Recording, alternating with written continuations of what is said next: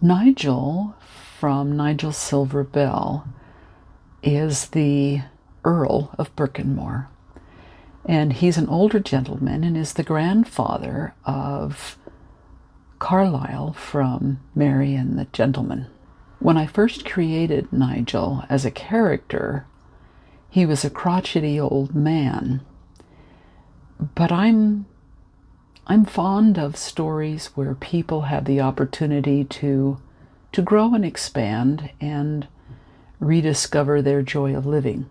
And that's very much the case of Nigel as you see him develop through the first 3 books. I definitely had ideas for him to come into his own romance, because I'm a firm believer that you should be able to love regardless of how old you are. And it's proof positive that just because people find themselves in retirement homes doesn't mean that they don't have romance. So the idea that just because people get old, they aren't interested in romance is far from the truth. In this particular case, Trish has reservations about getting involved with a man who's 15 years older than she is. And I actually patterned her experience after my own grandmother. She was married 4 times and was widowed. And one of her husbands did die 10 days after their wedding. I've been a widow myself, and I know how traumatic it is. I cannot fathom going through that 4 times. And so you can understand why Trish would be hesitant to admit her growing feelings for Nigel, who's so much older than she is. And she's 72. She's older than I am. I loved taking their journey with them. It ended up being delayed for a year because I was dealing with some of my own author burnout, which slowed the process. But I'm so glad that I finally got to tell their love story, and I hope that you enjoy it. Thank you for listening. Nigel's Silver Bell by Donna K. Weaver. Narrated by Vicki Pierce. Chapter 1. A good afternoon to you, your lordship. And a good afternoon to you too, Callum. Gently closing the creaking door to the charming bookstore, Thistle and Quill, Nigel Wyndham, 19th Earl of Birkenmor, took a moment to savor the symphony of scents that embraced him whenever he visited the shop. The inviting aroma of aged paper and leather, the gentle melody of softly turning pages, low comments of readers, and the mellifluous melody of Callum MacLeod's brogue wove an enchanting backdrop to the unexpected treasure of the place. A sanctuary of home, tucked away in a corner of this Wyoming town, and where Nigel had first encountered Trish. I see you have Willow with you. Callum whistled and held up a dog treat. Nigel unclipped the leash, and the wriggling dog dashed toward the shopkeeper. With the biscuit in her mouth, she pranced to the rug before the crackling fireplace and settled down to enjoy her treat. Are you looking for anything in particular today? Callum scanned the surroundings and lowered his voice, adding, Or anyone? I've not seen the widow yet today. Which was unfortunate, but not unexpected. The lady in question had taken to avoiding Nigel. Have the 2 of ye had a disagreement, your lordship? Callum's gaze brimmed with sympathy. Not to my knowledge. A couple entered the shop then, prompting Nigel to put on his public face. I will browse while Willow enjoys her treat. With a concerned nod, Callum turned to greet the customers. Nigel found his way to the Misty Vale collection, his heart quickening even though he knew Trish wouldn't be there. It was here, 2 years ago, that he had first glimpsed her. Since then, he had woven her into his recollections of the place, making the spot even more cherished. A year before their meeting, Nigel had still considered the chilly English castle his primary residence. During an illness, he had required a full-time nurse, one who had entertained him by reading aloud her Regency stories. As a lonely widower of many years, he had found himself captivated by the books. The surprisingly accurate historic backdrops, the compelling characters, and the enigmatic puzzles the heroines unraveled before claiming their happily ever afters, as his nurse had dubbed them.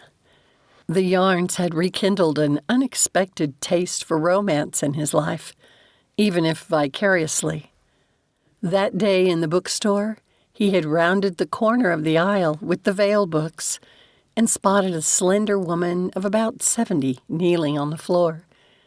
Perhaps it had been the soft afternoon sunlight, but her silvery white hair, gracefully gathered into a loose, attractive bun, had given her an otherworldly glow, as though she were a vision from a bygone era. Even on her knees, she had exuded an elegance he rarely encountered here in America. When she looked up, their gazes locked, triggering emotions Nigel had not experienced in years. Her cheeks had flushed a pretty pink, and the sparkle of surprise and delight danced in her eyes. Without hesitation, he had offered her his hand. The instant their fingers touched, a sizzle of electricity had raced up his arm. It had seemed to Nigel that fate had orchestrated their encounter, foretelling the beginning of something magical, extraordinary. Reflecting on it now, he wondered at his naivete. Initially, Nigel had assumed theirs would be a straightforward path that would lead to the altar.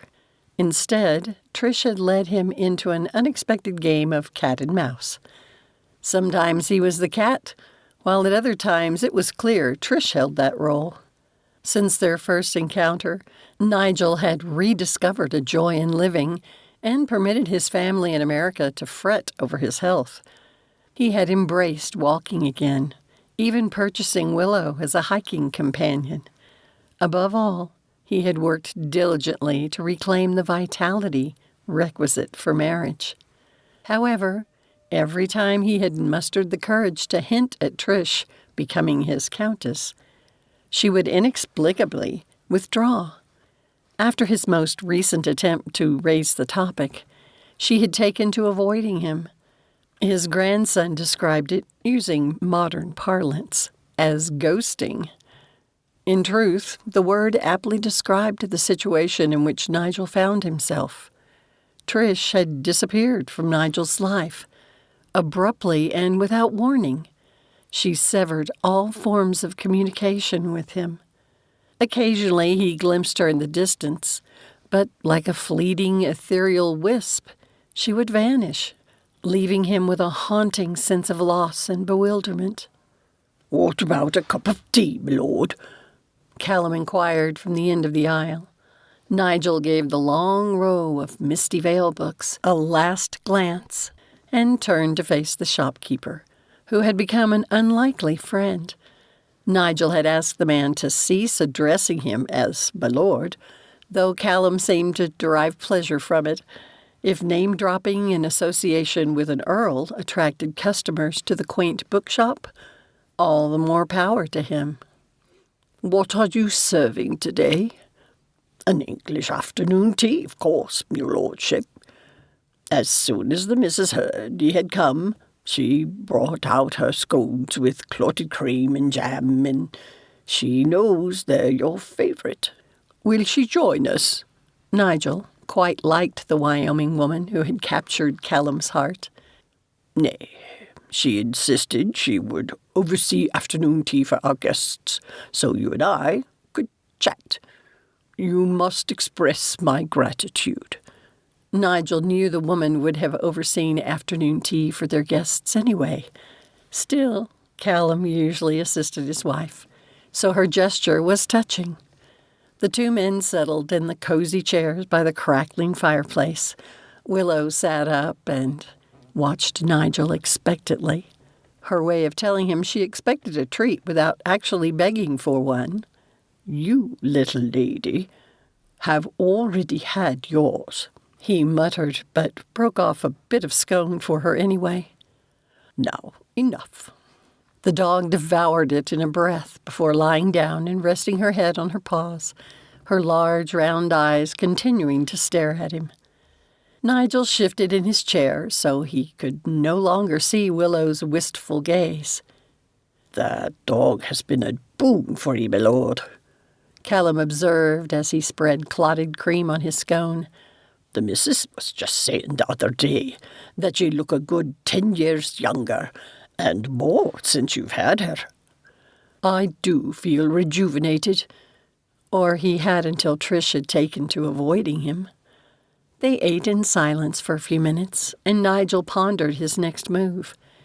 Somehow, he must unearth what had transpired in Trish's life to prompt her to distance herself.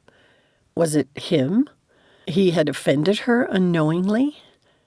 Callum leaned forward and said conspiratorially, "Don't let the missus know I've told you, but she's writing a book, a Regency romance, like those Misty Vale books you enjoy. You'll never guess what she told me." Nigel furrowed his brows, confused at the abrupt change in topic. "In romances, they use a literary technique called forced proximity." Callum waggled his bushy brows. "For your own romance, you should consider how to create a similar scenario with the widow." Forced proximity. Nigel had never considered it while reading.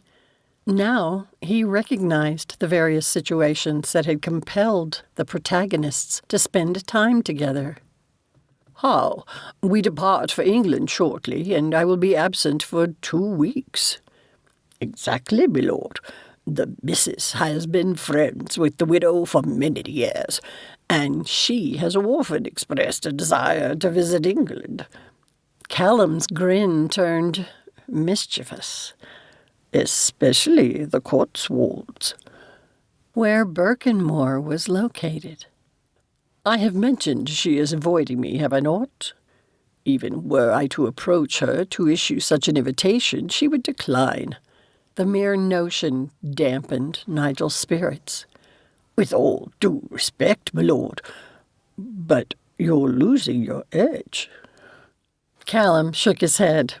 "If this were London, and you needed to broker a deal, whether business or political, how would you gain access to someone?"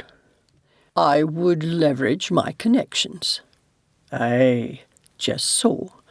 Your lordship would enlist the help of people who might influence the widow in your favour. It is also her best interest after all." "How so?" Nigel asked, his curiosity piqued. "'Twould be an invitation to a dream journey for her. The missus and I firmly believe the widow has feelings for you. A fortnight in your homeland might offer insights into whatever is troubling her, and if you were to help her resolve them, all the better. 'Tis time you sought your own happily ever after." "I have already had one." Often Nigel had wondered if it asked too much to seek another. And yet his grandson had claimed two and was deliriously happy. "From everything you've told me about your late wife, 'tis clear she would wish for you to find happiness again." Callum's expression turned concerned. Nigel shifted his gaze to the window and the trees in the town square, glorious in their hues of amber, gold, and scarlet.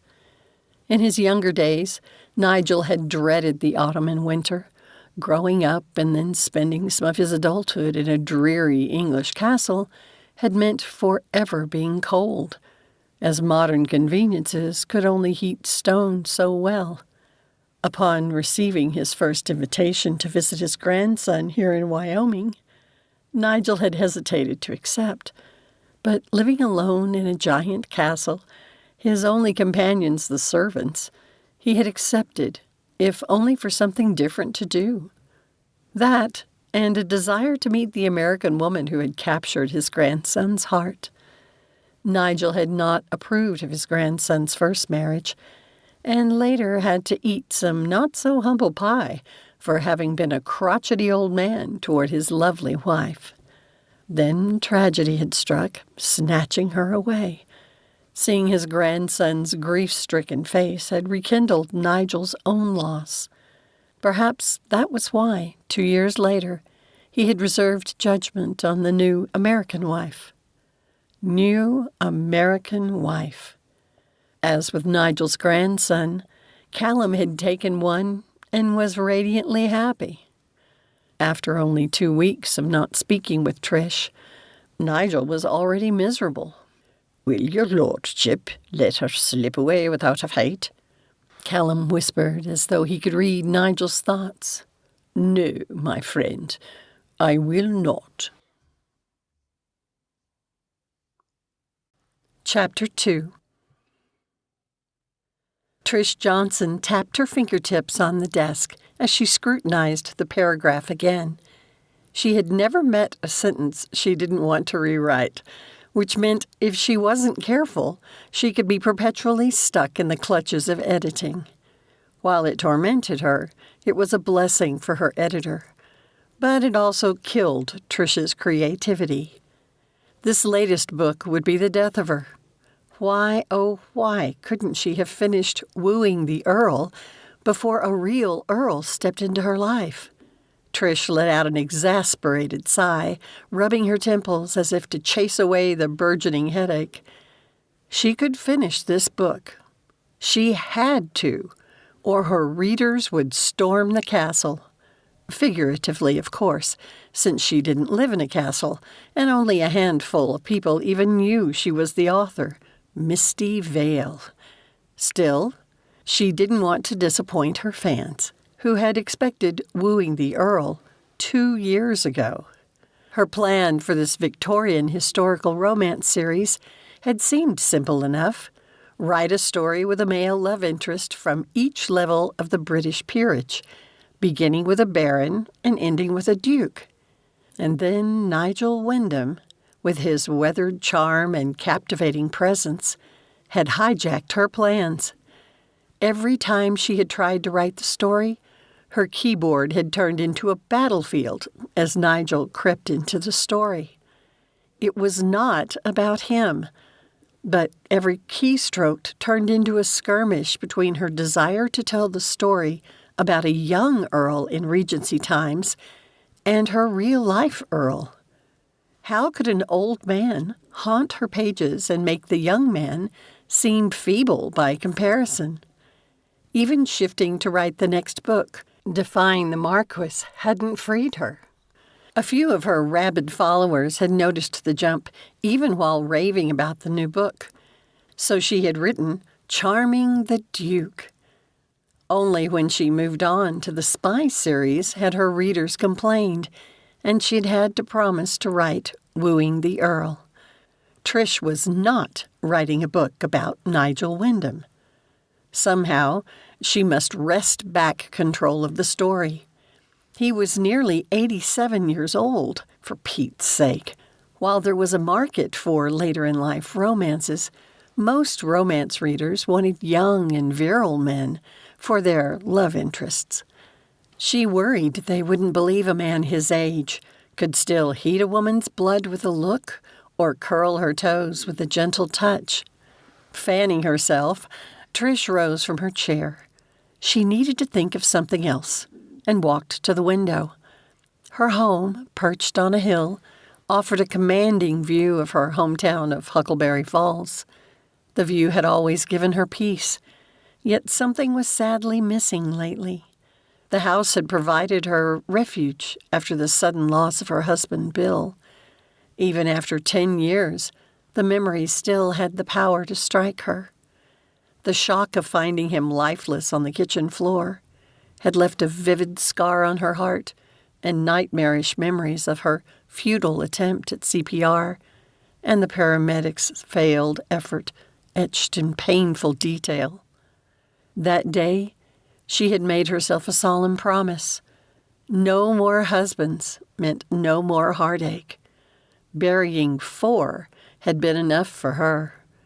Yet, being an eternal romantic with a heart longing for someone to love and care for, she had found a balm in her fictional romances. In those, Trish held the power over life and death. No one died unless the plot required it, and usually just vile characters. Never someone dear to her heart. Within the confines of her stories, her people stayed perpetually young and healthy, never old or infirm, and they certainly didn't drop dead from a stroke. Trish pressed her fingers against the cool glass and shut herself against the past. But Nigel's endearing face appeared in her mind's eye. After meeting him, her fictional romances no longer satisfied her longing for something real. Even the matchmaking she had done for friends didn't fulfill her need to care for someone and be cared for in return. He had wakened dormant feelings she thought she'd buried along with Bill. Dang that Nigel Wyndham! This was all his fault. With his enigmatic smile and compelling presence, he had chipped away at the walls she had built so carefully. He made her wish for a life again, things they were both surely too old for. She sighed. Her heart did that funny, twitchy thing, where part of it seemed to beat to a waltz, while the other side was breakdancing. It had started when she was 30, and used to happen only every couple of years, and never lasted long enough to get to the ER in time for a doctor to hear it. She breathed slowly, wondering if this would be the day. Then her heart resumed its normal beating. Maybe thinking about Nigel was messing with her physical heart, too.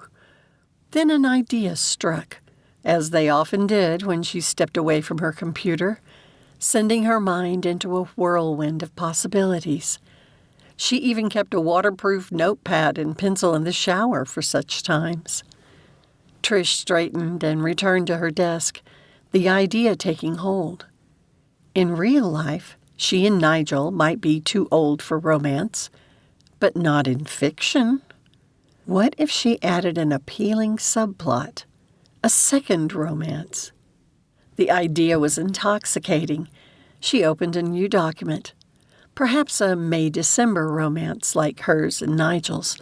Not that either of them had spoken of their feelings to each other in real life. And at their age, would a 15-year difference in their ages count as one? When she was 20 and he 35, probably. But at 72 and 87, not so much. The idea of anyone calling their relationship anything so romantic made her chuckle. Still, the idea appealed to Trish. So how could she make it work? Perhaps a story spanning a lifetime. It could begin with Charlotte's family moving to India, where her father was assigned as support staff to a diplomat. She met and fell in love with the much older Edward, who had spent the last 10 years looking after his family's holdings there. Before he could ask her father for her hand, however, Edward received word his father was seriously ill and he must return to England. A ship was leaving within an hour, so the best he could do was to send her family a quick note of explanation, hoping her father would reply. During that time, it was not appropriate for an unmarried man and woman to correspond. Should they carry on a clandestine connection? Trish opened her dictating program and went to work, telling herself the beginning of the story. She would set the first quarter or so of it in India. When her throat grew too dry to speak anymore, Trish took a break. A perfect time for a workout and to check on her grandson. She headed downstairs to the study, where she found Derek immersed in his online classes. Huckleberry Falls didn't have the size to rate a university, though they had an excellent university extension. His parents had decided they were done with the cold and became snowbirds, spending the summers in Wyoming and their winters in Arizona. They had tried to talk her into joining them, But Huckleberry Falls in the winter was one of Trish's favorite times of the year. She could visit them in January and part of February, when it was the coldest. It had pleased Trish when her grandson opted to stay with her rather than go to Arizona with his parents. He claimed it was because he didn't want to pay out-of-state tuition, despite her offering to do so. Still, she knew the truth. Derek enjoyed his part-time job, working as a gopher for the Oscar-winning actor Walt Kincaid. It still made her chuckle that someone she babysat when she was a teen had become so famous. "Hey, Nan, taking your morning break?" Derek asked, looking up from his laptop. "Yes." She sank beside him on the couch and leaned back her head. Derek was one of the handful of people in the world who knew about her writing, and his astute observations had made him an excellent brainstorming partner. He never told her how to write the story, but would ask her questions about characters and motivations. With his uncanny ability to ask the right questions, he prodded her into exploring possibilities she hadn't considered. Trish really should tell him she hoped he would take an English minor and someday become her editor. "I think I may have finally figured out where to go with the story," she said, "though I'm not sure it's a fit for this book." "The one that's driving you mad? What's the problem?" Trish straightened and explained her challenges, though keeping out her issues with the real Earl. She could only hope Derek wouldn't make the connection. Not that she and Nigel had known each other when they were younger. "This story's been really hard for you," Derek said. "It's complicated." She rubbed her temples. "I really don't think it is." Frowning, Trish glanced at him. "Why do you say that?" "I remember your plans for publishing the series in order.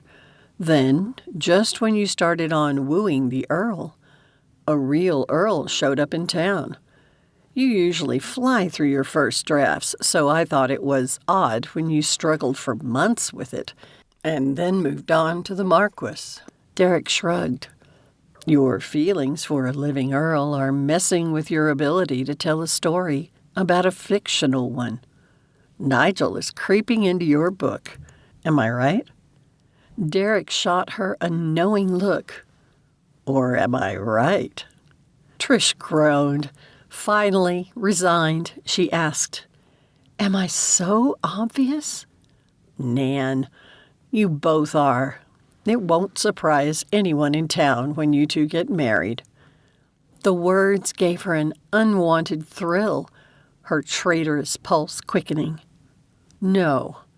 She shoved the thought and the accompanying surge of emotion down into the mental box she had locked them in. "You know why it can't happen." "I know it's your excuse," he said with a flash of irritation. Trish went still, a lump forming in her chest. Excuse? Hardly fit her memories of the pain. She turned to leave. "Wait, Nan, I'm sorry." Derek pushed his laptop aside and jumped to his feet. "I wasn't trying to be insensitive." He pulled her into a hug, and she rested her head against his chest. How had her little grandson grown into a man already? His maturity proved how fast time was slipping away. It wasn't fair. She didn't feel old inside. There, Trish was still the 20-year-old free spirit she had always been. Except now her joints ached, and she had to watch her cholesterol. In her opinion, the good Lord hadn't thought this aging thing through very well, and yet, even for a youthful body, she wouldn't trade her life's experiences, both the good and the bad. "I remember when Grandpa Bill died. It shocked all of us. I was a little kid, and it didn't make sense. I missed my favorite fishing buddy and didn't understand why he couldn't come back." "Exactly." Trish gave him a quick squeeze and stepped back. "He can never come back, and I can't go through that again, Derek. Nigel is 15 years older than me. I just can't." Well, I disagree. But what do I know? I'm only 18. I hope you never know the pain of losing someone you love. She gave his cheek a soft pat. I should exercise, and you need to get back to your studies. Chapter 3. Has Trish Johnson been out of town? Nigel asked his granddaughter-in-law in as casual a manner as he could. Mary glanced up. She said nothing about travel plans when I did her hair this morning. Why? Merely curious. Nigel brushed his sleeve unnecessarily. I have not seen her about town lately. The sliver of a smile teased the corners of Mary's mouth, a knowing gleam in her eyes. He swiftly shifted the discussion by pointing to the recipe book on the counter. Should you spend so much time on your feet after giving birth? Mary pivoted to face him, her expression now a mix of humor and disbelief. Are you all right? You haven't forgotten I'm part owner of a hair salon and just mentioned I styled Trish's hair this morning, have you? I was merely expressing concern for your health, my dear. I, in no way, meant to accuse you of being weak. He held up his free hand. The resilience of you modern women continues to astound me. Mary crossed her arms, her demeanor now a challenge. And your ability to deflect the conversation astounds me. Why are you really asking about Trish? Has she been avoiding you again? Her question caused humiliation to wash over Nigel. For the first time since his beloved wife had passed on, he found himself captivated by a woman, and she wanted nothing to do with him. Did Trish consider him too old for her? She was younger than he, but by how much? When they had first met at the Thistle and Quill, he had struggled with his health. With his grandson and Mary fussing over him and encouraging a healthier lifestyle, he felt better than he had in 20 years. He could now walk for miles and had even taken up riding again. Surely Nigel still had something to offer a woman besides a title. I'm sorry. Mary gave his arm a sympathetic pat. Nigel stiffened. He had need of pity from no one. Don't look at me like that. Mary gave him a quick hug. I understand what you're going through, because Carlyle and I went through our own rough patch. She studied Nigel thoughtfully. What? He asked defensively. Well, you Brits often look at things a little differently than we do. Plus, you're old school. You mostly put on a stiff upper lip attitude. It's always made me think you prefer to suffer in silence, so I'm glad to see you asking for help. Nigel stiffened. I merely inquired. I get it, Mary broke in, but I took it as a plea for help. Nigel scowled at the use of the word plea. It left a bad taste in his mouth. Did she think he was begging? It makes me wonder how well you know Trish, Mary mused, then arched an eyebrow as though she had thought of something. Have the two of you talked about your previous relationships? No. With Trish so skittish, Nigel had worried it would put her off for him to speak of his love for his late wife. Why not? Mary squeezed his arm. Carlyle and I discussed our late spouses when we were dating, and we still do, as you well know. If you're seriously interested in getting to know Trish better, you need to learn more about her past relationships. Multiple relationships? Nigel couldn't help asking. And what might those be? Mary's eyes flashed with understanding and a dash of amusement. Sorry, but that's her story to tell, and one you should know, just like she needs to know more about your life in England. Before Nigel could reply, a cry came over the baby monitor on the counter. Well, His Majesty is awake. Mary gave Nigel's cheek a quick peck. I understand how hard it is to jump back into the dating scene after a break. Carlyle was all for it, though it scared me to death. Trish is worth it, so give it some time and do it right. She hurried away. Bemused, Nigel stared at her departing back. A young woman, scarcely a third his age, had just given him dating advice. How ironic. Yet the humor of the situation made him chuckle. However, her words held truth. There was much he did not know about Patricia Johnson. He now spent most of the year in this charming American town. However, if he wished to take their friendship further, she must understand he also had a life outside of Huckleberry Falls. With her avoiding him, however, it wasn't as though he could invite her to come on the upcoming family trip. Even if she were to allow him to make the offer, she would never accept it from him. He glanced to the west, where Mary's mother lived with her new husband, Walt Kincaid. It was time to enlist some help. Slipping on his jacket, Nigel called, "Willow, come!" In a flash, the gray and white schnoodle sprinted to his side. She had the curlier hair of her poodle ancestry, except around her mouth where the groomer had clipped a more traditional schnauzer mustache. A while back, Nigel had accompanied Mary and the children on a trip to the Humane Society. As soon as he had met the gaze of the intelligent dog, she had sealed their bond. "Good girl." He offered her a treat and gave her head an affectionate pat. "Shall we take a stroll?" At the word, Willow gave an excited bark and dashed to the back door. When he opened it, she darted outside and ran for a distance, but then stopped. She turned around and looked back at him, her head tilted questioningly, seemingly to ask, "Well, aren't you coming?" Nigel chuckled, his mood already lifting. A year ago, even the thought of owning such an energetic dog would have made him weary. Now, it filled him with a desire to live up to Willow's expectation to hurry up with the fun.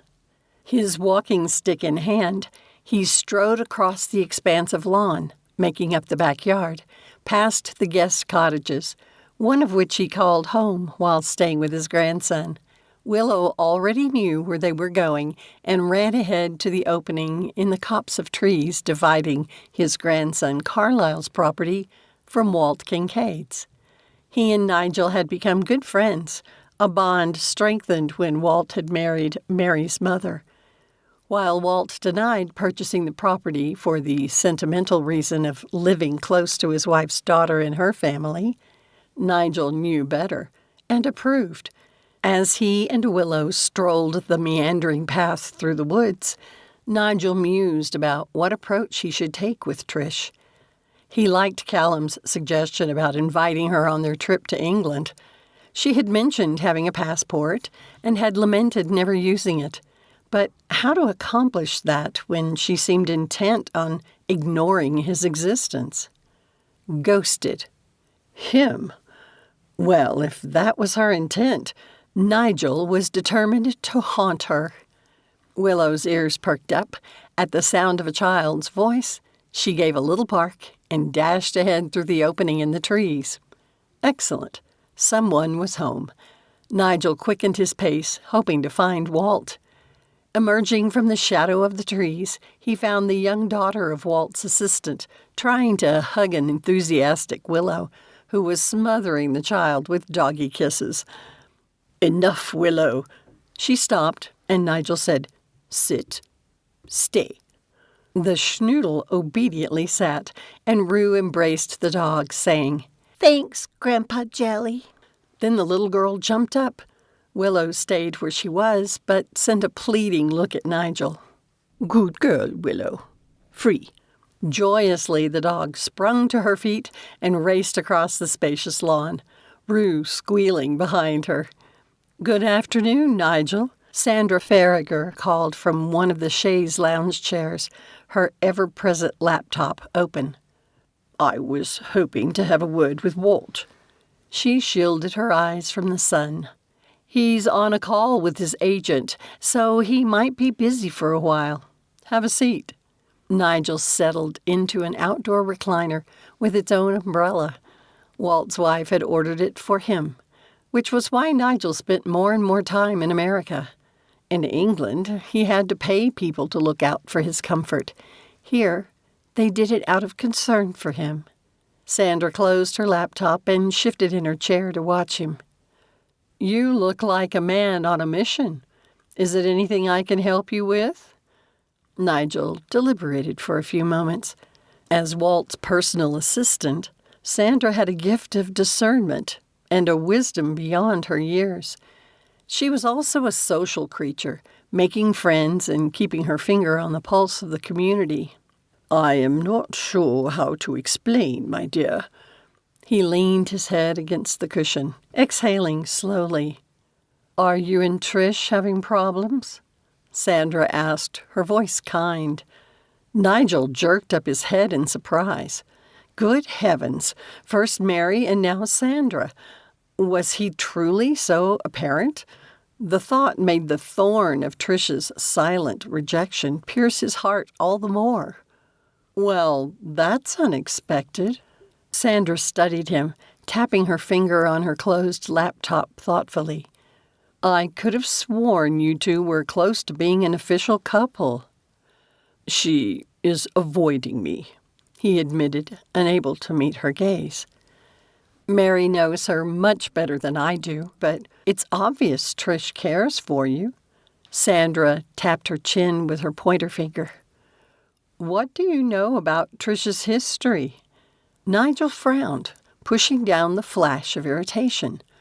Both women he found capable, and he accepted the compassion behind her eyes. "Why do you jump to that question?" he asked. "Because, in my experience, we all keep some things private from everyone. If it's something that hurt us, the more deeply we keep it to ourselves. So my first thought was, what hurt her so badly that you have her running scared?" "I see now that I should have asked her about it." Linda is fond of saying this. We are who we are because of where we were when... Sandra shot him a meaningful look. "We both know our life experiences shape us, and you and Trish have shared much of the same history." "I'm afraid I've been more interested in our future than in our pasts." You know, one of the stupidest things I did with Eb was not to tell him about my car accident. It was in the past, right? But it impacted our future. She shook her head ruefully. I made assumptions about him that were wrong. "I recall. You and Mary have given me much to consider." Nigel stroked his beard, pondering how to broach the subject, if Trish wouldn't talk to him. "Hey, Nigel," Walt said, striding toward them from the house. Willow raced to greet him, and the actor bent to rub her ears. "Come for a chat?" Nigel rose from the chair. "I come to beg a favor of you." "Sure, whatever you need." Walt straightened from petting the dog, his eyes now curious. "I wish to invite Trish Johnson to accompany us on our journey to England." Chapter 4. Trish arched her back and glanced out her office window. At last, she had tamed her cast of unruly characters to fit the story she meant to tell, and advanced her word count again. Never, in the almost 10 years since she had first published, had the people in her mind been so rebellious. All her previous books had been about young lovers, and those were the stories her readers expected her to tell. None of them would buy a book about a mature romance with old sweethearts. Not even Trish. Right? Even if she didn't feel as old as her driver's license claimed she was, and dreamed almost every night about finding love again for herself. But that was neither here nor there. Her readers demanded consistency in the kind of tales she told, and that was what she must deliver. Derek's truck appeared around the bend at a speed faster than she approved, and Trish frowned at the rubber his tires laid on the road. Normally, he was a responsible driver, a trait she had always appreciated, especially now he was in her care. Well, as much care as a grandmother could offer to an 18-year-old boy. Technically a man now. Her little companion had grown up. Eventually he would meet someone, marry, and move away, just like his parents had. Trish sniffled and reached for a tissue. She needed to save tears for her story.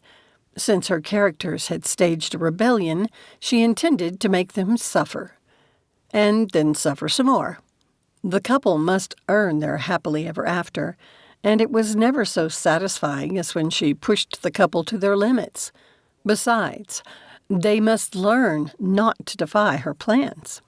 At the sound of Derek's hurried entrance, she tossed her tissue in the trash and headed to her office door. Someone else needed to remember not to push his limits. He had to take care when driving. Before she could grasp the handle, he burst through the door. His gaze met hers, ablaze with excitement, and he pulled her in and spun them both around. "What in the heavens?" Trish exclaimed when he finally set her down. Fortunately, he still clasped her shoulders because the twirl had left her dizzy. "Oh, Nan, this is beyond incredible. I've dreamed of this since I first started working for Walt." "Dreamed of what?" "Going to England." Derek released her and paced her small office. "I told you before that he's headed to the Cotswolds district again. The studio is talking about a sequel to Walt's last film there, and he wants to check on some locations they've mentioned. He's collaborating with the producer for this one, and not just reprising his role as the star. It's something Walt's wanted to get into for a while." As the boy carried on extolling the many benefits of the trip, Trish slowly sank into her chair. Derek had talked for a while about the trip the Kincaids planned. As they had before, they would travel with the Wyndhams, since Nigel's castle was in the Cotswolds. After her first encounter with him at the Thistle and Quill, Trish had embarked on a quest to discover more about him. Learning from Callum that Nigel was a real-life earl had given her such a rush and led to online searches about the Birkenmor estate. She loved to use actual places as the inspiration for the fictional locations in her books. The title had come to his family in the 1500s as a reward for a favor done to the crown. The fact they had retained it and even augmented their holdings over the following tumultuous centuries had impressed Trish. She understood his pride in his heritage. Having penned so many novels set in England, she yearned to visit there. When she had broached the idea with her son and his wife, they'd shown no interest in accompanying her. Derek had offered to come, but his parents had nixed the idea. Inviting friends from Huckleberry Falls had held too great a risk of giving away Trish's author identity as a New York Times best-selling author. Walt already knew, though she didn't know how he had figured it out. Heavens! But the day 2 years ago, when he had called her Misty, she had nearly had a heart attack on the spot. He hadn't mentioned it since, and his wife had never hinted about Trish having a secret pen name, so he must not have told Linda. "Nan, are you listening?" Derek asked, pulling her from her reverie. "I'm so happy for you." Trish suppressed her jealousy that he would be the one to take her dream trip. He frowned. "Seriously? You don't want to come too? I remember how much you wanted to visit England back when your books first got so popular." "Wait, what?" She gave him her full attention now. "I wish I had my phone out so I could have captured your expression just now." Derek grasped her shoulders and held her gaze. "Walt has invited you to come along too." He said you would especially want to come because of your side job, and he winked when he said it. When did you tell him your Misty Vale?" Trish's insides felt like they were vibrating, and it spread to her hands and legs, making it difficult to stay on her feet. "Hey, are you all right?" Derek helped her to the sofa and put a hand on her forehead. "I'm fine," she finally mumbled around her dry mouth. "I'm just in shock." "About the invitation or Walt knowing?" Her grandson took the seat beside her. "The invitation?" She explained about the actor's comment. "However, it appears he's kept the information to himself. Did he mention it in front of the others when he asked you?" "No, we were alone." Relieved, Trish leaned back, closing her eyes. The thought of her pen name being made public absolutely terrified her. Not that she was ashamed of what she wrote. Her books had passion, but it was more about the meaning of the characters' growing feelings than their nerve endings. She wanted her readers to believe that. Once the fire of the relationship had turned to a simmer, the couple would still be together and happy. Over the past year, her publicist had continued to put pressure on Trish to reveal her identity. Lately, Lydia had increased her efforts even more to convince her. The woman insisted that combining the anticipation of the release of Wooing the Earl with hype about her identity would break all her records. What now? She had only just made progress with the book. A trip to England could be just what she needed to keep her words flowing. Would they spend any time at Birkenmor? Once she had given herself permission to use it as the inspiration for her book, things had fallen into place in her mind. How much faster would the story come to her if she could immerse herself in the stately home? Yet it would mean spending time in Nigel's company, something Trish didn't dare do. She already missed the man dreadfully. The temptation to call or text him during breaks was a constant struggle. Had he even noticed? Surely he must have. Trish straightened. It didn't matter if he missed her too. She had already grown far too fond of the man. "You'll come with me, won't you?" Derek asked with so much hopefulness that even if she hadn't wanted to go, she would have agreed. "Yes, I will come. I can't remember when they're planning to leave. We'll have to make our arrangements." Trish did not look forward to a long trip there. Her feet swelled on flights across the U.S., and she worried about blood clots. "Walt said they've gone in together to buy a private plane.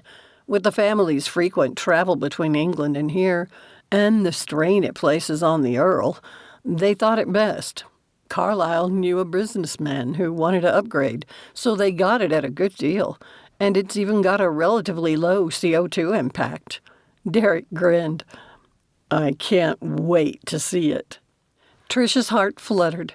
It reminded her of the emotion she sometimes described for her characters, anticipation. Heaven help her, but she had committed herself to an expedition with Nigel Wyndham. Still reclining on the outdoor chair, Nigel now cradled baby Liam in his lap. The little boy contentedly sucked on his dummy. Mary insisted on calling it a binky, a ridiculous name for the thing. Sandra said she had always called it a pacifier, which actually made sense. Nigel enjoyed baiting the two women to debate the benefits of each name. Liam's small hand reached up and gave Nigel's beard a tug. The child seemed fascinated with it since none of the other men in his life wore beards, contrary to current fashion trends. "Careful there, wee one," Nigel soothed. "I am attached to the other end." Liam responded with a toothless grin, his entire body wriggling as though the muscles in his cheeks controlled the rest of him. Love for this great-grandson swelled inside Nigel, a powerful emotion he hadn't expected to feel in his later years. In his children's upbringing, And even while raising Carlisle after the tragic car crash which had killed his father, Nigel had remained distant, something he regretted now. Sadly, he had subscribed to the belief that, as the Earl, he was above such things. Servants handled the care of young children. This family his grandson had married into had shown Nigel a different way, one he found he enjoyed. He couldn't help but wish he had been more involved with Grace when she was an infant. 2 years ago, she had shown signs of fear around Nigel, something he was happy to have changed. Walt's phone rang for the 5th time in the last hour, jolting both Liam and Nigel. The baby's cry pierced the air, and Mary hurried over to take him. Every time the actor received a call, it set Nigel's heart racing. He did not appreciate the knowing glances exchanged between Mary and Sandra. Cheeky, these American women. What if Trish declined the invitation? The weight of the possibility weighed on him. Only when she had ceased all communications with him had Nigel recognized his presumption that she returned his feelings. In London, despite his advanced years, numerous women had made it clear they would be interested in becoming his countess. Money and status seekers, all of them. Nothing like Trish. Her grace matched or exceeded those within his aristocratic circle, including royalty. And she did so with a kind heart and none of the affectations so many had. She remained authentic, regardless of the setting. Mary had once stated that with Trish, what you see is what you get. Nigel had recognized it at their first meeting, though what had sparked his interest had been something magical in her gaze. While he had not arrived in Huckleberry Falls for his first visit until after the annual Christmas ball, he had spotted her during the Valentine's Day dance. He had covertly observed her, determined to learn her name. Walt's phone rang again, interrupting Nigel's thoughts. His frayed nerves had had enough. If this wasn't Derek calling about the trip, Nigel resolved to collect Willow and return home. Derek, good to hear from you. Wearing a sly grin, Walt turned to face Nigel. You'll come? Perfect. And what about your grandmother? I figured she would want to, if only for the research. What research would Trish need to do? Was she interested in genealogy? Perhaps tracing her lineage to the Cotswolds? The idea appealed to him, though she might wish to visit cemeteries. While fascinating, Nigel was interested in showing her more than his home's history. She'll come too? Fantastic. Walt nodded, his expression almost gleeful. Does she need any help to get her passport? Oh, she already has one. Even better. We're delighted you both will join us. We'll be gone for 2 weeks. I hope it won't cause any problems with your studies. Good man. He ended the call. This should be an interesting trip. Ever candid, Sandra posed the question Nigel was dying to know the answer to. Are you going to tell us what Trish is researching? But that's not for me to say. I'm getting hungry. Walt arched his back. You want to join us for dinner, Nigel? I can drive you back after. Thank you. I must decline. He glanced at his granddaughter-in-law. Mary has steak and kidney pie on the menu, especially for me. I cannot miss it. Time to go, kids, Mary called. Grace and Alex came running. Can Rue eat dinner with us? Grace shot Nigel a glance and quickly added, May Rue eat with us? Mary looked at Sandra, who nodded. Mary said, We'll bring her back in plenty of time for her bath. As the women gathered the children and their belongings, Walt stepped over. Well, you'll have this trip to find out why she's avoiding you.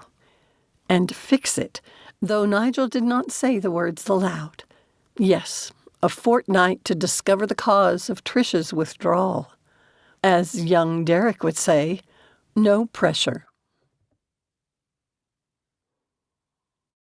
Chapter 5. In the chilly morning sunlight, his excitement almost palpable, Derek bounded from the truck at the exclusive airport terminal. Trish smiled at his enthusiasm. He was already arranging with a waiting porter to have their luggage be taken to the plane. She opened and closed her fists, a peculiar exhilaration stirring inside her, an uncomfortable medley of giddiness and trepidation. It set the butterflies in her stomach swirling, leaving her a little queasy. "Anything wrong, Nan?" her grandson asked, his voice concerned as he opened her door. "You look a little pale." Despite being a writer, she simply didn't have the words to explain how conflicted she felt about this trip. So, she focused on the thrill of crossing off such a long-held dream from her bucket list, and the excitement about how her experiences over the next 2 weeks would fuel future books woven against the backdrop of the enchanting Cotswolds. Trish certainly couldn't admit her fear of spending so much time with Nigel, of seeing him in his natural surroundings, of being the Earl. Being around him made it more difficult for her to resist that inevitable pull she felt to him. "I'm fine," she hedged, giving Derek a half-truth, just a little nervous about the long flight. "No worries. Walt promised it would be a really comfortable ride, and you can put your feet up," Derek assured her, linking their arms and guiding her into the terminal. "There's only one private room, for Nigel, of course, though the seats will recline into beds. With the little kids along, it'll be a lot like a slumber party." Trish hoped not. She doubted she was up for a child's sleepover on top of the coming jet lag. Still, she found that Derek's excited chatter eased her worries, so she said nothing. As they entered the building, Walt strode toward them, his broad grin a warm welcome. She expected a handshake, but he pulled her into a hug, dispensing with formality. "I'm so glad both of you could make it." Beaming, Walt released her from his embrace and stepped back. "Oh, is Hannah here to tend the children?" Trish asked, spotting the young woman standing nearby, her usual quiet confidence not in evidence. She wore her chestnut brown hair pulled back into a braid. "Oh, Derek, go make her look more at ease." "Sure thing." Hannah was relieved when I told her she wouldn't be the only one her age on the trip, Walt said as they watched the two talking excitedly. "She's a perfect choice for Nanny," Trish agreed. "So energetic and creative, with the stamina to keep up with the 4 little ones. Hannah's studying child psychology in school, you know." "With a focus on education," Mary told me. Walt continued to watch them, his expression taking on a contemplative edge. "Hey, I'm the matchmaker here. Don't you dare go play that role with them," Trish sniffed. "They're only babies themselves yet." "I know it might seem like it to us old folks," he chuckled. "I have an excellent memory, and I recall how madly in love I was at their age." Walt's expression softened, now holding a hint of the loneliness and pain from his long separation from the woman who was now his wife. "I know," Trish patted his arm. "I started early, too, but let them grow up more, please. Now, how about you give a tour?" "Of course." He offered her his arm. "Up front, behind the cockpit, is a restroom and a playroom for the kids." "Will they spend most of their time up there?" Trish had always disliked the idea of wealthy people relegating their children to the background, as though the little ones weren't important. "Hardly." Walt grinned at her as though he knew what she was thinking. "I've waited my entire life to have children in it. There's no way I'll keep them away.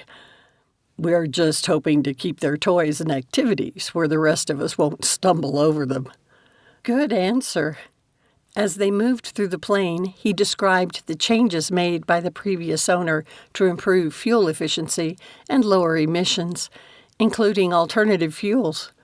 Most of the details flew over Trish's head. After accepting the invitation, she had done some online research about private jets, but her curiosity had focused on the interior. The Airbus boasted an inviting practicality rather than ostentatious luxury, yet it didn't lack comfort. The cushy couches even reclined. "Derek mentioned how much you've wanted to visit this part of England, so I'm thrilled you agreed to join us," Walt said as they entered the next section of the plane, this one housing the galley and yet another restroom. "If you hadn't invited him, I was making plans to bring him with me next summer." Trish didn't mention how she had also intended to visit Birkenmor Castle, Nigel's residence, when he wasn't visiting. The very idea of strolling through his home, much like Elizabeth Bennet's visit to Pemberley, sent Trish's heart racing. And if she were to see Nigel there, imagining it made Trish a little lightheaded and grateful for Walt's stable arm. They crossed through another smaller sitting area, this one with a large banquette on one side.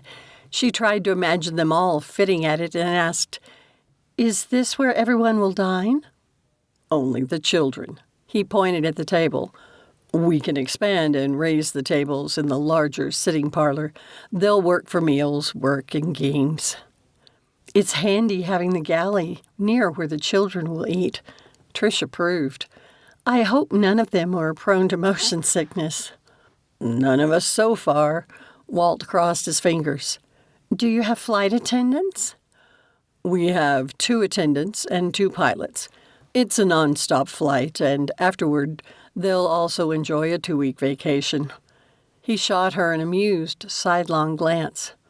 "Tough job, I know." "A little pricey to pay them for 2 weeks after working for 1 day."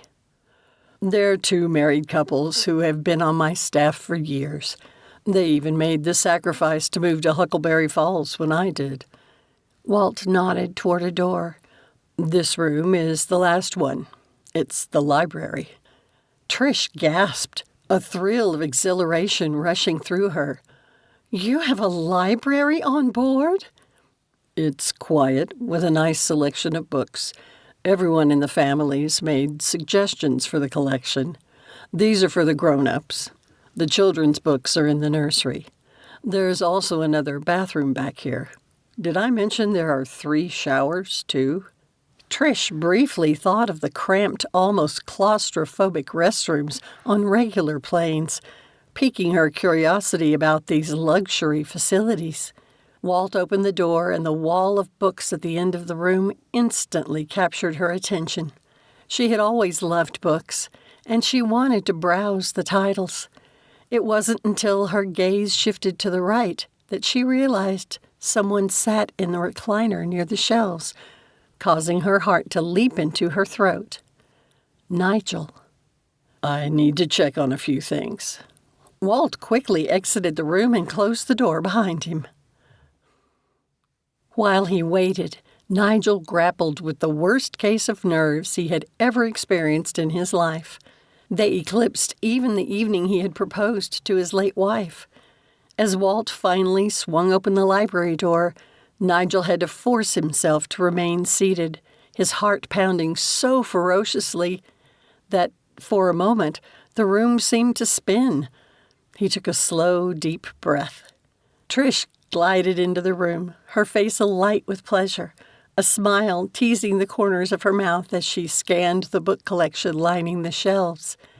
In that moment, she appeared even more enchanting than he remembered, her hair slightly shorter than their last encounter. Trish's gaze traveled along the rows of volumes, and he wondered how long it would take her to notice the Misty Vale novels nestled there. They had spent so many shared afternoons at the Thistle and Quill discussing them, with Trish showing herself wonderfully insightful about the books. With his memories, Nigel hadn't wanted to donate his collection to the plane's library. The family had gathered their copies for the plane, And he had purchased hardcover copies of any missing titles. Even Walt had owned a few copies, his initial one a gift from Trish. As her gaze eventually drifted to the corner where Nigel sat, he held his breath. Not the most prudent move for a man his age, so he slowly inhaled. Her reaction to seeing him would prove pivotal to the trip.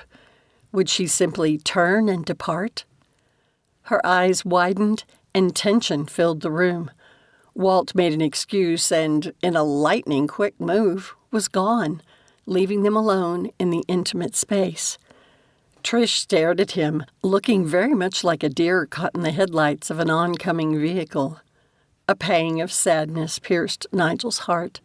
He had not wished to cause her pain. Recently, they had been dear friends. He would rather they continue as only that than to lose her altogether. Whatever else he did, their current situation demanded a delicate hand. He must keep their interactions casual, at least in the beginning. Young Derek has spoken excitedly about his inclusion in this trip, Nigel remarked with as much nonchalance as possible. Having you accompany him means all the world to him. Perhaps I might interest you in a cup of tea. He gestured toward the second cup, positioned alongside the tea service. Trish shot a glance over her shoulder at the door. After a moment's hesitation, she squared her shoulders, offering a soft nod as she took a seat. Nigel let out a sigh of relief that she hadn't rejected his overture outright. He hoped the boiling water had cooled sufficiently. With deft hands, he lifted the teapot and poured the steaming water into the tea pearls nestled in the basket inside. As the intense and captivating aroma of fresh jasmine flowers wafted through the air, a flood of memories filled him. For a moment, he found himself lost in the sensation of similar shared moments with Trish. "Jasmine dragon pearls," she breathed, a faint flush coloring her cheeks. Did she also have fond recollections of drinking this tea? With him? Yes. Nigel leaned back in his recliner to let the tea steep. When I mentioned my fondness for it, Carlyle, he procured some. I am most grateful to Callum for introducing us to it. I find I now prefer it over most other teas. Nigel's casual use of the word us made the corner of Trish's eye twitch. For a moment, he feared she might jump from the chair and flee the room. When she didn't, he said a silent prayer of gratitude. By chance, have you compiled a list of particular locations you would like to explore during this trip? He asked, keeping his voice steady despite her stillness. Derek shared his with me, and his passion for the area's history rather caught me off guard. He confessed to being an avid reader of the Misty Vale novels, too. I imagine he must have picked it up from you. Unexpectedly, Trish's face paled. He wondered why. I'm afraid he got that from me, but he loves that period of history. Even as a boy, he devoured books by Bernard Cornwell, C.S. Forester, and Patrick O'Brien, to name a few. Derek has even read Georgette Hayer's books. He's read the classic authors, too, though, such as Austen, Poe, Twain, Melville, and Dickens. Nigel removed the strainer from the pot. He then poured some of the tea into Trish's cup, before doing the same for himself. Lifting hers under her nose, Trish inhaled deeply.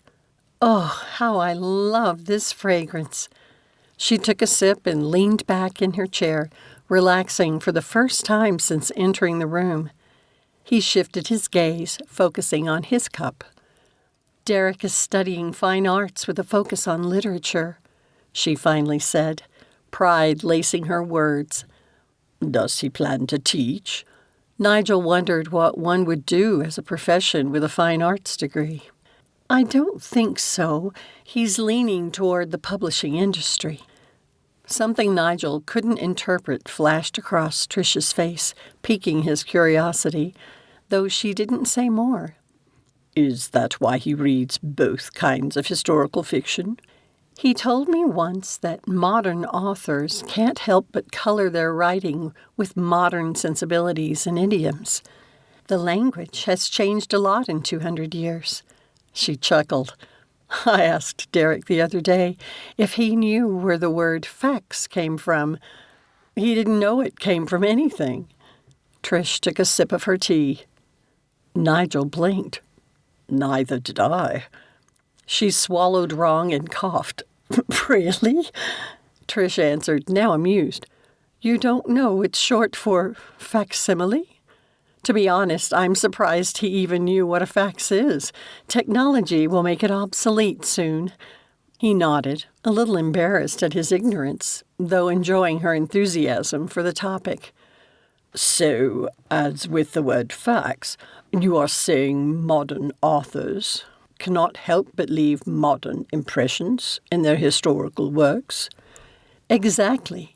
At best, it's a modern interpretation of the past. Austen's books weren't historical novels, since she crafted her stories in her own time. Her writings provide us with a glimpse into the past. Trish sighed, though we must remember we're also seeing it through the Jane filter. For a moment, Nigel thought he had misunderstood her. I beg your pardon?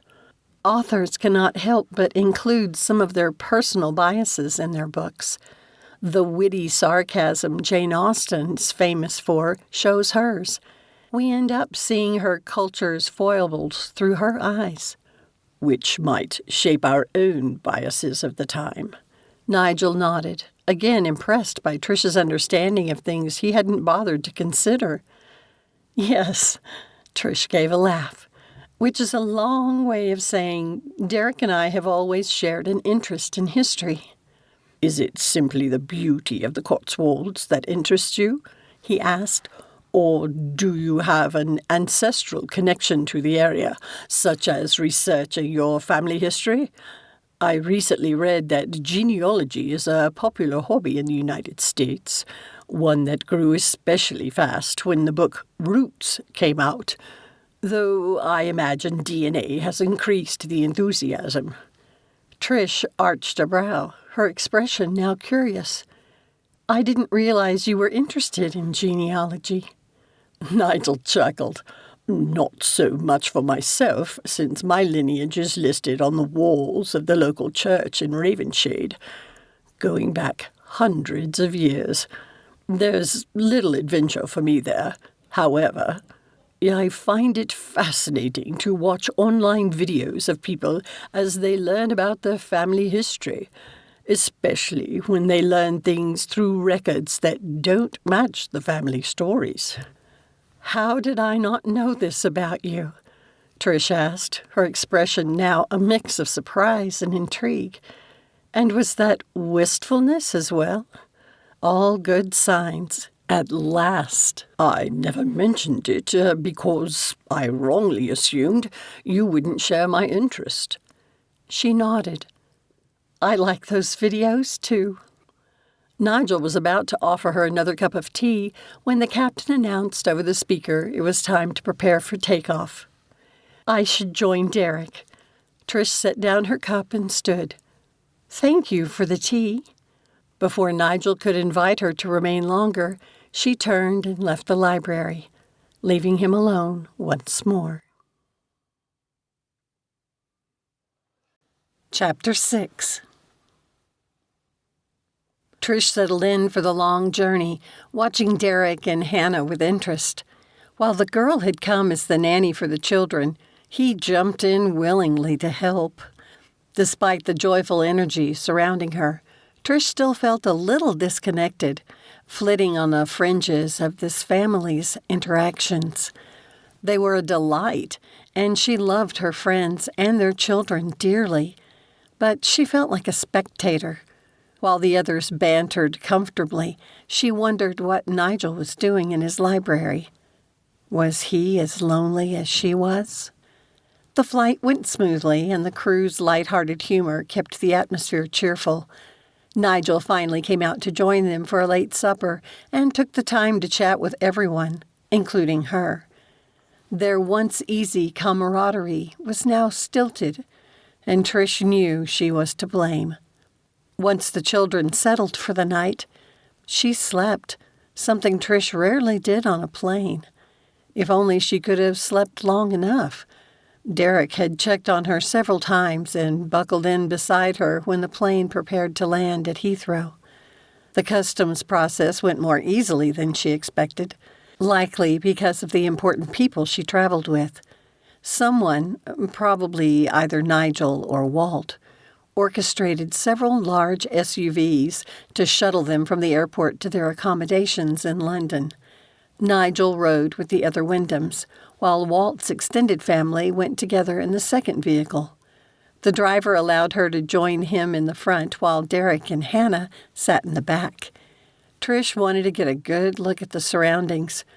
Unfortunately, she had to shake her head to keep from dozing off and missing the sights they drove by. Their vehicle was the last to pull into the parking garage of an aged brick building, one she remembered Nigel saying had once been a factory. The children's laughter echoed off the walls as they scampered ahead, under their parents' watchful eye, with Hannah and Derek hurrying after them. Trish wished she had even a drop of their energy. She held back, allowing the others to enter before her. The youngsters would keep the adults busy, and she wanted to experience seeing Nigel's home at her own pace. Trish stepped inside and paused, allowing her eyes to adapt to the change in lighting. The grace of his London apartment immediately enveloped her. She had been a guest in some grand homes in her past, but this one was like stepping into a different world, one of understated elegance and old-world charm. Americans would call it a great room, with artwork fit for a museum covering the walls.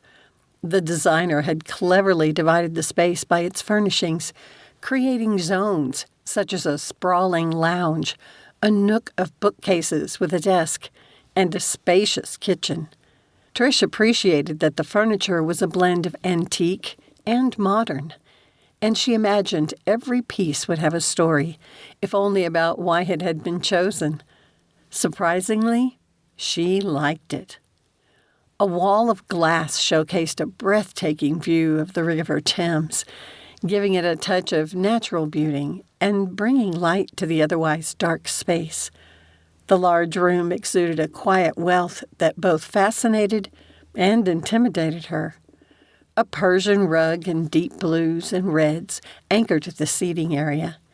The air was thick with the scent of fresh flowers, likely delivered just before their arrival.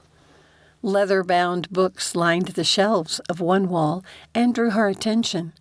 She wanted to check out the titles.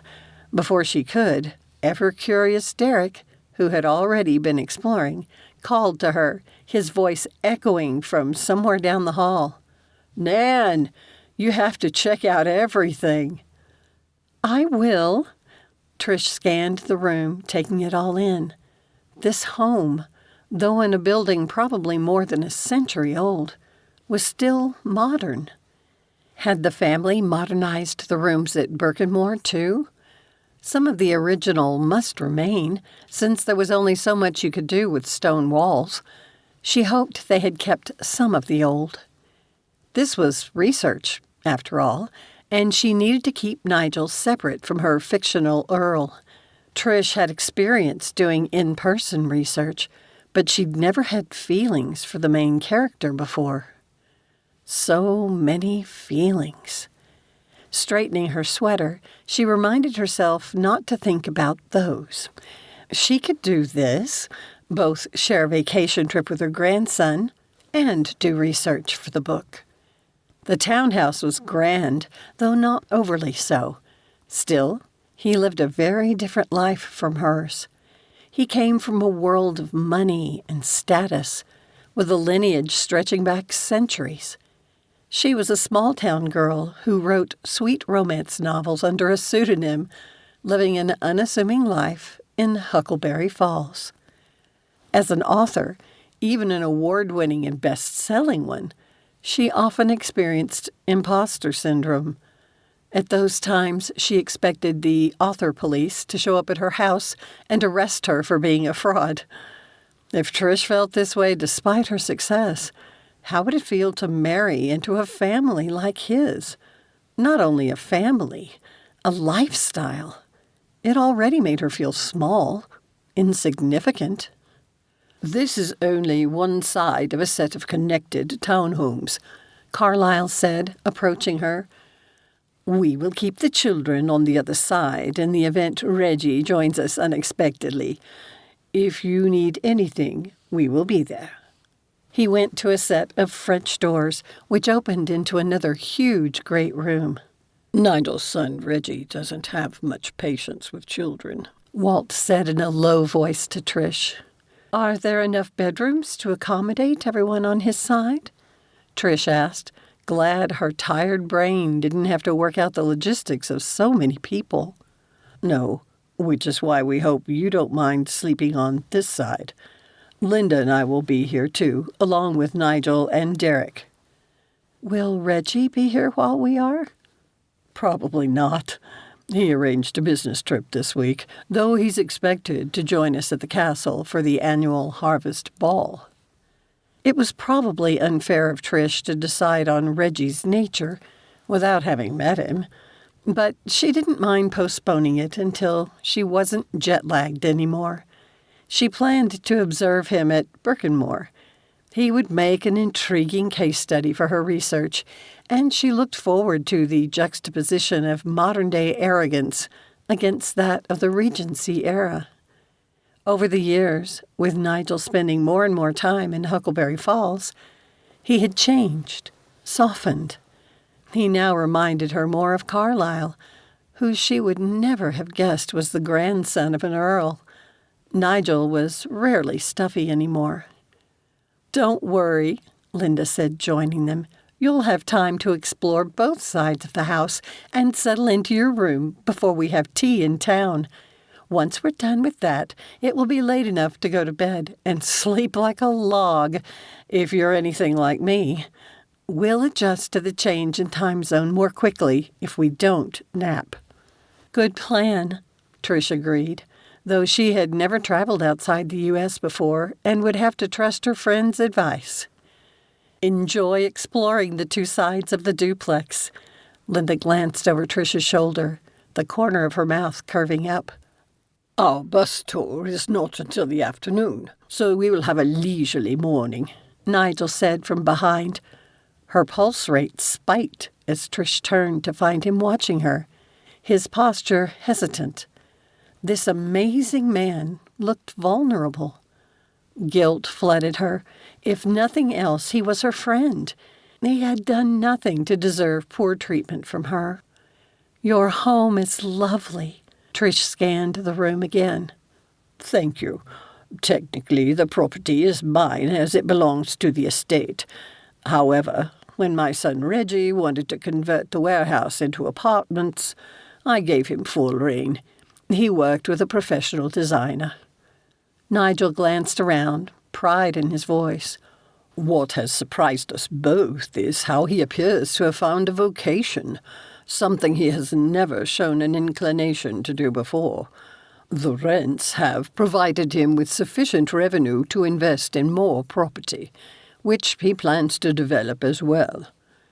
He's done a great job here. I love the combination of modern and traditional. Trish found it fascinating how different Nigel's attitude about a vocation was from the Regency period. Do you miss serving in the House of Lords?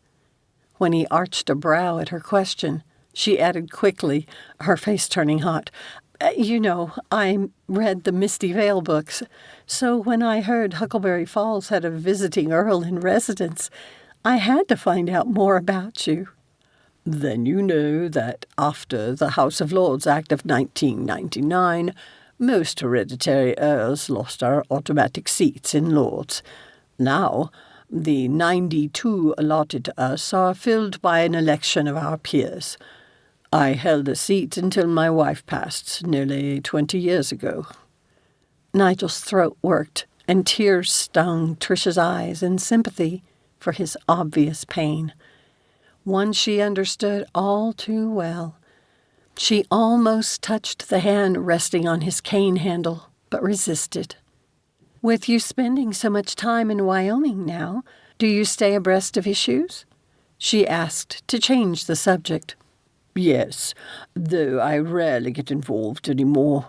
I have connected Reggie with the right people, should he wish to take part once I'm gone. Nigel gave a soft laugh. We used to argue over everything and couldn't abide each other's company. Once Carlyle intervened, in quite a masterful way, I might add. My relationship with my eldest son has vastly improved. I'm glad to hear it. As for Carlyle, the first time I saw him, I knew he was just the man for Mary. Trish smiled, remembering what a struggle the two had gone through in the beginning. This place is a far cry from Huckleberry Falls, is it not? Nigel asked, his voice quiet. That's an understatement. Trish couldn't meet his gaze.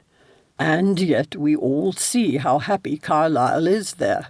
He gave up this life without a second glance. I have learned much from my grandson, things I wish I had understood when I was younger. This apartment, and even Birkenmor, are merely houses. Yes, with a great deal of history, though still only stone and mortar, wood and nails. Something Mary and Linda have taught me is that it is the people inside who make it a home. Nigel gave her hand a reassuring squeeze. Trish looked at him then, her hand tingling at his touch. The kindness in his eyes acted as a balm on her frayed nerves. He seemed to be trying to tell her something without actually saying the words. But what? That, like how Carlyle had found a place in Wyoming, Nigel could as well? Or that she could belong in his life here?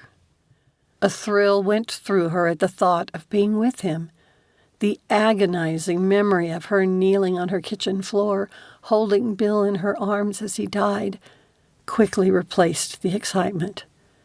No, even if she was willing to try, which she wasn't. A wise realization. Before she could say more, Trish's phone pinged with a text. She pulled it out and glanced at the screen. Her publicist. Lydia, great news. Call me now. Trish wished she hadn't gotten a plan that let her make phone calls here. Sorry, I need to see to this. At Nigel's understanding nod, she moved across the room near an expansive bank of windows with a view of the Thames and dialed the number.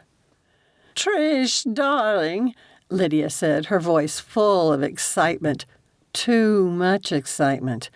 I have the best news for you. You shouldn't have any news for me. I told you I'm working on my book, and I don't want to be disturbed. Trish tried to keep her voice calm. I know that, but I had to tell you the good news right away. Lydia's voice lowered. You should sit down, though. At the woman's suggestion, Trish's wariness turned to dread, and she eased into a nearby chair. What's going on? I know you haven't wanted to do this, but I'm absolutely sure this is the right thing for your career. Check the news in the morning, my dear. We will make headlines. For a moment, Trish sat frozen. Had Lydia done what she had been pushing for over the last year? This was the only reason Trish could ever make headlines. A wave of dizziness made her sway, and she clutched the arm of the chair. What have you done? Something huge for your career. Trust me. If possible, Lydia's voice sounded even chipper, though it now held a hint of doubt in it. I promise you'll thank me. Her publicist had exposed Trish as Misty Vale. She felt sick. I have to bounce. We'll have more to talk about once you've seen the news. Ciao!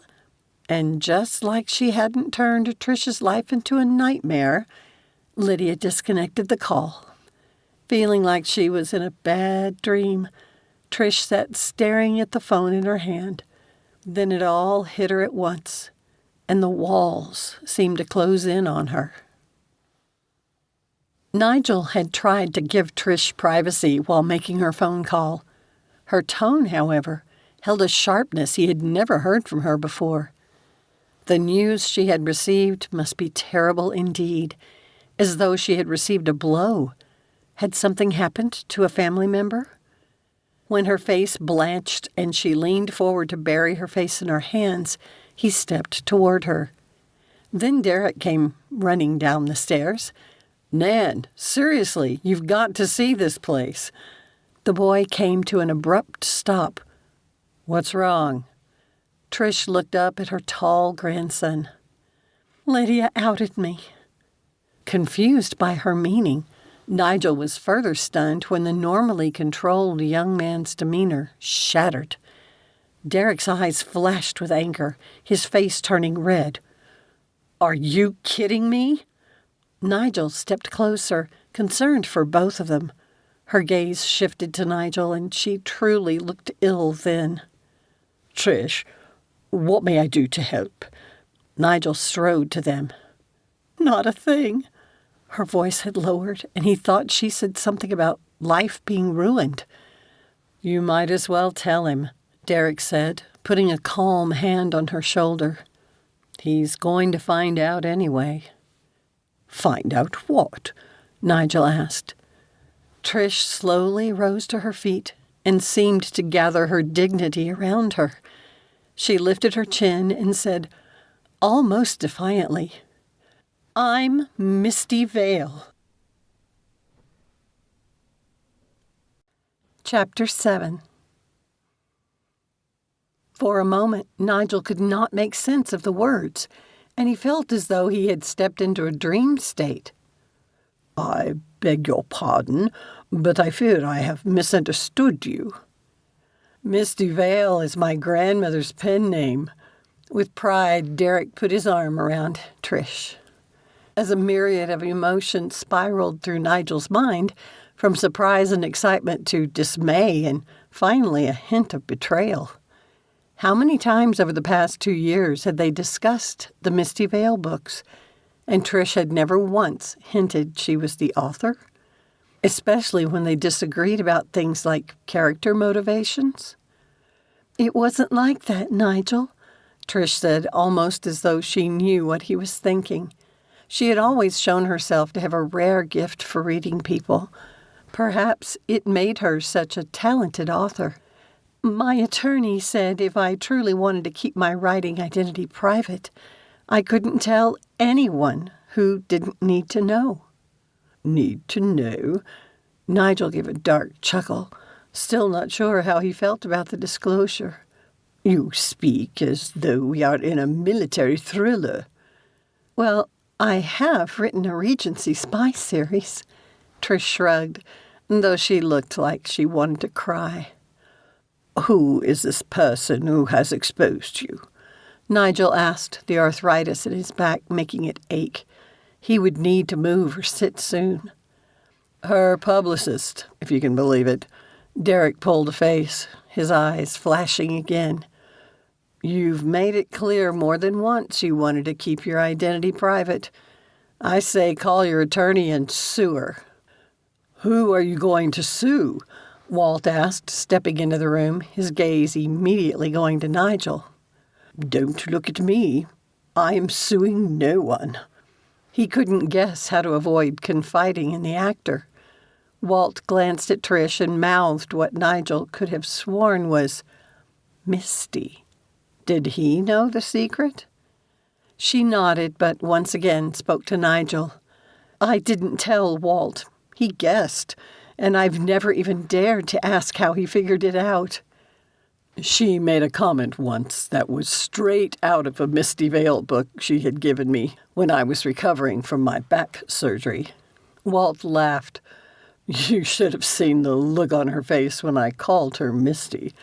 I thought she might pass out. Until then, I was only guessing. Thank you for not telling anyone. Trish clasped his hand. I know you don't like keeping secrets from Linda. Nigel moved to the stairs and carefully lowered himself to a step. He had taken back his health, but standing in one place still created problems. So sorry, my lord. Walt immediately pulled over a chair for Nigel and then offered him a hand. I am quite capable of standing on my own. Thank you very much. Nigel then explained about his back. Backs are the worst, so I completely understand. Walt gave Nigel's shoulder a squeeze before saying to Trish, Now, tell me why you want to sue someone. After she explained about the phone call, Walt went still, his jaw clenching, and he looked gratifyingly as though he wished to hit something. Instead, he took Trish's hand. Definitely call your lawyer and request a restraining order. She shouldn't be allowed to say more. He let out a loud huff. If she's already shared the information with the press, it's like opening Pandora's box. You can't call it back. Do you know when it hits the news? Lydia said in the morning. She sat again, looking defeated. This will ruin my trip. How can I go anywhere if my picture is plastered all over? Wait, Nan. Derek turned to face her. Does Lydia know you're on vacation? No, I purposefully didn't tell her anything about our plans. She's been pressuring me to go public for nearly a year. She wants me to do signings. Trish shuddered. I didn't want her to pester me the whole time I'm here. So your publicist is expecting you to be in Wyoming, right? Walt grinned. She'll direct the press to Huckleberry Falls. You might want to warn the bookstore owner since he's likely to get hit with questions from the press. I will text him, Nigel offered, already pulling out his mobile. Thank you, Trish said. I hope he doesn't hate me for keeping it secret. Of course he won't. He loves you and your books. Nigel concluded his text with, order more books. If the news won't go out until tomorrow, Walt said, we can still go on our scheduled bus tour and tea this afternoon. We were planning to leave tomorrow anyway. We'll just get out of London early. Trish shook her head. I refuse to spoil your trip. This is my problem. The realization of the true purpose of her visit struck Nigel forcefully, and he knew how to solve her immediate complication, if she would agree. You are here to conduct research for wooing the Earl, aren't you? He asked. Yes, Derek answered before she could. Partly. Trish's cheeks turned an attractive pink, and she wouldn't meet Nigel's gaze. It's also a dream vacation with Derek. The plan has always been to spend the final week of the trip at Birkenmor. Would it benefit your research to spend a few extra days there exploring a proper castle? One constructed in 1166 and resided in for its entire life? Nigel arched a brow. With a rich history during the Regency period. Have I mentioned Prinny was a guest on more than one occasion? Or that the ancestors did a superb job of maintaining their records? With every item he named, Nigel could see how her eyes lit even more than the last. Perhaps it was unfair of him to entice her with the exact things he knew she wished to see firsthand. He had, after all, read all of her books multiple times. Nigel had to bite back a smile. Her books. You ought to see his place. Walt tossed up his hand with excitement. It's like going to the theme parks in Florida. You need several days to experience even a part of what's available. If you're here for research anyway, spending more time might be just what you need right now. Yeah, Nan, Derek said, his eyes bright. We could still make a few stops on the way there to see some of the Cotswolds towns. Nigel gave her an encouraging glance. I have dear and trusted friends we could stay the nights with, but spend the bulk of your time at the castle. Won't Walt need you, Derek? Trish asked, her brows creased.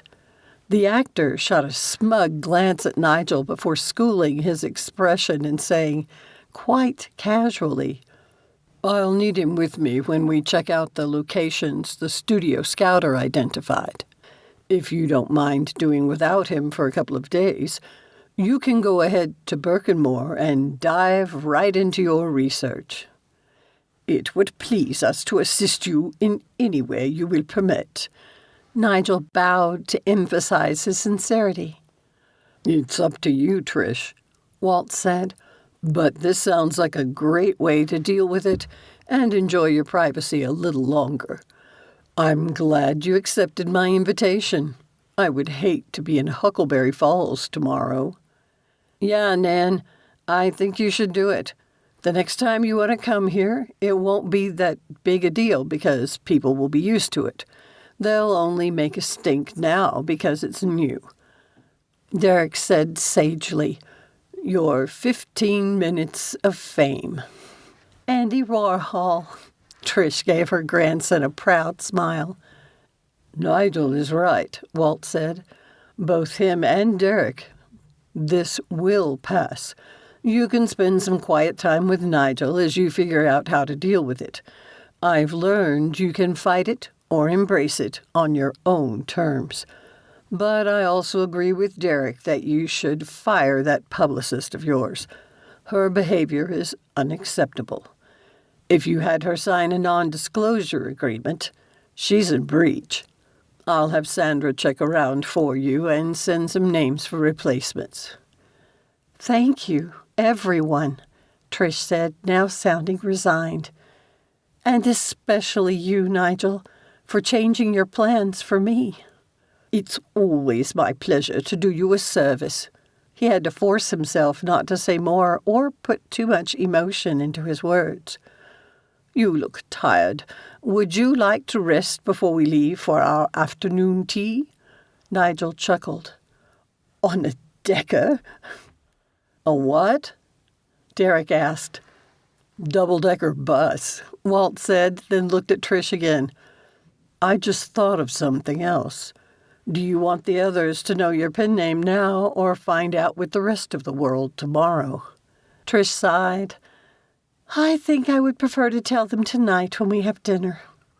It's nothing to be ashamed of, Nan, Derek assured her. I'm not ashamed. However, her declaration didn't convince Nigel she truly felt that way. Was embarrassment why she had kept her pen name a secret? Or something else? Well, while you finish your tour of the house, I'll touch base with Sandra. Walt gave Trish a quick hug. Nigel wished he could do the same. Is it okay if I go with Walt to tell Sandra? Derek asked, excited. I can't wait to see her reaction. Go ahead. A flash of irritation crossed Trish's face, quickly replaced by amusement. Someone should get pleasure from this debacle. She gave her grandson a light push. Go with Walt. Would you prefer to rest? Nigel asked her when the others had left. I would like to crawl into a hole and never come out, Trish said, rubbing her temples. Never. Not my brave friend Patricia. With a smile, Nigel extended a hand to her. Come, allow me to show you the lovely interior garden off of your room. Trish perked up with interest. An indoor garden? She accepted his hand. Nigel placed it in the crook of his arm. I knew Reggie had chosen the correct interior designer when she suggested using the space this way. When they reached the door, he opened it for her and gently urged her inside. I asked only that the rooms on my side be cozy, as Mary or Linda would call them, Nigel said. I want my new family members to be as comfortable in my home as they made me in theirs." Trish shot him an approving glance, and the tears shining in her eyes surprised him. She opened the door and turned on the light. The bedroom carried the traditional decor theme from the common areas, though none of the modern. Trish surveyed the room and smiled. "Nice." "Thank you," Nigel said with a nod. "And now the garden." He drew back the curtains to expose an enchanting oasis surrounded by high walls draped with ivy, the space seeming a world away from the bustling streets outside. The late morning light filtered through the leaves, casting dappled shadows across the cobblestone path, winding its way through carefully tended flower beds and a small bubbling fountain, which fed a stream and ended with a koi pond. "Well done," she murmured. His cheeks pinked, and her heart gave a surprisingly sweet twist. Nigel never ceased to surprise her with how much less the Earl he seemed, and more the man. It increased the more time she spent in his company. How it pulled her to him. She mustn't think of that. "I hear Birkenmor is known for its gardens," Trish said. "Did they influence your desire to create an atrium here?" "In part, perhaps. But what I truly imagined was the hidden water garden in the book Dune." Nigel winked at her. Trish couldn't help laughing with delight. She should have known, considering the time they had spent together discussing the books and the films. He surprised her by giving a light push on what she'd thought was a bookcase. It was, but it turned out to be a door as well. At his touch, it opened to give access to the atrium. "After you." Nigel bowed and signaled she should enter. Completely charmed and feeling like a young woman again, she stepped into the delightful sanctuary. Trish wrapped her cardigan tighter around her and stepped into it. Though it was chilly, a sense of peace settled over her. She needed this. A few moments in such a beautiful place to clear her head after the unsettling call, and to pretend she wasn't hopelessly in love with Nigel Wyndham. Trish wandered the damp walk, examining the plants and enjoying the antics of the fish swimming in the stream. Only when she had nearly come full circle did she notice Nigel seated on a stone bench near the fountain, his posture relaxed yet pensive, as if he too was seeking solace. She hesitated, not wanting to intrude on what seemed like a private moment, but Nigel glanced up and smiled, his expression inviting her to join him. "It's beautiful here," Trish said, keeping her voice barely above a whisper as she approached. "I was quite pleased with the results." Nigel gestured for her to sit beside him. "I especially enjoy having such a haven amidst the busyness beyond these walls." Trish sat beside him, the stone cool beneath her, and let the quiet of the garden envelop her. A serene calm settled on her, and she allowed herself to enjoy simply being present with him. Never had she known someone she could talk with for hours, and yet sit in comfortable stillness. "My wife loved the gardens in Birkenmor and worked with the gardener," Nigel finally said. "She spent many hours tending the flowers, pruning the bushes. She took great pleasure from it. Our sons had chosen wild friends, and I didn't handle them well. We became estranged, and the boys stayed away, even from her." Trish's throat tightened at the vulnerability in his voice. Nigel had never spoken of his late wife before. That he did so now, to her, pulled her heart even closer to him. "She was my world," Nigel whispered, his voice rough. "When she passed, it was like a part of me died with her." Trish placed her hand on his for a moment, and a silent offer of comfort. Then she straightened. After Bill died, my children got especially worried about me. I didn't want to be the cause of more grief, so I started writing. It helped so much, but it was Derek who pulled me out of it. Nigel perked up. The two of you are quite close. Carlyle did the same for me, though I doubt he knows it. How old was he when he came to live with you? Almost 12. Nan, Derek called from her bedroom. In the garden, she replied. He stepped to the open door. Isn't this place sick? Carlyle says it's time to get ready for the tour. Without waiting for a response, he turned and left. Speak of the devil, Trish muttered, a touch of humor in her voice. When Nigel added, both of them, she laughed. Chapter 8. What strings did you have to pull to get them to pick us up right at your front door? Walt asked Nigel when a red double-decker bus pulled up in front of the house. It was a simple case of title dropping. There were times, even in these modern days, when being a member of the peerage carried some weight. Nigel shrugged. I also agreed to allow them to take a few photographs of me. Mary suggested posed ones, but I insisted they be candid. You have final approval for any use, I hope, Trish said, joining them. Absolutely. Nigel glanced down at her, wanting to offer his arm. However, he thought it wise not to act too quickly, despite the closeness of their time in the garden. And I hope your contract stated the company must destroy any other photos, Walt said. You don't want them resurfacing later without permission. Very true, Nigel agreed, resigned when Trish gave no sign that she hoped he would offer his arm. Were they doing a courtship dance? A step forward and another back? He would keep up his hopes if they made some progress in the right direction. Well, Derek and I watched some videos of the people who have taken this tour, Trish said, sounding livelier than she had after receiving that dreadful phone call. It won't be up to your traditional English tea standards, but I think it's a great way to tour the city.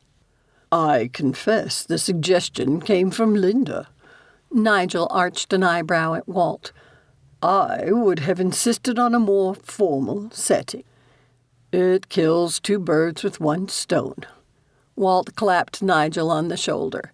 And I'm sure you've already planned to show her what a true English tea is when you're at Birkenmor. I'm looking forward to it.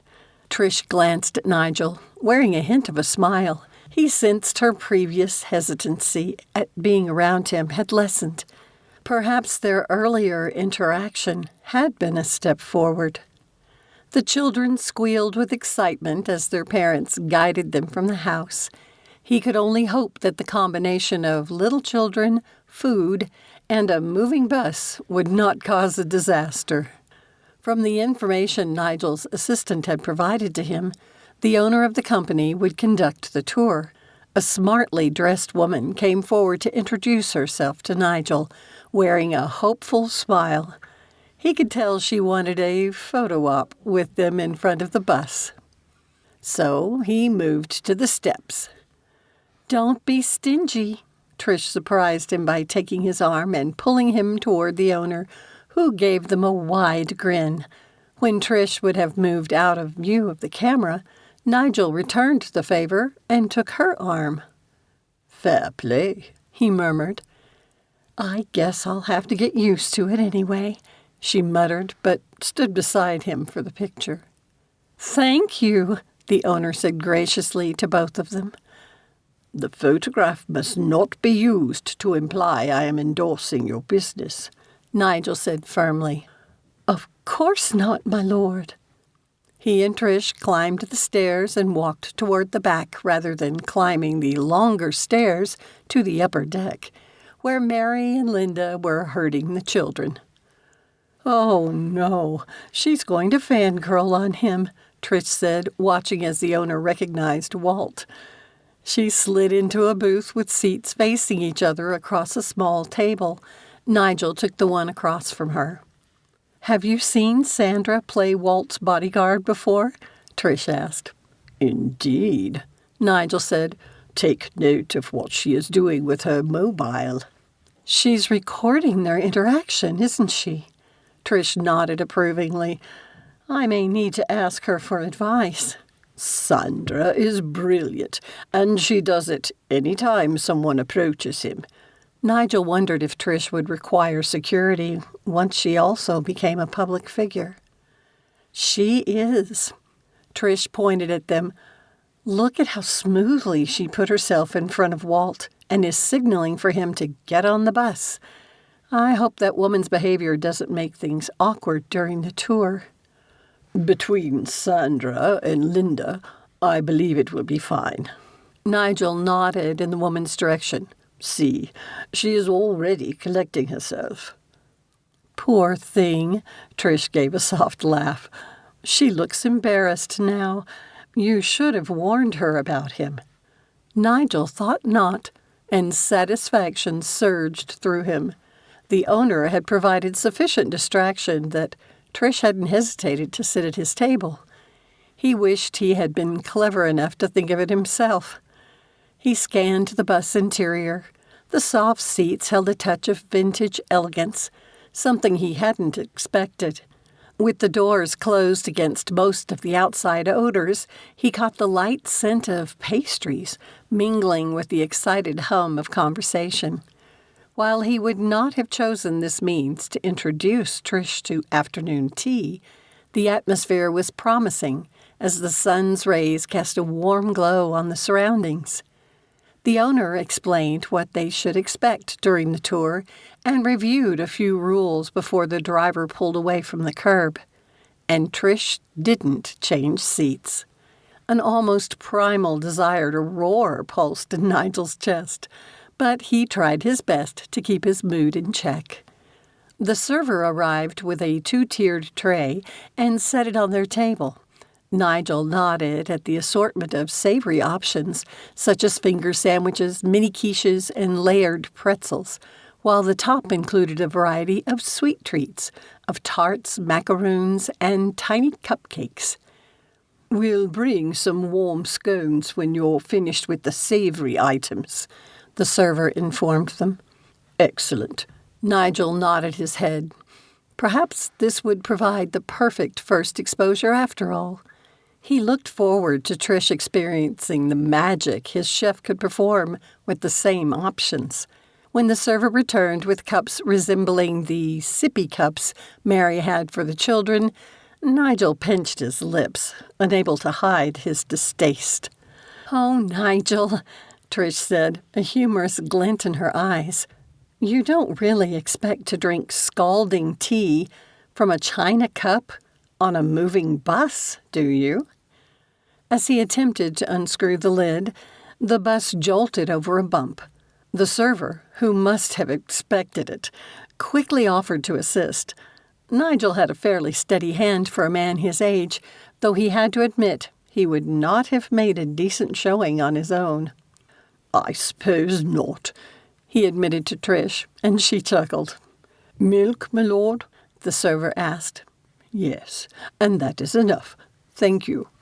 The man then deftly screwed on the lid and offered to do the same for Trish.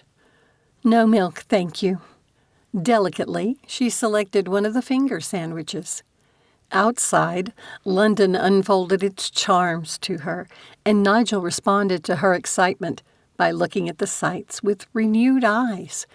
As they ate the tasty food, the owner provided an entertaining, though brief, explanation of the sights as they passed by them. Finally, the server arrived with warm scones. The clotted cream came prepackaged, but he supposed it was the most practical approach under the circumstances. "Where do you fall on the clotted cream debate?"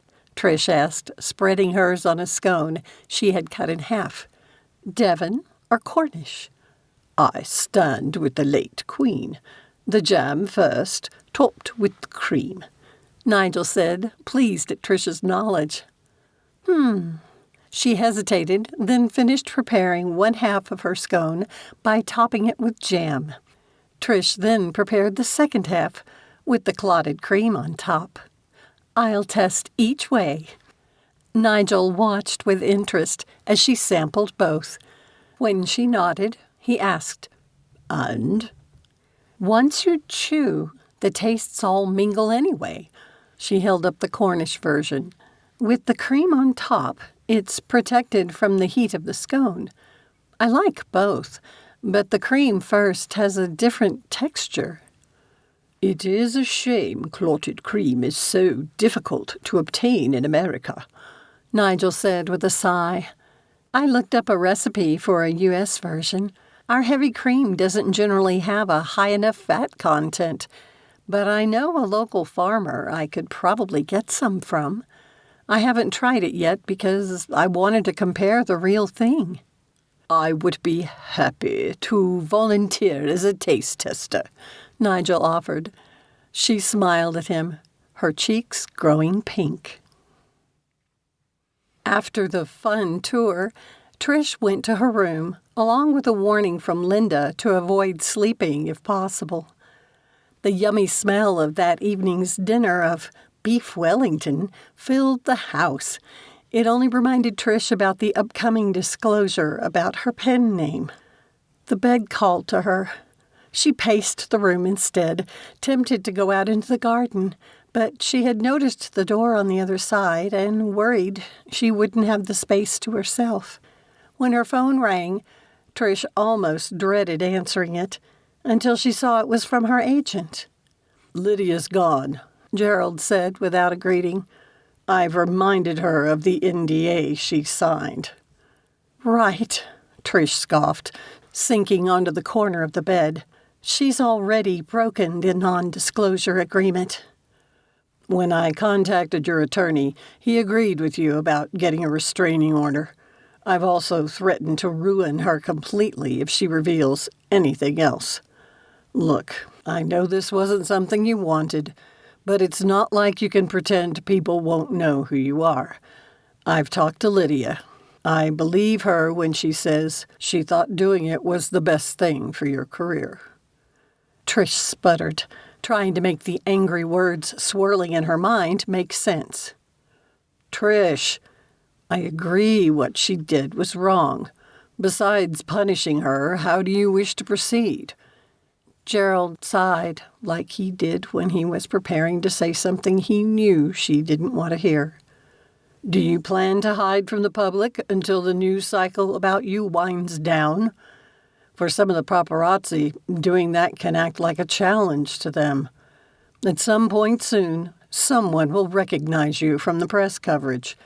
You should consider how you want to approach it, and you might as well get something positive out of it." "I don't need the money," she said dryly. "I know you didn't start writing for another income, but you could use it to increase your philanthropic work, either by expanding what you already have or starting a new one." The suggestion appealed to her. Her current charity focused on literacy. After tutoring students in an after-school program, it had surprised her to find that most of them struggled in their classes because they couldn't read the textbooks. Too many high school graduates were functionally illiterate and needed help even to fill out a job application. "You need to call that local bookstore you love so much," Gerald said, pulling Trish from her thoughts. "We already have," she said, though Nigel had actually done it. Trish needed to ask how Callum had responded. "Perfect. The press will swarm Huckleberry Falls anyway, so you might as well do a signing in a place you love. Didn't you say he carries all your books?" Trish was so tired she was struggling with the shift from literacy to a possible event at the Thistle and Quill. "I'm sorry. It's been a really long day." "How can it have been a long day? It's early there. I only phoned because I know you don't sleep in." She flopped back on the bed. "I'm not home. My grandson and I are on a trip together." Gerald groaned. "So you won't even be in Huckleberry Falls to greet your fans?" "I'm going to be in hiding." "Where are you? I'll have my staff set up some signings." Trish rolled to her side and stood. "No, I'm on a special vacation, and I won't let Lydia's unethical behavior ruin it." Gerald went silent for a few seconds before he finally said, "All right. How much longer will you be gone?" "Almost 2 weeks, and no, I won't cut it short." He said nothing for a moment, and she could almost hear his teeth grinding. "Fine, but please keep an open mind about the things we'll be setting up." Trish wished his company didn't have its own publicist on staff. "The list we've come up with includes talk show appearances, magazine, radio, and podcast interviews. As soon as it hits the news, we have a social media campaign with a hashtag of Misty Unveiled. We'd like to live stream some readings and author Q&As. A behind-the-scenes feature showing your writing process would be great." Her head hurt as he continued on, talking about merch, book club events, and even film adaptations. Now Trish wasn't only tired, she wanted to cry. "Email your list and I'll take a look at it," she said. "Trish." "No!" At his abrupt silence, she took in a long breath and exhaled. "Lydia's lack of planning should not create my emergency. Now I have to get ready for dinner with family and friends. We'll talk later. Good night." "Night? Are you finally visiting England?" Gerald asked. "Goodbye." She disconnected the phone, wishing she had never written that first book. A tap on her door brought her out of her gloomy thoughts. "Nan, are you ready for dinner?" Derek called. "Yes." Trish hadn't changed, but right now she didn't have the energy to care. When she opened the door, he stood with a huge grin on his face, which faded as he scanned her appearance. "Do you feel okay?" he asked, worried. "Just tired." She slid her arm through his, and a bit overwhelmed. As they walked, she explained about her conversation with Gerald. Derek paused and turned to face her. "You're not worried about how they will take the news, are you?" He nodded his head toward the door, to the great room, where the others had gathered.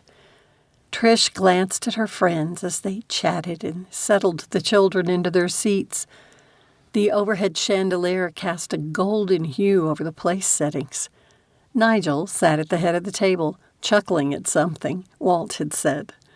Mary straightened from settling Liam in his father's lap and looked their way. Her eyes brightened, and she gestured for them to join the group. "No, I guess not," Trish conceded, her shoulder muscles relaxing. Derek guided her to the seat on Nigel's right before hurrying to take the chair beside Hannah. Trish took her napkin and unfolded it into her lap. The lively conversations happening around her helped to ease her anxiety even more. She hadn't exaggerated when she had called these people family. Some folks in Huckleberry Falls would inevitably not think kindly of her writing. She had enough author friends online to know how some people assumed authors based their characters on acquaintances. And some authors did. Trish didn't.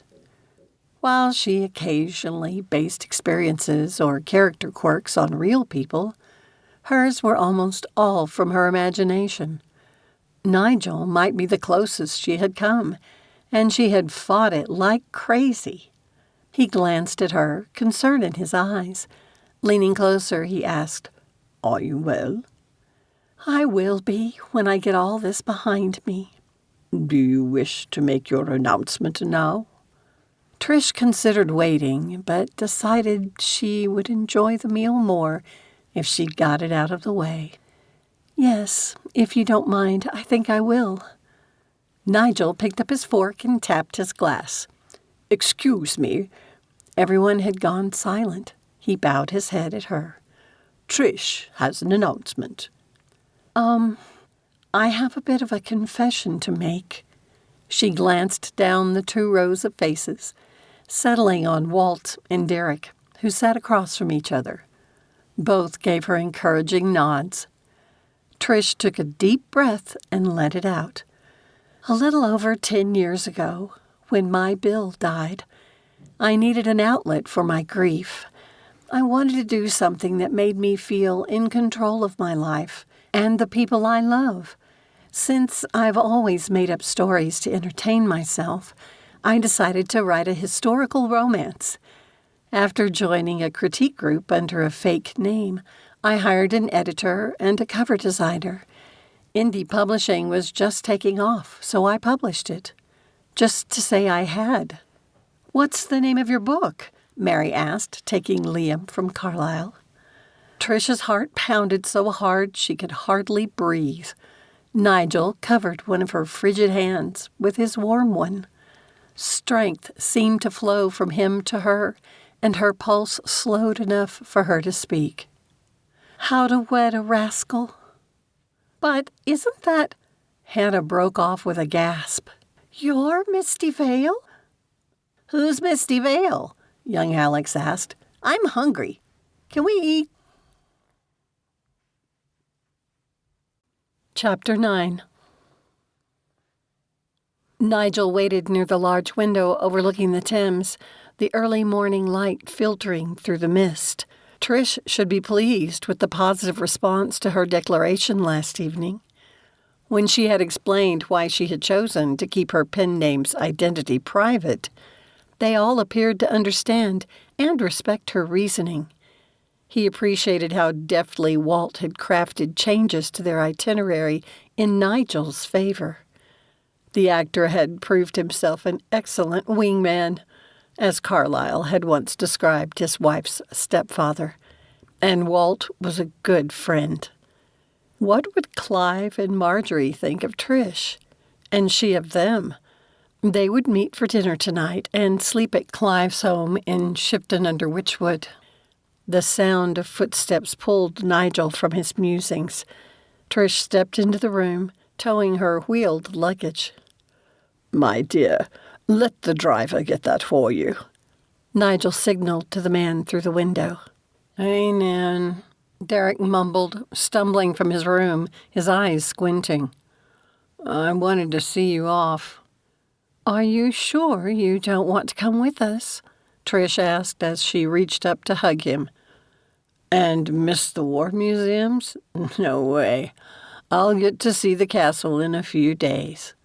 Derek squinted at Nigel. Please look after her, my lord. She's too nice to people who like her books. Have no fear. Nigel couldn't help standing straighter, and Trish must have seen it because she smiled. His face warming, he nodded toward the door and extended his arm. Shall we? When he opened the door, the driver stood there ready. The man bowed to each, took her bags, and hurried to put them in the boot. Nice, Trish said, appraising the car. A Mercedes. All I told my assistant was to hire a comfortable and unobtrusive car for our trip.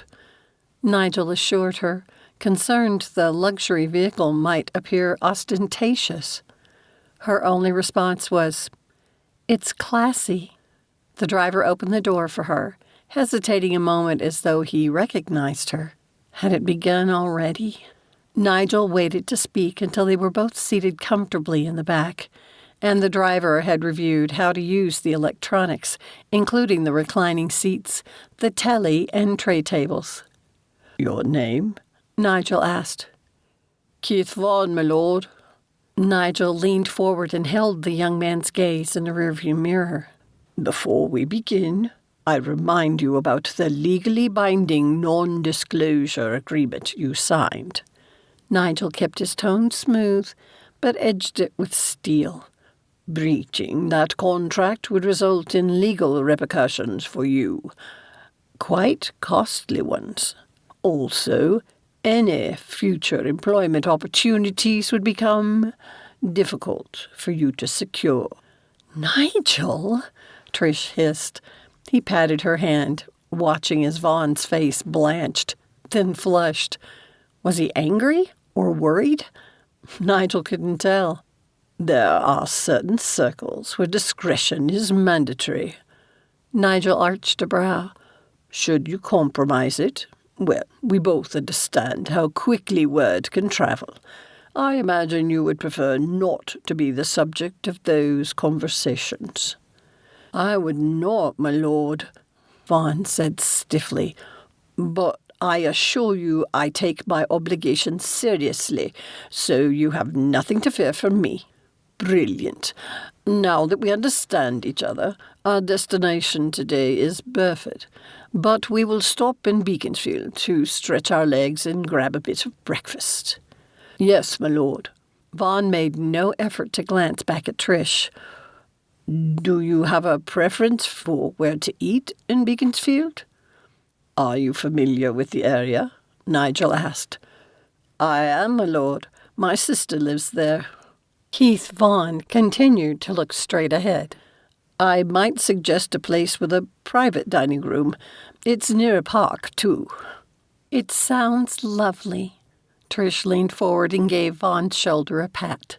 I hate all this suspicion. You recognized me, didn't you? The back of the driver's neck darkened and he ducked his head. I saw it on the telly this morning. She sighed and then seemed to make a decision. I'm going to be perfectly honest with you. Nigel lifted a hand. Trish, you have no need. No. I don't play games, and I'm a little horrified at the lecture you just gave this poor man. She shot Nigel a scowl. That's because you have never experienced paparazzi before. Nigel's mind flooded with memories of how his sons, in their youth, had courted the attention of the press. And then when Rupert had died. I understand, Nigel, but I've been thinking about it. Derek is right. I've done nothing to be ashamed of. Look at me, Mr. Vaughan. Trish waited until the driver met her gaze through the rearview mirror. I didn't ask for my identity to be made public. I was supposed to be on vacation with my grandson. Someone betrayed your trust? The man asked, his expression turning indignant, raising Nigel's approval of him. Trish nodded. Will you help me? I just want to be a regular American tourist. When Vaughan's face gave an involuntary twitch, she quickly added, one with manners, of course. That was a rotten thing to happen to you, Vaughan stated, his brows pinched together. You've no need to worry about me running my mouth about you, ma'am. That sister I mentioned is a nurse. She saved someone's life, and the story went viral. The press wouldn't leave her alone. They even came to her house. It wasn't right how they hounded her, and it's not right that someone you trusted did this to you, ma'am. Nigel liked the powerful emotions pouring from the man. It boded well for him to keep his word. Thank you, Keith. You don't mind if I call you by your first name, do you? I'm not used to all this formality. Not at all, ma'am. Thank you. Trish leaned back in the seat with a weariness that made Nigel ache for her. He wished he could do more to buffer her. Sadly, England could be the worst place to be, as the news broke, because of the notorious reputation some of the press outlets had. Take us to Beaconsfield, then, Vaughan, Nigel said. Trish had stressed when they entered the small cafe, but Keith knew the locals and drew their attention while she and Nigel found a seat at a small table in a corner. With a scarf over her hair, and with Nigel wearing a tweed jacket and flat cap, they must look like locals. You order for me, she whispered. My accent might draw attention to us. Would you like a traditional English breakfast, my dear? Yes, Trish said, leaning closer to him, except for the black pudding. Nigel's eyes twinkled, but he kept himself from smiling. It has plenty of veg and spices. There are even grains. And blood. Trish gave an involuntary shudder. He chuckled then. You Americans, you eat gravy made of blood and meat juices. In her mind, it wasn't the same thing at all, though she wasn't going to argue about it here. But the food was delicious, even though she had never had tomatoes or pork and beans with breakfast before. She even tried the breakfast tea and found the robust black blend flavorful, though she would always prefer hot chocolate. I believe you will like my friend Clive, Nigel said once they were on the road again. He and his wife will host us overnight. Clive and I served in Parliament and worked together on several issues. Was he in the House of Lords too? No, the House of Commons. We discovered we had served in the same regiment, though a decade apart. He's a good man and has been the best of friends.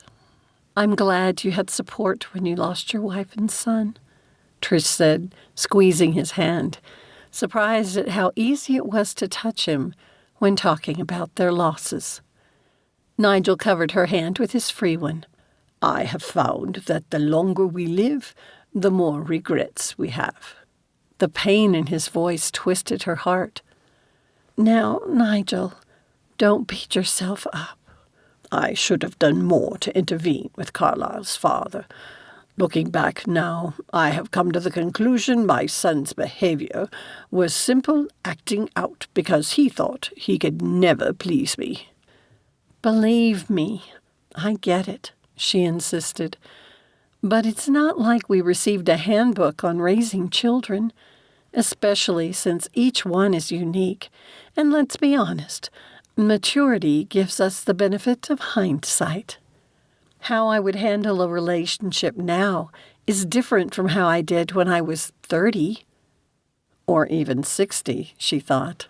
He nodded, but added nothing, leaving Trish time to ponder what she had said, because the truth of her words struck her profoundly. For years now, she had allowed herself to wallow in regrets for giving in to the power of her love for each of her husbands, and the grief that had inevitably followed. When Bill had died too, she decided her biggest mistake had been in allowing herself to love him. If she had refused his first invitation to dinner, she thought she would have spared herself the terrible grief. But with the healing passage of time, she could look back at her husbands, all of them, and finally allow her wonderful memories with them to overshadow the pain of losing each of them. 10 years ago, in the depth of despair, Trish regretted marrying all of them, but what a miserable life she would have had without them.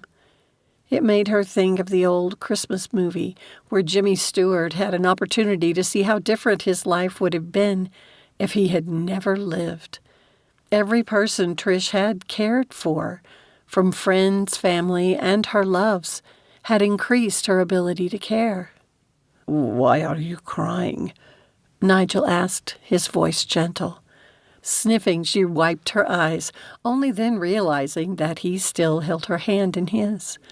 Perhaps it was Nigel's severe lecture to poor Keith, the jet lag, and news from Lydia piled on top of her epiphany, but it was too much.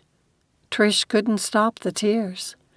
Nigel lifted his arm like he wanted to put it around her shoulders in comfort, but then hesitated.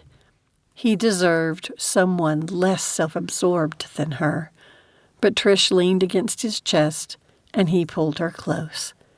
He said nothing, simply held her. She was so tired. Eventually, in the warm comfort of Nigel's embrace, she finally stopped crying and drifted to sleep. It didn't take long before Nigel's arm tingled, but he refused to move it, not when Trish might never allow such a thing again. He finally shifted a little, turning more toward her, The change allowed the blood to flow more easily, and the sensation returned to his fingers. How he wished he could remove this burden from her. Her words meant to comfort him had evoked something powerful in Trish, too. What had happened in her life to cause such pain? Nigel accepted the wisdom of Mary's counsel. He must learn more of Trish's past if he had any hope of being part of her future. Chapter 10. Trish woke slowly, first aware of the gentle vibration of an engine, and then the soft tickle of hair against her forehead. She opened her eyes and found a man glancing at her through the rearview mirror, which made her pulse quicken.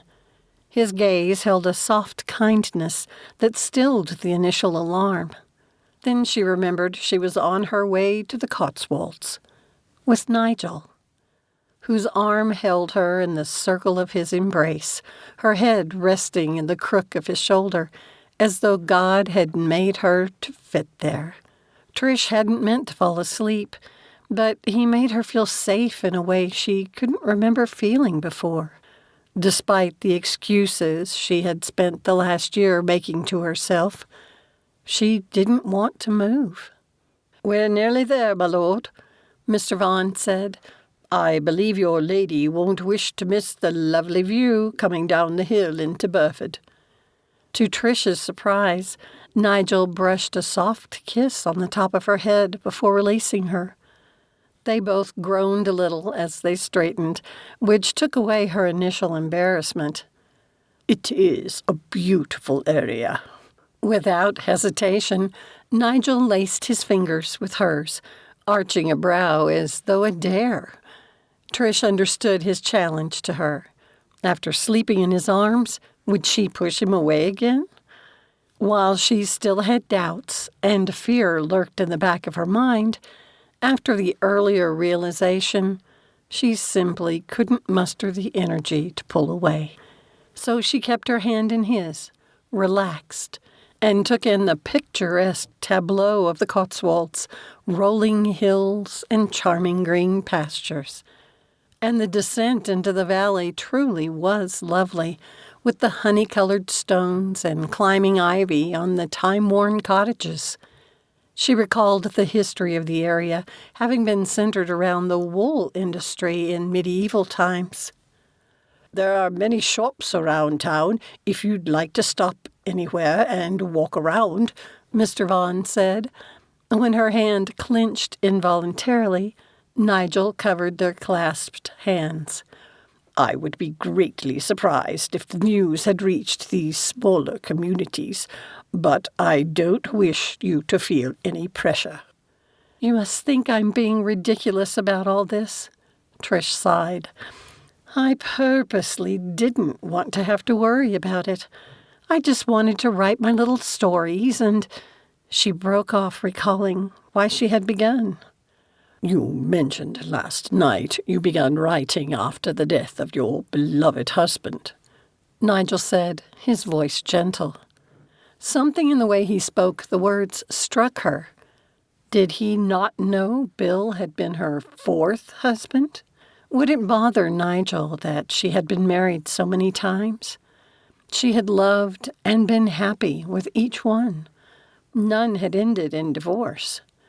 Still, looking in from the outside somehow made the number feel dirty. Once, in a restaurant, she had overheard two men talking about her. One had said it was bad luck for any man who married her, while the other had suggested their deaths hadn't been an accident. Neither had considered how horrible it must have been for her. Trish tried to ease her hand from his, but Nigel tightened his grasp. "Now, Trish, what have I said to trouble you?" She glanced at Keith.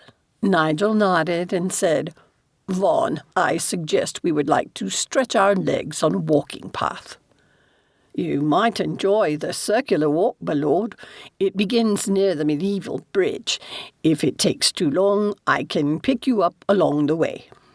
"Yes, please," Trish said. wondering how much longer Nigel would want to hold her hand once he knew. They were silent as Keith made his way to the location. He hopped out and opened Nigel's door. After making sure he was steady, the driver hurried to Trish's door and did the same. "There's a staircase to begin the walk through there. Notice the remains of a pillbox." Keith pointed toward the top of the steps. "They used it to guard the bridge." "What's a pillbox?" Trish asked. "It sounds familiar, but I can't remember." "It was a concrete guardhouse placed on high ground to provide a decent field of fire." Nigel indicated a plaque on the ivy-covered stone before turning back, saying, "Vaughan, I believe we will walk for a distance and return this way, so I suggest you find a place to park." "Yes, my lord." Trish saw immediately why. Neither of them wore appropriate shoes for the kind of path before them, some of it damp from an earlier cloudburst. They strolled for a while before Nigel suggested they rest on a stone bench in some shade. Trish had been debating with herself what to say and questioning why she should feel such dread. She had only just decided to give this thing between them a try, and she was already grieving its loss. "Trish?" Nigel asked, taking her hand and bringing it to his lips. Oh, goodness.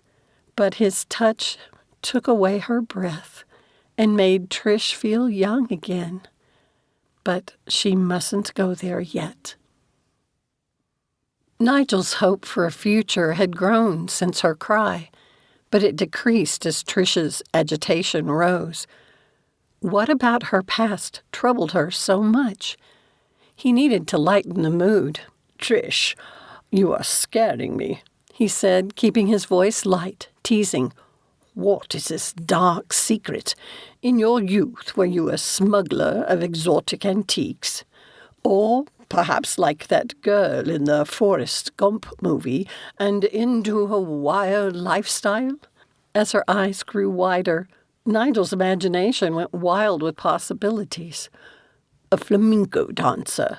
No, you live in Wyoming. Were you a rodeo trick rider?"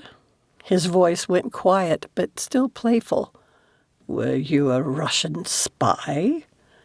She blinked and then burst out laughing, a true belly laugh that made her bend over. His spirits lifted at her contagious humor and how different it was from her previous anxiety. Frowning, he reviewed his mad suggestions. Reality returned, and he chuckled. "Oh, Nigel, you dear man. It's nothing like that." Trish's expression turned serious. "You know I'm a huge believer in love and romance." She slid her arm through his. "Unfortunately, the men I've loved haven't been blessed with long lives." How many men? Nigel sensed that the number must be part of her hesitation. "Fletcher was my first husband and the father of my children," Trish said. "We married young. I was 20. We'd just celebrated our 18th wedding anniversary when he was killed in a freak accident. The tire on an 18-wheeler literally exploded next to Fletcher's car and hit him directly. He died instantly." Nigel wanted to speak sympathetic words, but she pressed on. "I married Lance a couple of years later. He was so good with my teens, who were still grieving their father, and he helped me survive being an empty nester. We'd been married 6 years when he started having debilitating headaches. It turned out he had a fast-growing brain tumor, and he was gone less than a week after they diagnosed it. It took me 3 years before Tony convinced me to marry again, and we had 7 good years. He was all about adventure and loved to rock climb." "Did he fall?" Nigel asked gently. "Yes." Trish said the word flatly, but he thought the gruffness came from the tightness in her throat. When Nigel had lost his wife, it had nearly destroyed him. He couldn't fathom how Trish had survived it 3 times. Then he realized Bill hadn't been any of the men she had named. Trish had been widowed 4 times. Bill was an old family friend. We were in the same graduating class, and he and his wife had been a tremendous support to me through my losses, and I helped him get through it when she fell down their basement stairs, hit her head, and died a few days later. Eventually, Bill and I married. 10 days later, he dropped dead from a stroke. Trish could hardly get out the last word. She met Nigel's gaze, her lips trembling. His poor darling. He opened his arms, but she shook her head. "I don't want to cry anymore," she declared, even as a tear leaked from the corner of her eye. So Nigel removed the clean handkerchief he always carried for emergencies and handed it to her. Trish wiped under her eyes and blew her nose. "Dang it, you must think I'm a watering pot." Nigel gave a weak smile at the term she sometimes used in her novels. He placed a hand over his chest. "My dear, you have honored me with your trust." She looked like she wanted to say more, but didn't. Not wishing to push her, he stood and offered his arm. Trish accepted, and they returned to the starting point. Vaughn hurried from the car. Nigel signaled for him to open her door first. The driver did, casting her a worried glance. "Shipton under Wychwood next," Nigel instructed once everyone was in their seats again. "There's a reservation for you at an inn, Vaughn, as we will stay with a friend of mine." "Yes, my lord." Nigel wanted to inquire how Trish was doing, especially what she was thinking, but she remained silent. Occasionally she would make a comment about the beautiful landscape, but she wouldn't look at Nigel. He now understood why she had ghosted him. With the 15-year gap between their ages, it was almost a guarantee she would be widowed again. Chapter 11. Nigel remained quiet as they traveled the winding roads to Shipton under Wychwood, not wishing to press Trish for more confessions. He did, however, gently lace his fingers with hers, his heart giving a soft lurch when she did not pull away. While the relationship was still fragile, he felt an intimacy growing between them. With the comfort of her hand in his, he watched the verdant hills roll by, and his mind shifted ahead. He looked forward to the cozy familiarity of Clive's home, one he visited several times a year. The Thompsons would make Trish feel welcome and comfortable. When they drove through the gates into Clive's drive, Trish straightened, her attention on the unassuming family home. "Are you surprised, my dear?" Nigel teased as Vaughn brought the car to a stop. "It's not a mansion." Her cheeks turned a delightful pink. "I guess I assumed all your friends would live on grand estates." Vaughn hurried to open their doors. They stepped onto the gravel drive, the damp, earthy scent of the garden mingling with the chill breeze. Overhead, the clouds had thickened, drifting across the sky, hinting at rain soon. The house's front door opened, and Clive and Marjorie hurried out. "There you are," Clive pulled Nigel into a hearty embrace. "Good to see you, old man." Clive's sharp gaze darted to Trish, a twinkle in his eye as he studied her with interest, and murmured, "She's a real beauty." Placing his hand on her back, Nigel said, "Trish, this is my old friend Clive Thompson. Clive, may I present my lady friend, Patricia Johnson." A pleasure. Clive dipped his head in a bow over her hand before urging his wife forward. And this is my lovely wife, Marjorie. It's nice to meet you, Trish said, a little wary.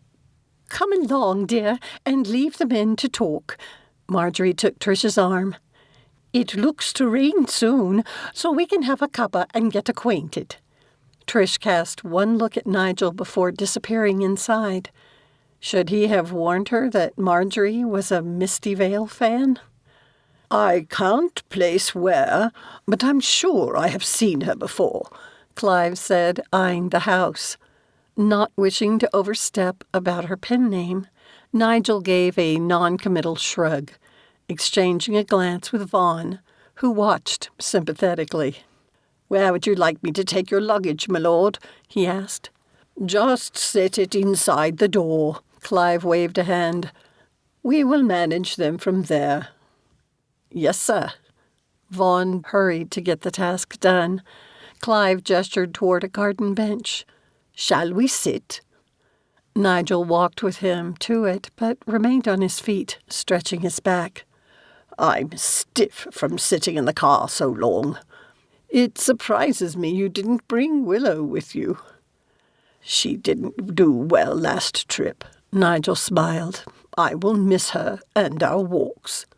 The house door opened, drawing their attention as Vaughn approached. All done, my lord. Do you need me for anything else? Nigel held the young man's gaze before stating, You remember our earlier discussion? The driver stiffened, obviously insulted. Of course, my lord. Good man. Nigel rested his hand briefly on Vaughn's shoulder. I'm glad to know I can trust you. We should be ready to leave by 9 tomorrow. Very good, my lord. He turned, entered the car, and drove away.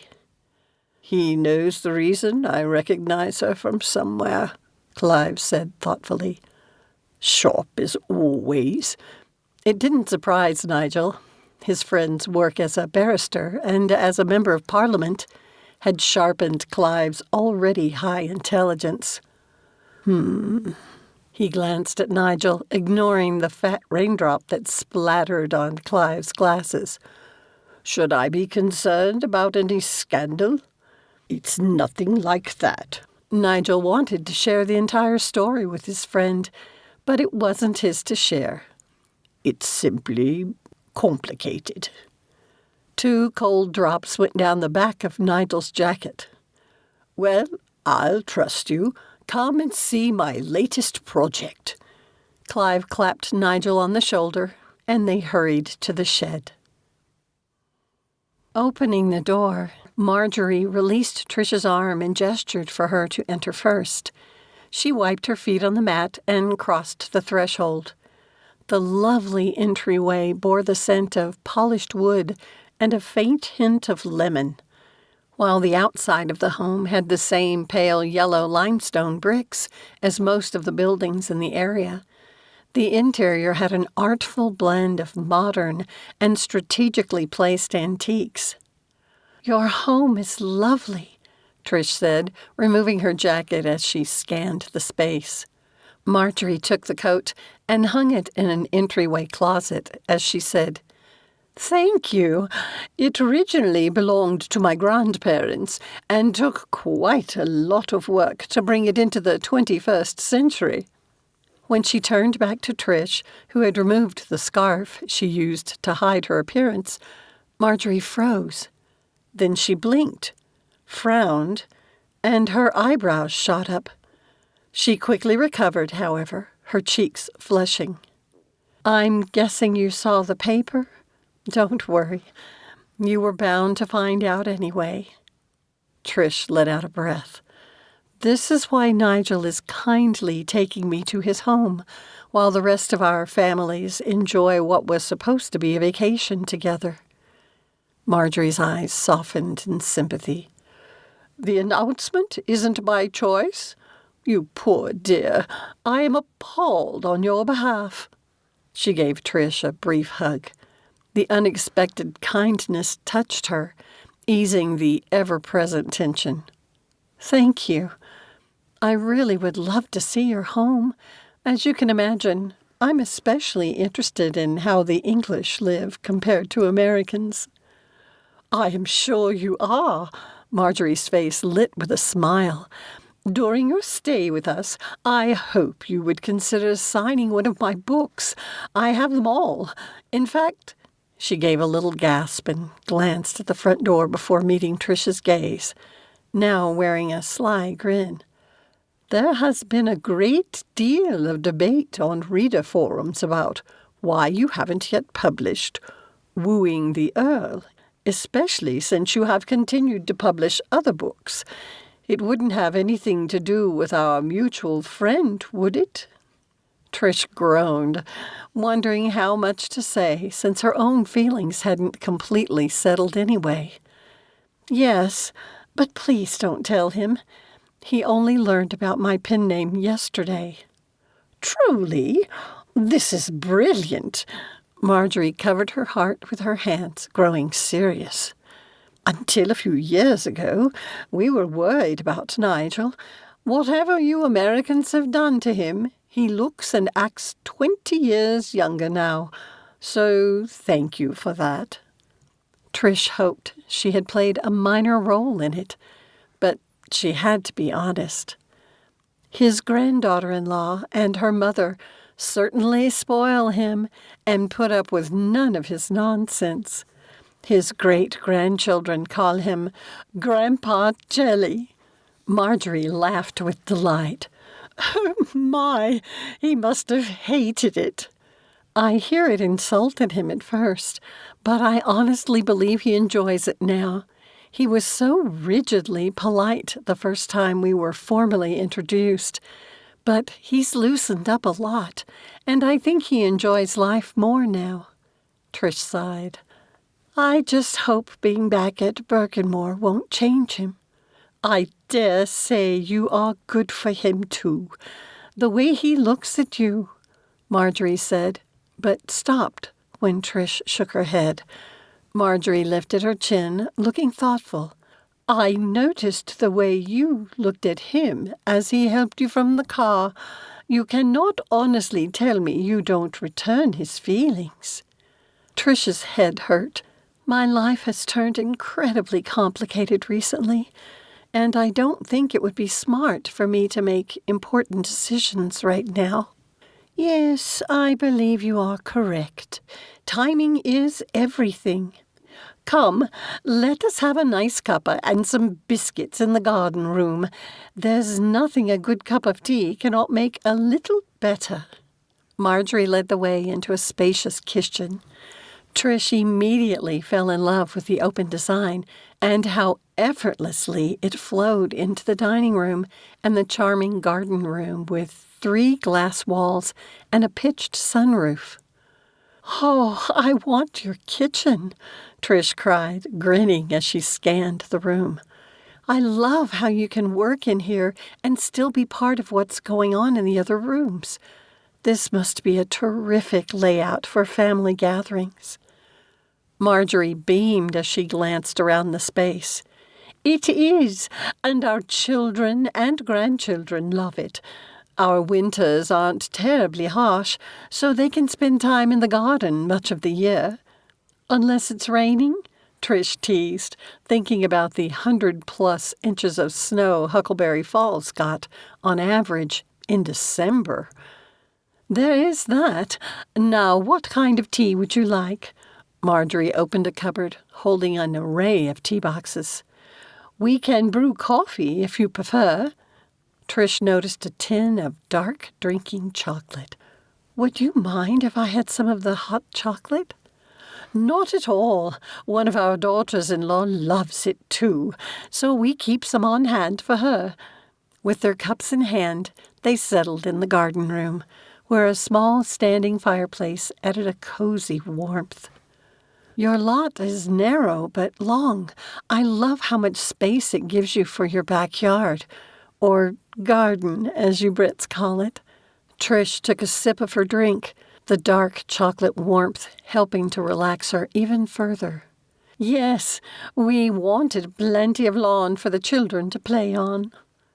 Through the windows, good-sized raindrops hit the glass. Where were the guys? Only moments later, the two men appeared around the back of the house, laughing as they hurried toward the garden room door.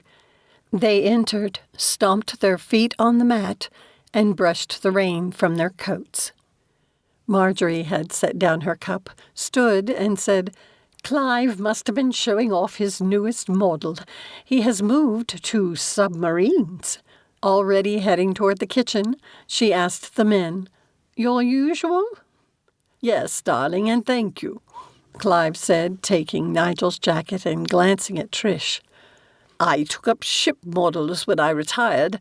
It keeps me from driving Marjorie too mad. He has quite the collection now." Nigel sank onto the sofa beside Trish and leaned to look into her cup. He chuckled. "You and your hot chocolate." Relaxed from her time with Marjorie, Trish merely smiled at him and took another sip. Clive took his wife's cup with him into the kitchen and returned a few minutes later, carrying a tray with it and 2 other cups. She held a platter of cookies. "Just for you." Marjorie held it out for Nigel. He made a happy noise and took 2 cookies. "Trish has a secret ingredient she uses in her ginger biscuits. Jalapeno." "How do you know about that?" Trish asked, surprised. "Because young Derek has brought some to Walt when I've been visiting him." Nigel accepted his cup of tea from Clive. "The actor? For someone who left public life and Marguerite passed." Clive shot Trish a look before returning his gaze to Nigel, saying, "You seem to be walking in quite famous circles again." Sadness flashed across Nigel's face at the reference to his late wife, but he quickly recovered, shooting an amused glance at Trish. At first, it confused her, but then she remembered the look Clive had given her. Had Nigel told him about her pen name? Nigel appeared to understand the question in her expression and gave a slight shake of his head. It struck her then how quickly he had regained his humor after the mention of Marguerite. Trish hoped the talk about their late spouses had helped him. It had filled her with an unexpected peace. As the others chatted, Trish finished her hot chocolate and took a ginger cookie. They were crispy, while hers were chewy, but she liked both kinds. She relaxed next to Nigel, lulled by the conversation of people who had obviously known each other for many decades. Unlike her, he hadn't cut himself off from them when his beloved wife and then his son had died, and his friends had supported him through it. Clive swirled the tea in his cup, a grin tugging at the corners of his mouth. "I say, Trish, has Nigel shared any of his stories from our days in Parliament?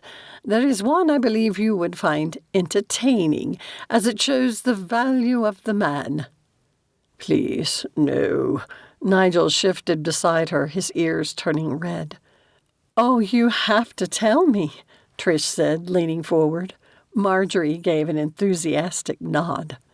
"And so I shall." Clive set down his cup. "You Americans have a very different medical system than we do here, as I'm sure you are aware. I believe a little explanation may be required. While our national health system was first established in 1948, rural areas often struggled with access to care. This included shortages of doctors, long travel times to hospitals, and even ambulance delays. In the early 2000s, the government worked to modernize the NHS in hopes of reducing the wait time and improving accessibility. Nigel and I worked together on it." Clive looked at his friend with a mixture of pride and admiration. "He, however, was a man on a mission because for him it was personal." Nigel made a grumbling sound, but Clive pressed on. It happened at one of the funding debates. This one was for ambulance services and encouraging more doctors to reside in rural areas. They all spoke of efficiency metrics and statistics. But his lordship here, he held up a handful of letters from his constituents. Clive's expression turned grim. He read the people's words. The first came from a farmer whose wife had died while awaiting an ambulance, which lost its way on a country road. Another was a pensioner who had to beg for a lift to see her doctor, because the bus service had been cut. Another came from a young single mum who needed to take a full day off work whenever she had to bring a little one to the clinic, because it was so far away. Lost work time that also took money from her budget for the food her family needed. It was about them and not me, Nigel argued. Yes, Clive agreed. But when you spoke that day in the House of Lords, you didn't argue policy. You let their words speak. He looked at Trish. By the time he finished, the chamber was silent. Suddenly, it wasn't only about numbers anymore. It was about real lives. Thank you for telling me. Further impressed by this man who had stolen her heart, she touched his hand. He responded by turning his over and intertwining his fingers with hers. And it felt perfectly right. A knot formed in Trish's throat. Her eyes grew misty, and she had to blink rapidly to stop any tears from falling. After Bill, she had pushed everyone but her family away and taken refuge in her fictional worlds and characters. And as fulfilling as she had found them, they were just that, fictional. This was what she wanted, dear friends, and love. Even as she thought it, the memory of walking into the kitchen to find Bill on the floor swept over her again, of her dropping to his side and feeling for a pulse. But she had seen death before and knew he was already gone. The agony of that loss had piled on top of the other ones and overwhelmed her. And now Trish had done it again, fallen in love, this time to a man who had been nearly grown when she was born. How could she bear to go through it all over again? Then she noticed Marjorie watching her with what appeared to be understanding. Was Trish's indecision about a relationship with Nigel so obvious? Her heart gave an uncomfortable, almost painful jump, doing that stupid, erratic beating thing. Really? Here? When she had insurance coverage in Wyoming, she hadn't even thought to ask if it would cover her outside of the U.S. What if it didn't stop this time? Should she say something and ask how close a hospital was? Just when she was about to say something, the irregular heartbeat stopped, returning to normal. When she returned home, she would check in with her doctor about it again. Maybe all the stress from the revelation of her dang pen name had caused it. "Has Nigel told you about Ravenshade?" Marjorie asked. Maybe? Focused on the now normal beat of her heart, Trish couldn't think where she had heard the name before. "It's the village on his holdings, his tenants," Marjorie said, giving Trish a meaningful look, "which is something your Misty Vale persona would find useful." "Misty Vale?" Clive cried, pinning Trish with a penetrating stare. Then he grinned. "That's why you look familiar. I saw your photo on the news this morning. Margie and I are huge fans of your books." He shot a mock glare at Nigel. "And you were so sly in my puzzle room, not admitting a thing. This is brilliant." Bemused at the reaction, Trish enjoyed the evening talking about her books. She signed all of Clive and Marjorie's copies. Chapter 12. The weather forecast for today is in your favor, Clive said when Trish came down the stairs with her suitcase. He quickly took the roller bag from her. It should be clear, so you can wear your sunnies while you're out and about. Sunnies? Sunglasses, Nigel remarked from behind her, or shades, as Walt sometimes calls them. Clive took his luggage too, giving a sweep of his arm for Nigel to proceed, quipping, "Age before beauty, my lord." Trish couldn't help grinning at Nigel's flat expression. From the corner of her eye, she caught movement and hurried into the kitchen. From the delightful smell of cooking meat and bread, Marjorie must have been at work.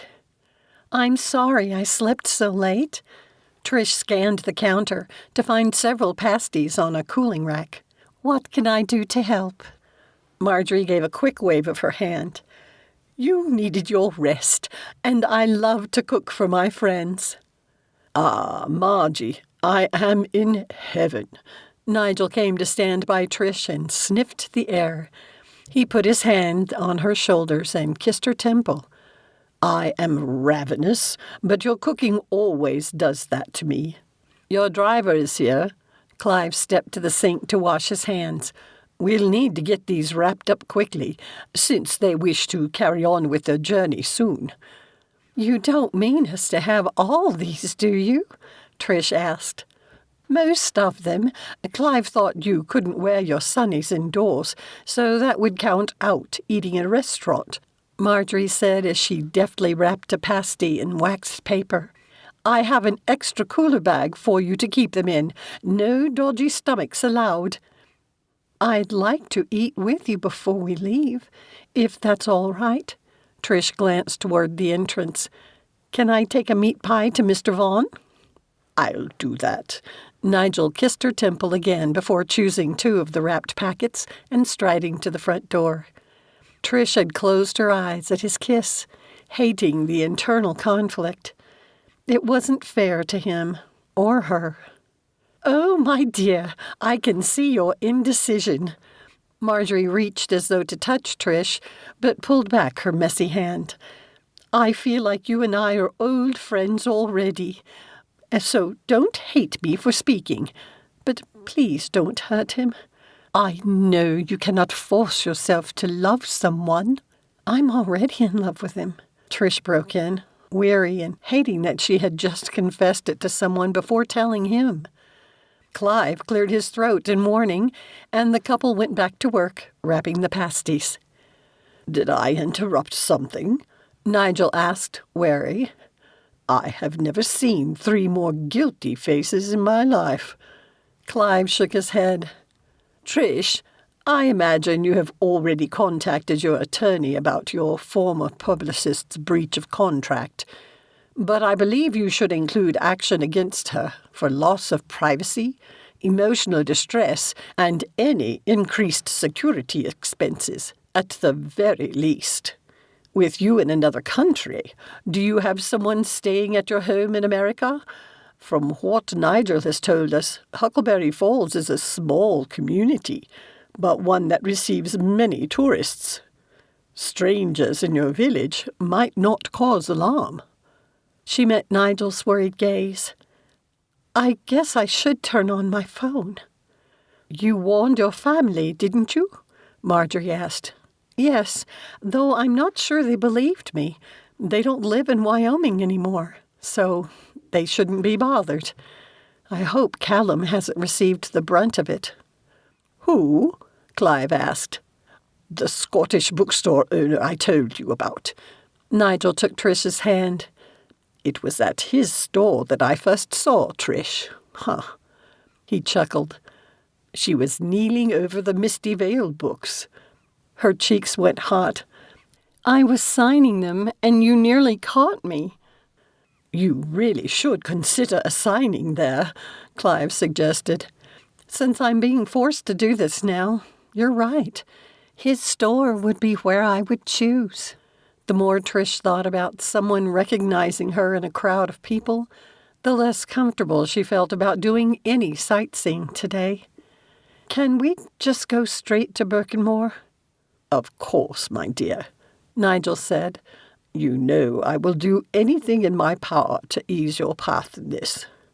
"Thank you," Trish said simply. As the car drove from Shipton under Witchwood, Nigel could tell she still had reservations about their budding relationship. At least this time he understood her concerns. He must somehow convince her that even a short time together would be worth it. "Clive and Marjorie are lovely people," Trish said, holding her mobile. "They care a lot about you." "And I feel the same for them. But is there concern for me why you three were whispering together while I took Vaughan the pasties?" "Yes." She said nothing more about it, but held up her mobile. "I'm going to turn on my phone and see how bad things have been. I'm glad I warned Derek to turn off his, too."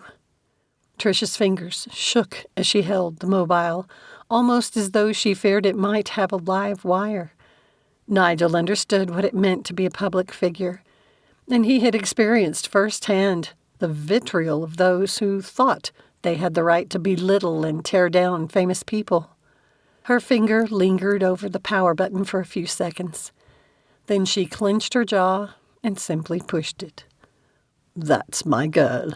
Nigel leaned over and kissed her temple. The phone came to life with a bright glow.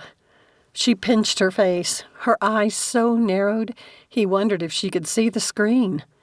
Then the torrent began, with a storm of notifications. Perhaps it had been a mistake to turn it off, and would have been better to silence it instead. Nigel clasped her wrist lightly to offer support. He glimpsed fragments of notifications as they flashed by. Why would anyone suggest revealing her identity could cause a scandal? Each ping seemed to take away from her calm, her grip on the mobile tightening. Nigel removed his hand from her wrist and gently took the device from her. He arched his brows in query. When she nodded, he silenced it and turned it face down on his knee. "It might be best to wait until the frenzy has finished," he suggested, wishing he had invited his assistant to join them in London, though no one could have guessed at what they would deal with. "Good point." Trish's expression turned pinched, as it did when something worried her. "Why would someone talk about scandal? I don't write books like that. My daughter shares her Misty Vale copies with my granddaughter, and she's 14. My minister's wife even reads them." "How have you kept the secret for so long?" Nigel asked. "Did you not wish to tell them they were your books?" "Sometimes, but it embarrassed me to admit it. When I wrote my first book, I had no idea it would become so popular." Trish leaned over and rested her head against Nigel. He wrapped his arm around her shoulders, happy to be there for her, grateful she would accept his support. "Would it be presumptuous if I asked you a question, ma'am?" Vaughan asked from the front. He winced at Nigel's glare, but waited for Trish to answer. "Go ahead." "Simply because your dishonest publicist has foisted this notoriety on you does not mean you are required to answer questions." Nigel growled. "I disagree. This is my new reality, so it's important for me to learn to deal with it. Ask away, Keith." "Well, ma'am, it's only that I have a few mates who are authors, and one has done well. Enough that he quit his job and just writes books now. He doesn't read his reviews anymore because he said people sometimes forget their manners and say ugly things." Trish nodded. "What is your point with this?" Nigel asked, irritated. "Well, he only reads the 4- and 5-star reviews," Keith said cautiously. "But he told me once there can be useful feedback in the lower-rated ones. So he has his personal assistant go through those. I wondered if you have a personal assistant. I have two. Well, had. One prepares the graphic artwork for the advertising and for my covers. He also does the formatting of my books and handles everything for uploading the ebooks, paperbacks, hardcovers, and my audiobooks. The other assistant actually worked under my publicist. She handled my media engagement, such as preparing most of my weekly newsletters and monitoring my social media groups, including my street team. Trish sighed.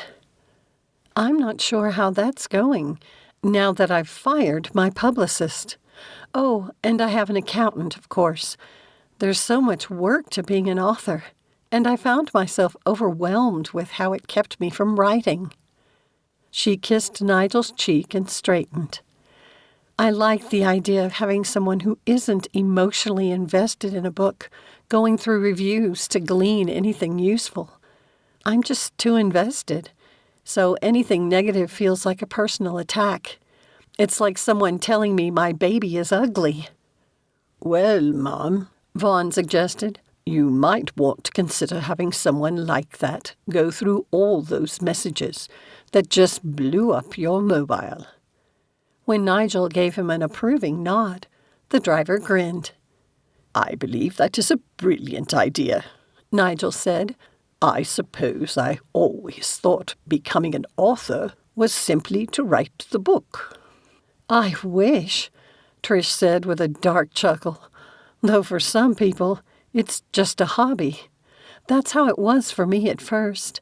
I wrote stories where I could control who died. He covered her hand, now understanding the pain that had driven her to begin her writing career. It is time to see what Sandra suggests for possible replacement publicists. She works with Walt extensively and has her finger on the pulse of Hollywood. Trish pulled a face. What? He asked. I was just thinking about what it must be like to chauffeur rich people around. I've included coachmen in my books, but never once considered what interesting things they must hear. She gave him a sympathetic glance. Where did that come from? Nigel asked, bemused by the sudden shift.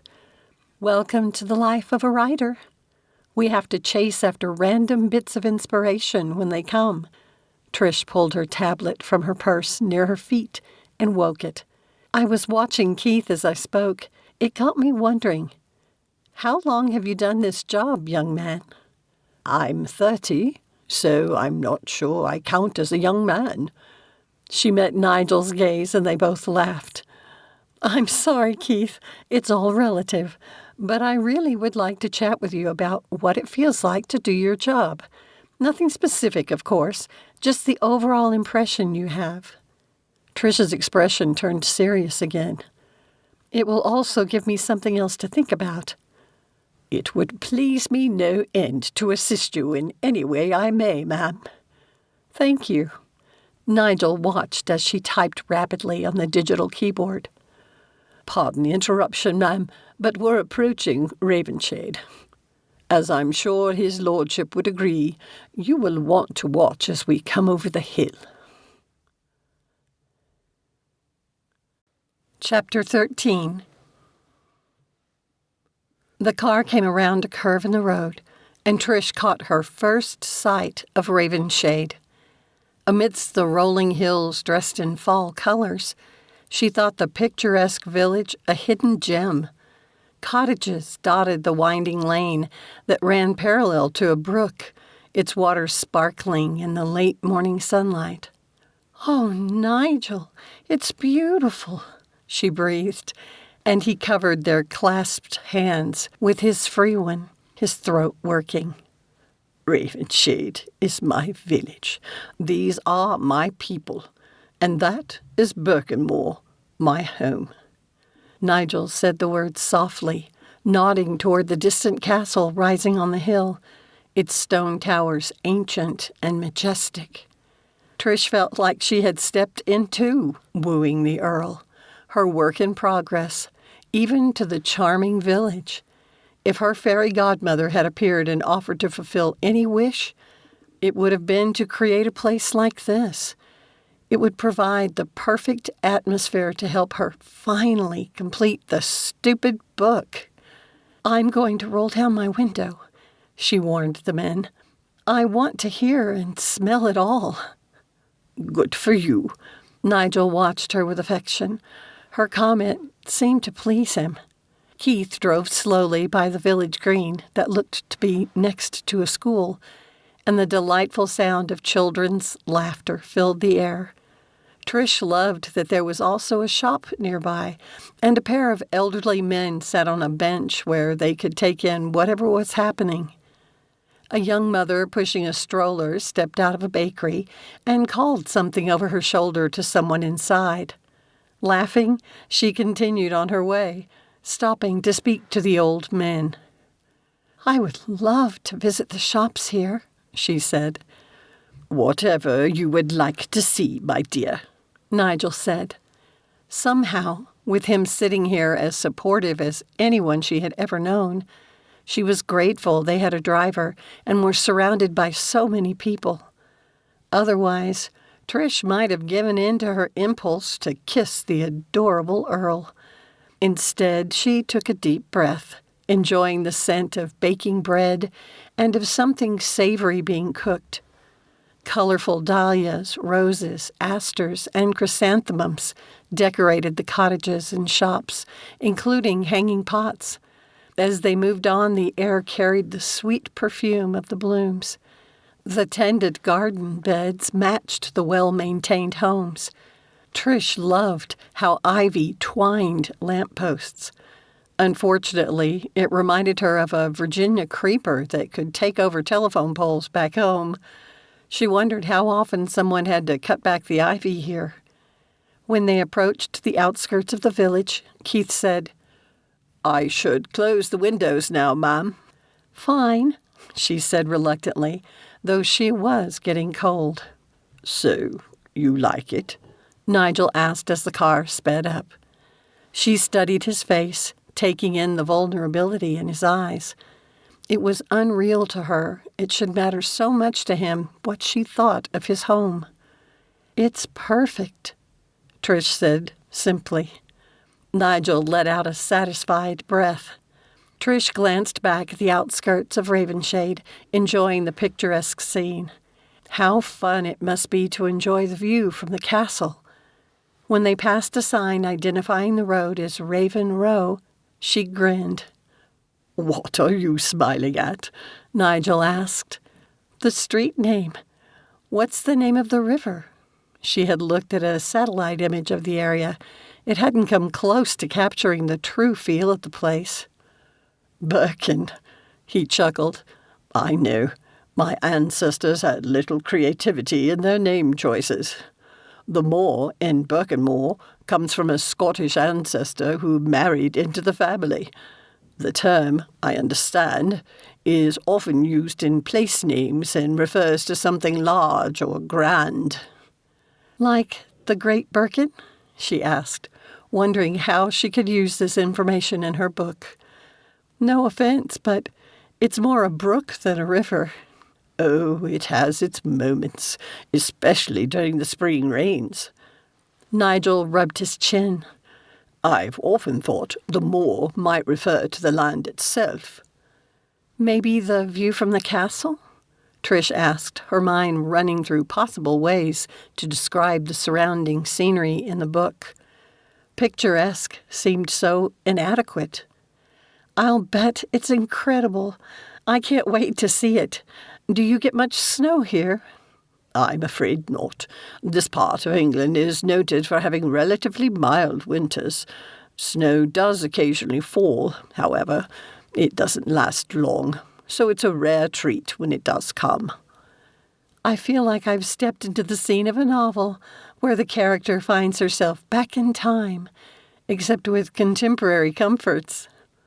"I can assure you Birkenmor will make you feel that even more," Nigel said, his voice and body both satisfied and proud.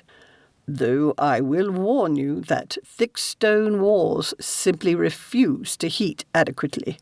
The land Ravenshade sits upon is owned by the estate. We make sure to include input from the residents in all decisions relating to the village. They take pride in the films made here. I saw Walt's movie that was shot in England. Why didn't they film any of it here? One place he plans to scout on this trip is the Birkenmor estate. I thought he'd visited here before, Trish said, surprised. Several times now. He has struggled to convince the studio to consider Birkenmor, but they recently agreed. However, even if they choose not to film at my estate, he wishes to produce a historical film here. Trish hadn't heard that. Before she could ask what historical story the actor was considering, Keith spoke. I beg your pardon, my lord. Are you talking about Walt Kincaid, the actor? Nigel stiffened. Trish covered his hand. Since you hired Keith for the length of our stay, it's not like he wouldn't notice when Walt shows up at Birkenmor. She met the driver's gaze in the mirror. His lordship and Walt are related by marriage. Blimey, but this trip is the most interesting one I've driven. I'll bet, she agreed. Ahead, the road wound its way up a gentle hill.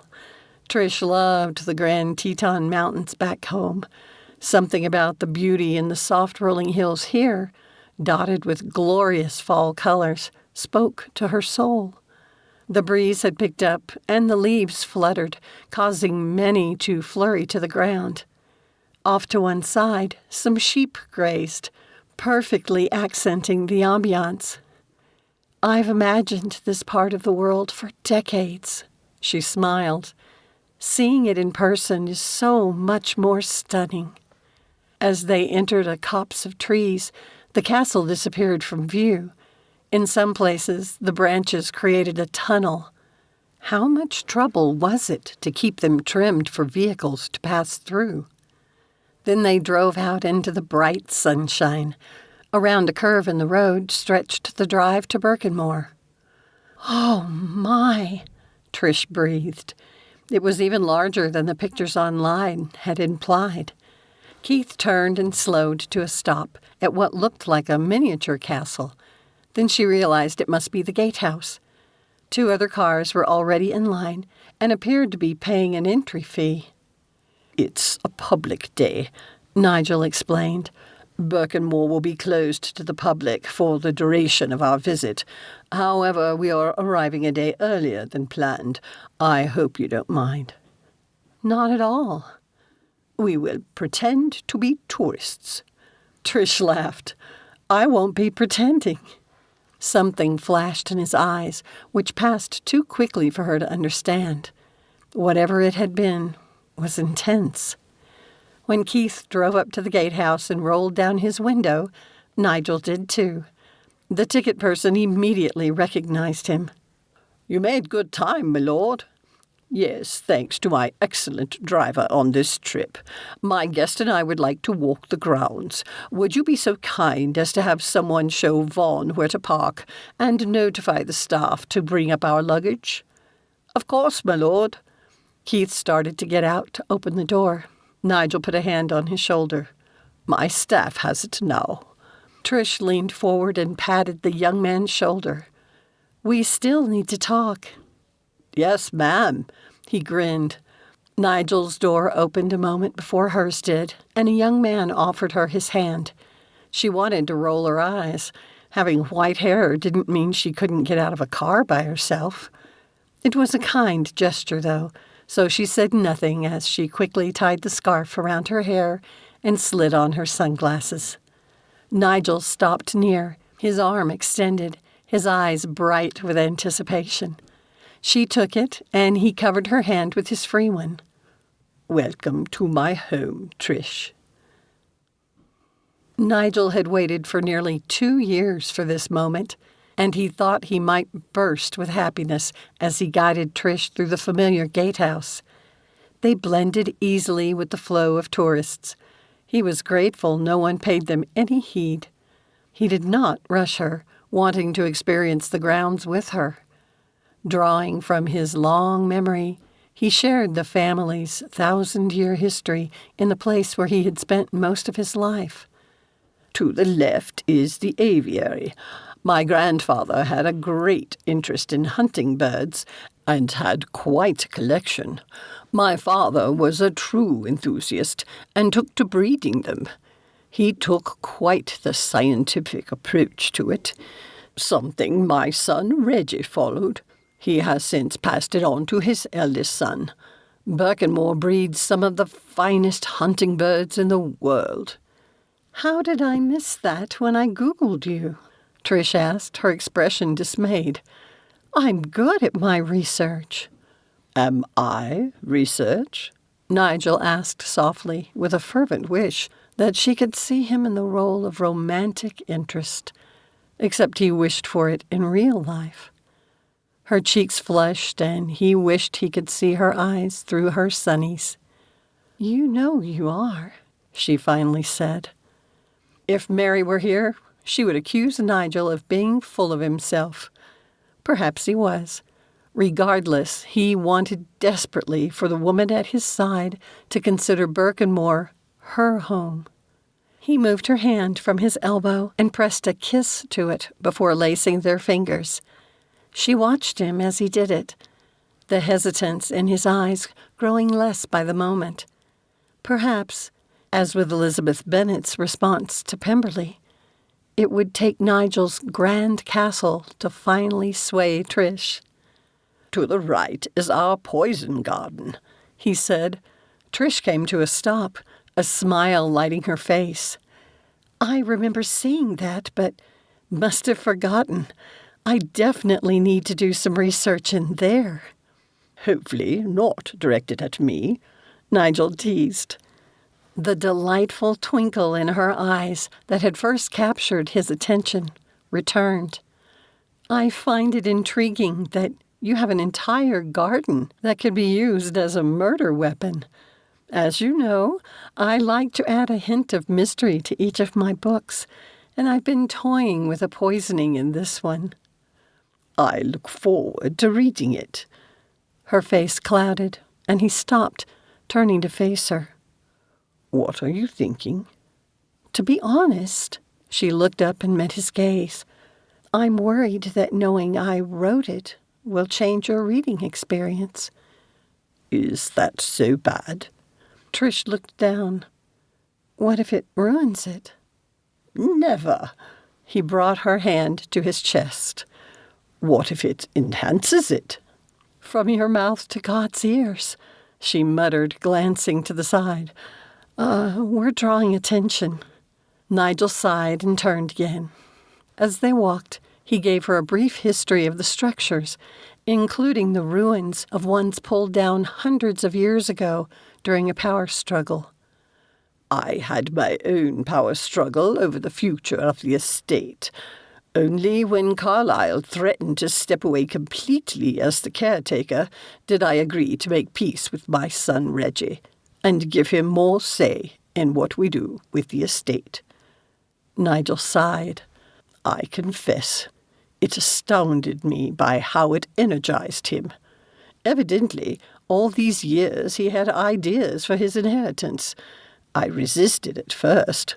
With Carlyle supporting his suggestions, however, we have built a play area for the children and a picnic area so people can take their lunch here. He glanced at Trish and found her smiling at him. They dragged you screaming into the 21st century? Too right, he said flatly. Reggie is already making event plans for my birthday in 3 years with things like Harry Potter days and Jurassic Park themes. I love it. She squeezed his hand. I always swore I wouldn't grow into one of those inflexible old people who refuse to try new things. Like loving again? Though Nigel understood her worries about it, he wondered if she saw how intractable her stand on it was. I try to stay on top of technology so I'm not always having to have Derek help me with things around my house, Trish chuckled and pointed to her temple. If nothing else, it exercises the gray matter. They had finally reached the entrance to the courtyard garden, and Trish gasped softly. This is called the Queen's Garden. It was constructed to prepare for a visit from Queen Henrietta Marie. When did she visit? She released his hand to retrieve her mobile. During a visit in the 1600s, during the English Civil War. My ancestor had it built as a gift to her and as a symbol of loyalty to the crown. Nigel tilted his head to look down at her, one brow arched. Family legend has it that the garden's beauty moved her enough to shed a tear. Fascinating. Your family legends certainly go farther back than mine do. Trish typed into the mobile nearly as quickly as her grandson did. Nigel decided he should have Derek teach him how to be faster at it, if only to keep up with Trish. Your gardeners are gifted, she said, this time taking his hand first.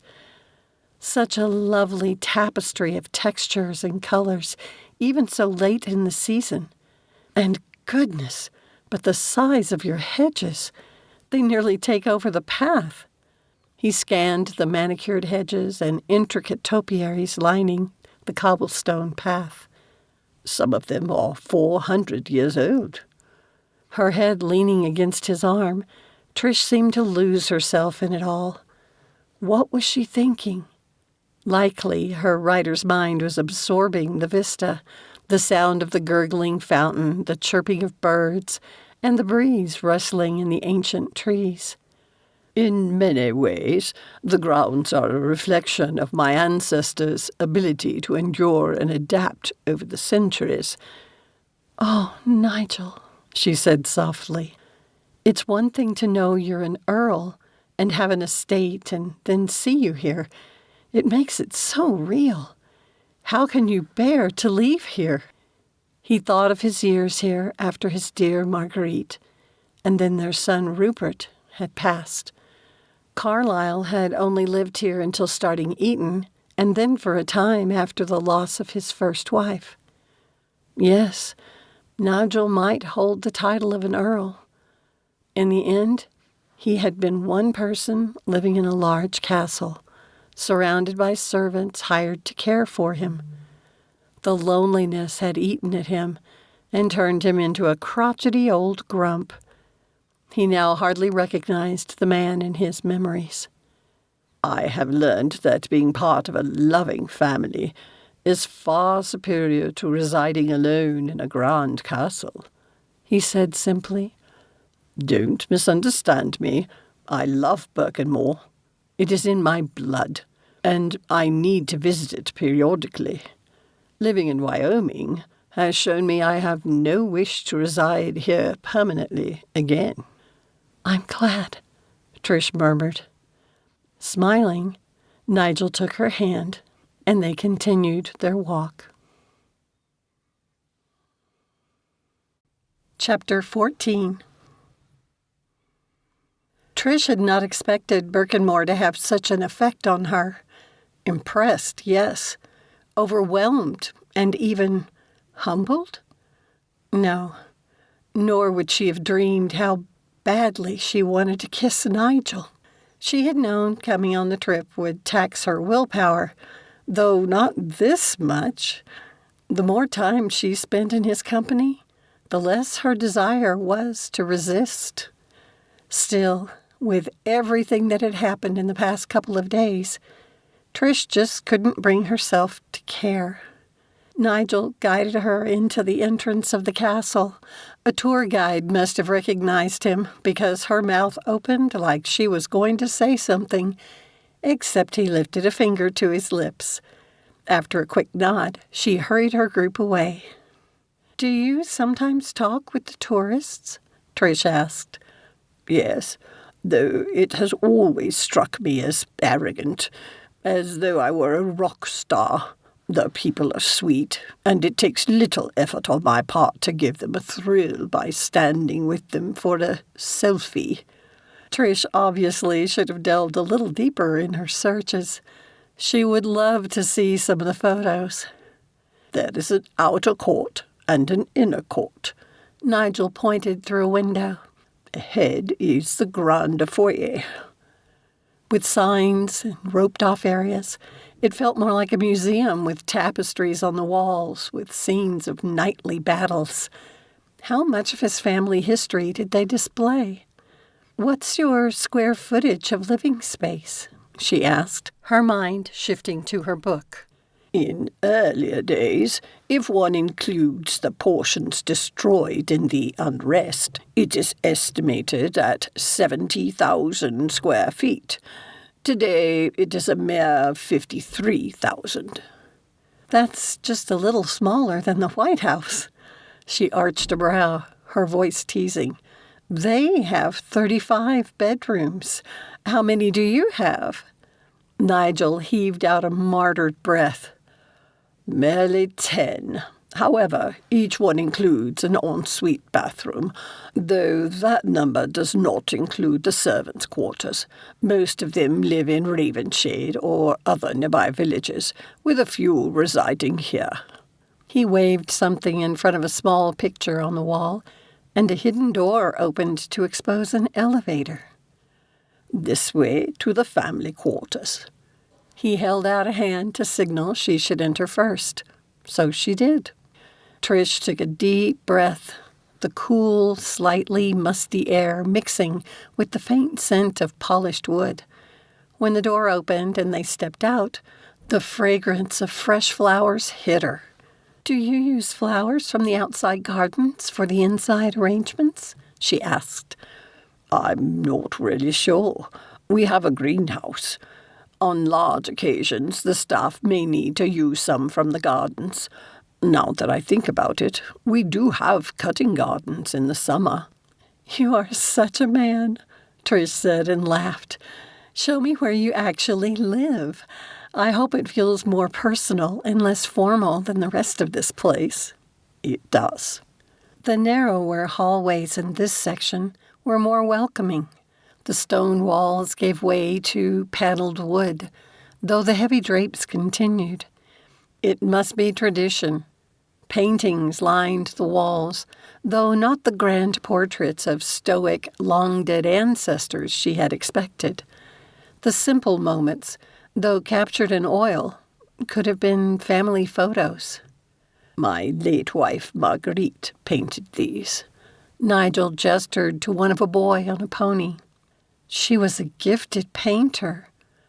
Trish studied the delicate strokes. I love how she captures not only the moment, but the joy in his eyes. That takes talent. Had she not met and married me, I believe she would have pursued it as a career. Nigel glanced at Trish, his gaze questioning, like he wasn't sure it was okay to talk about his family. She threaded her fingers with his and rested her head against his arm again. "Who's the boy?" "Rupert, Carlyle's father. He loved his pony more than anything. I believe if he hadn't grown so tall, he would have tried to be a jockey. He shifted his obsession with speed to automobiles, which is what killed him. Carlyle has lived longer than his father did." "It's so unfair, isn't it?" A lump formed in Trish's throat, her eyes burning. She had to remember she wasn't the only one to have lost people she loved. She glanced at more of the paintings and could almost feel the presence of his late wife and son. Not in a scary, haunting way.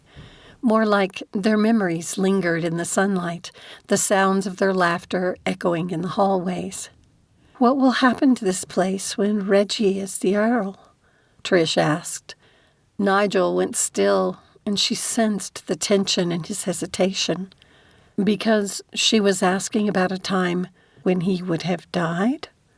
When the earlier lump in her throat returned, she pressed on because she could tell this was important to him. "I only ask because he didn't raise his children here, did he? Do they have any kind of emotional attachment to the place? Or is it only lucrative? Only about the money?" They stood by a hallway bench, and Nigel sank onto it, pulling her down beside him. I won't be here forever, of course, so it will be up to Reggie to decide. If she understood what Nigel had said about his son, the man was only now coming into his own as a decision-making adult and not merely a trust fund baby and future Earl. "Does he love Birkenmor?" she asked softly. You mean as more than a revenue source? Nigel sighed.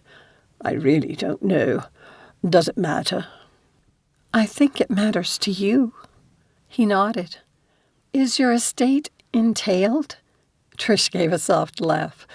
"I don't even know if that's a thing anymore." Parliament abolished entailment with the Law of Property Act of 1925. Trish's mind filled with possibilities. "Then it's all yours to do with as you want?" Nigel tilted his head, a crease between his brows, his expression wary. What are you suggesting? "Don't look at me like that. I'm not suggesting anything." Trish shifted so she could look at him. "I'm just thinking about what your options are to preserve the historical treasure you own. Since it's not entailed, you get to decide its future, if that's what you want. If you're not sure what Reggie will do with it, then you two should talk." It is only in the last 2 years that we have spoken civilly. I fear risking our healing relationship. "Okay, I get it. And it was Carlyle who helped to get you guys that far, right?" He looked so defeated, dropping his gaze to his hands, that Trish's heart broke for him. She shifted on the bench to face him and cupped his cheek, his beard surprisingly soft under her hand. Nigel looked into her eyes, her heart a tangle of emotions. The love in his gaze was so powerful, it stole her breath away. Trish's writing had always given her a refuge, allowing her to control her life, which too often spun out of control, and stole those she loved. She needed the walls she had constructed so painstakingly, because otherwise it left the fragile woman behind the pen vulnerable. And at this moment, with her metaphorical walls nothing but rubble at her feet, she was defenseless against him. With trembling fingers, she ran her thumb over his warm lips. He brought a hand to her neck and gently urged her closer. How many times had she dreamed of kissing Nigel? She shouldn't. Once they crossed that line, she wouldn't be able to protect her heart. Right now, though, she was tired of fighting the pull to him. She leaned closer. "Pardon the intrusion, my lord," a male voice called from down the corridor. Trish jerked back, shaking now, her face hot with embarrassment. Nigel took her hand and slowly rose to his feet, his jaw clenched, probably from the interruption. A balding man in surprisingly butlerish apparel had paused a few feet away, his gaze on the floor as he bowed. Behind him stood Keith, who also appeared to be avoiding looking at her and Nigel. "My lord," the older man said, "I have just received word of your early arrival. Trish, this is Edwin Weatherby, my long-suffering and highly esteemed butler." She shot Nigel an appreciative glance at the Earl's dry humor. "It's a pleasure to meet you, Mr. Weatherby. His lordship speaks highly of your service." "Weatherby will do, ma'am, and thank you." His gaze lingered on their clasped hands before he bowed his head in acknowledgement. "My lord, there are some matters requiring your immediate attention." Nigel had never experienced such frustration in his life. Almost since the moment he had seen Trish in the Thistle and Quill, he had dreamed of kissing her. And a moment ago, she had instigated it. She had cupped his cheek. Only to be thwarted by Staff.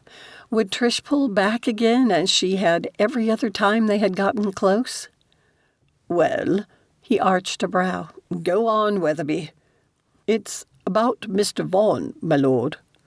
That's my fault, Trish interrupted. I need him close by since he'll be helping me with some research. Weatherby, after shooting a quick look at Nigel, who nodded, said, I will see to Mr. Vaughan's accommodations. Is it possible for them to be near mine?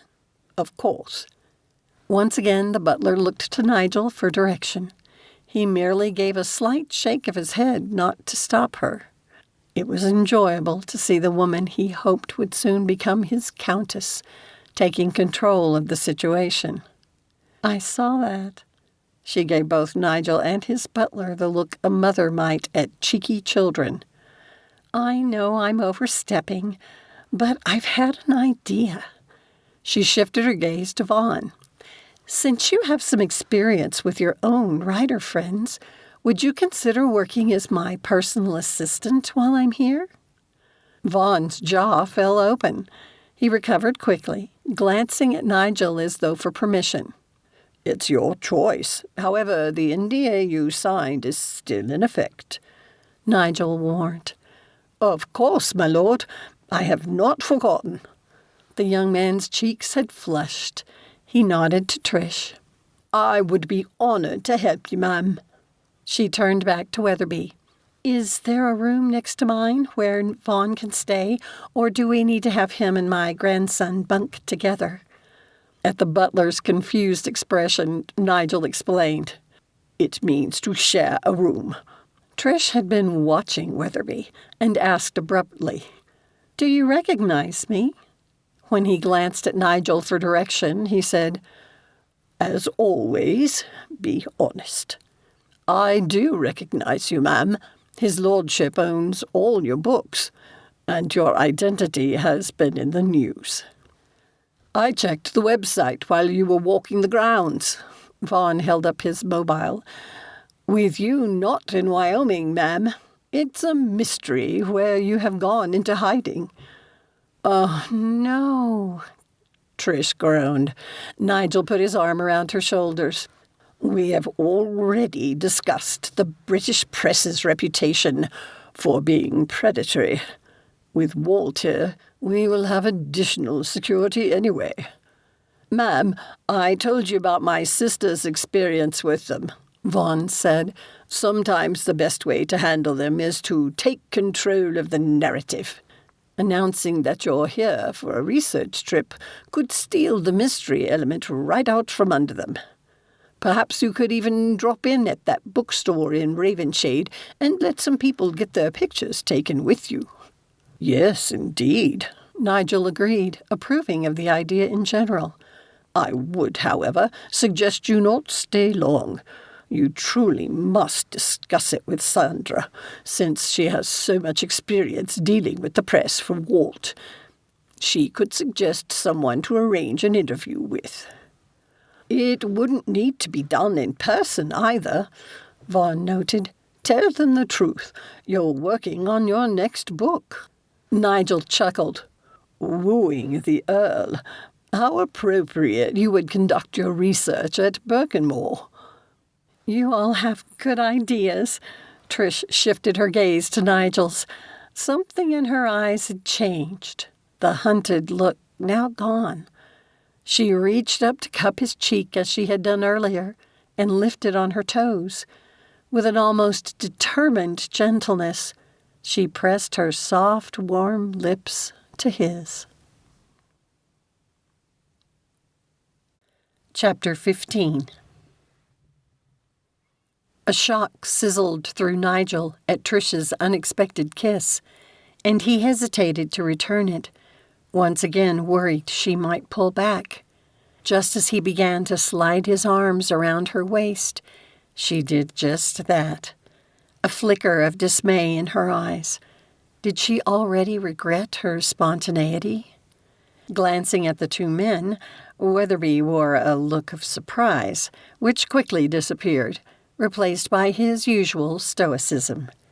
Vaughn grinned and ducked his head. Nigel's mouth still tingled from the touch of her lips. Before he could decide what to say, Trish shifted back into her trail boss manner, as Mary had once described it. Keith, once you get settled in your room and I have somewhere to use as an office, your first assignment will be to catalog the messages on my phone. Tapping her chin, she shifted her gaze to the butler.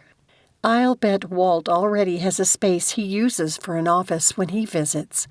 Is there a room I can use that wouldn't inconvenience anyone? She glanced awkwardly at Nigel. If it's not asking too much? Of course it's not, my dear. Weatherby, provide Mrs. Johnson with anything she requires. I believe the refurbishing of the east study on the first floor has been completed. It should suit. Nigel tilted his head at Trish and winked before adding, Americans call our ground floor the first floor, so it can be confusing for them. A flash of doubt crossed her face at his teasing, but she gave him a playful shove. I do write historical British fiction, you know. She turned to Keith. Does that work for you?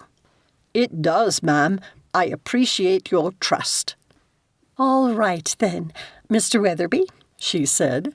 His lordship can finish giving me a tour and then show me my quarters. If you will allow me, Mr. Vaughan. Weatherby bowed to Trish, showing the tiniest bit of bewilderment. Well done, Nigel said softly to her as they watched the two men walk away. Alone again, his mind went back to that surprising kiss. He wanted to initiate another. However, he couldn't forget the dismay on her face.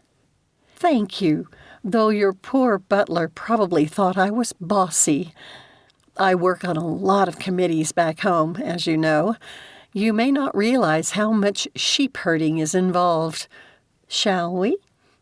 Intrigued as always by this woman, Nigel nodded and extended his elbow to her. Gratitude flashed in her eyes, and she took it. A sense of disappointment settled over him. Regardless of the reason she had kissed him, it might be the only one he received from her. The ground floor of the West Wing has the family's common rooms.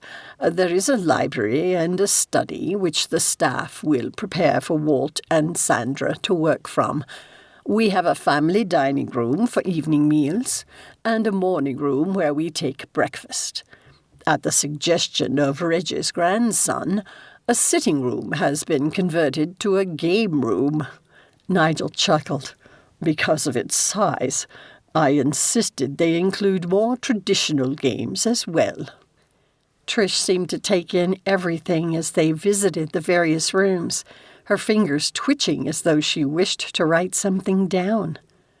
You will have opportunities to go deep into your research later, he suggested. It's beautiful. Would it bother you if I filmed as I dictate my impressions? I promise I won't share it anywhere. I trust you. Well, your home is amazing. It blows my mind to have so much space for so few people. I'm glad you're sharing it with the public. Nigel nodded, wondering again what the future would hold for his home. It might not remain a home for much longer. Not with half his grandchildren living in America now, and the other half having little interest in Birkenmor. Do you have a family portrait gallery? Trish finally asked. We do. The older paintings are available in the public areas. His throat tightened at the memory of his youngest son's poor choices. Nigel rubbed the ache in his chest. Now, we keep pictures of living family members in the private quarters, except for my official portrait, of course, as I hold the title. What are you thinking? Trish paused and turned him to face her. I can tell something has caused you a lot of pain. If his dreams came true, she would need to know the truth anyway. Though she could find the sensationalized version reported by the press, He pulled her over to a nearby bench, and they sat.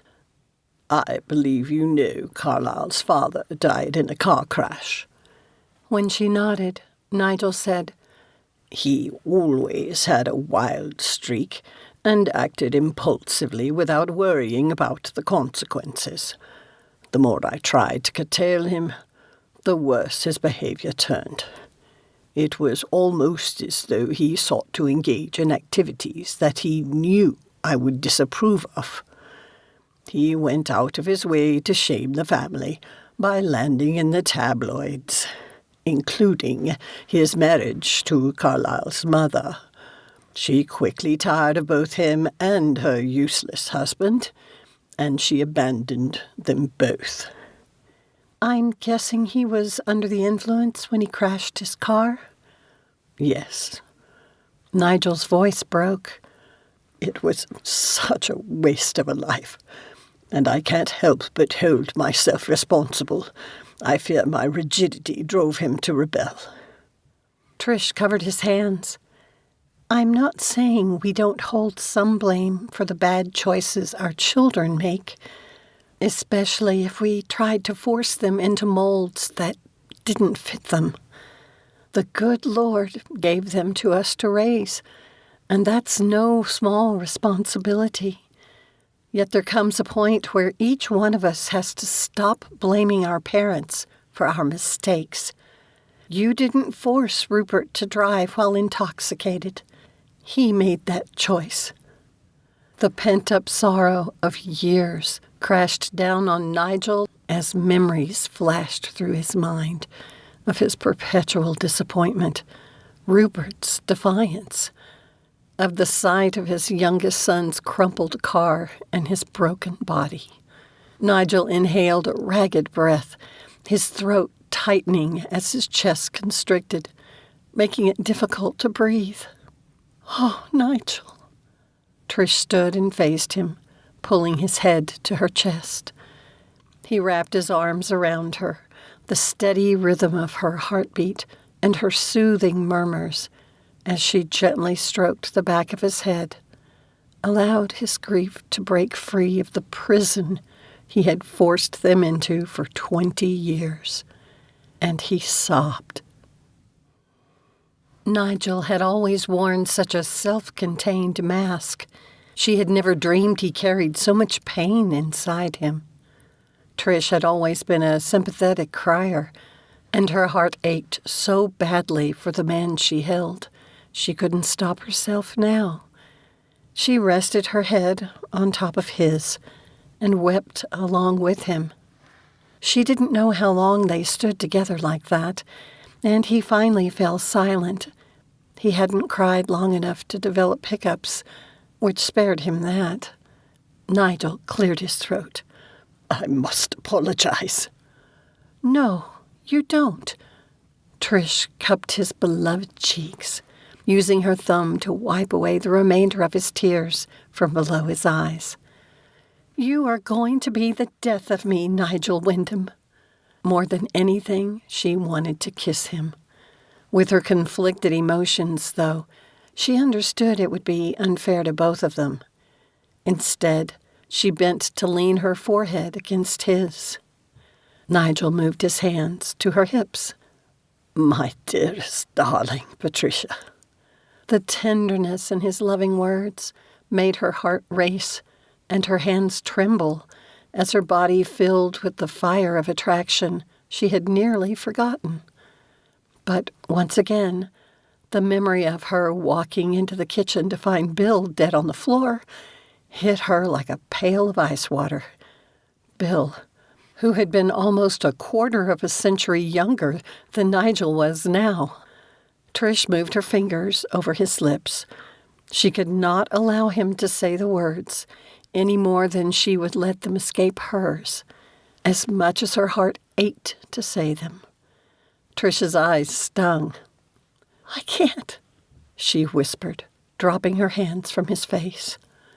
Nigel lowered his hands. She turned away and opened her purse to pull out a small mirror. Fortunately, she wore waterproof mascara. As she tidied her makeup, Trish took the time to gather herself. Behind her, the sound of Nigel's cane told her he had risen. She returned the mirror to her purse and snapped it shut. Determined to control her wayward emotions, she schooled her expression and faced him. "I would love to see your family portraits." Nigel studied her, his features seeming more aged than before, the grief she had hoped to ease more pronounced than ever. How selfish of her to come here for research, in the home he took such pride in, knowing how badly he tempted her, yet also accepting that she must not give in. "This way." He nodded behind her, but he didn't offer her his arm this time. They walked in silence until she stopped at the first painting. The young man had a firm jaw and wore a military uniform from the previous century. Trish had seen a photo of a young Nigel, and he bore a striking resemblance to the man in the painting, including the proud, unyielding eyes. "My grandfather," Nigel said, his voice low. "His formal portrait is the one the public sees. He served in the Navy during the Great War. As with his father and grandfather, they held Birkenmor together through some extremely treacherous times." Once again, his voice carried deep emotion, and Trish wondered how much he worried about the future of his family's legacy. "Your family is strong to have survived so long, and I don't believe your bloodline has weakened," she said, studying the portrait and comparing it to the man beside her.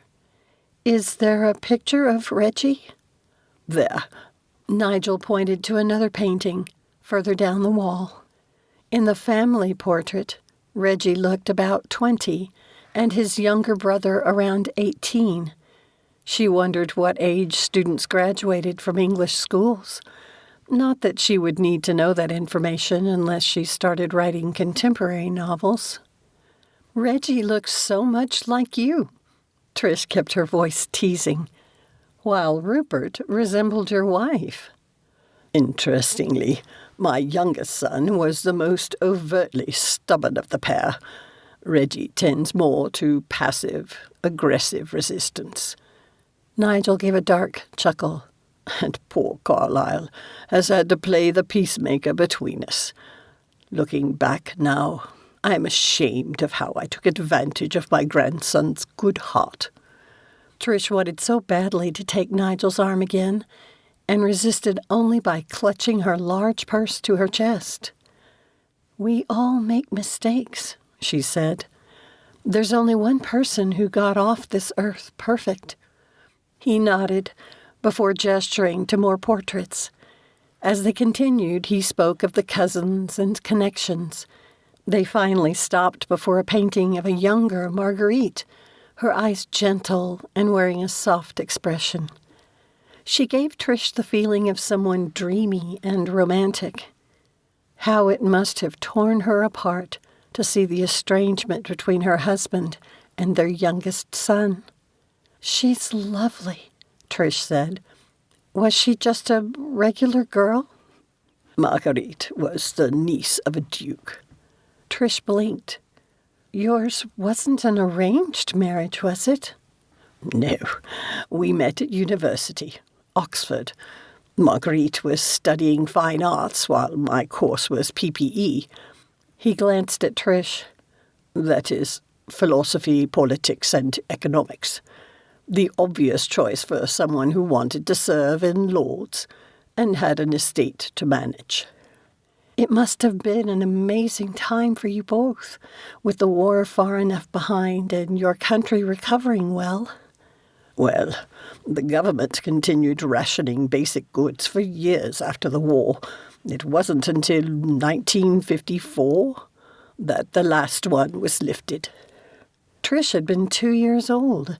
She didn't say it aloud. They had reached what she realized was an elevator, and Nigel pushed a button. The door opened immediately to dark panels and brass fixtures. It fit the feel of the castle. He gestured for her to enter first. They rode to the third floor in silence.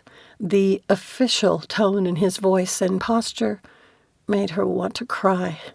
He turned to the right and led her several doors down a corridor before stopping at one. "This is your room. Afternoon tea is at 4. If you don't mind, I will come for you a few minutes before." "Thank you," she whispered. "Until then." Nigel gave her one of the bows she had come to love. As he turned to leave, though, his hand lingered on the doorframe, almost like he was reluctant to go. Then he turned, the sound of his footsteps fading down the corridor as he walked away. Chapter 16. Nigel left Trish and went to his bedroom. He hadn't been there in several months. The excellent staff had already brought up his luggage and unpacked it.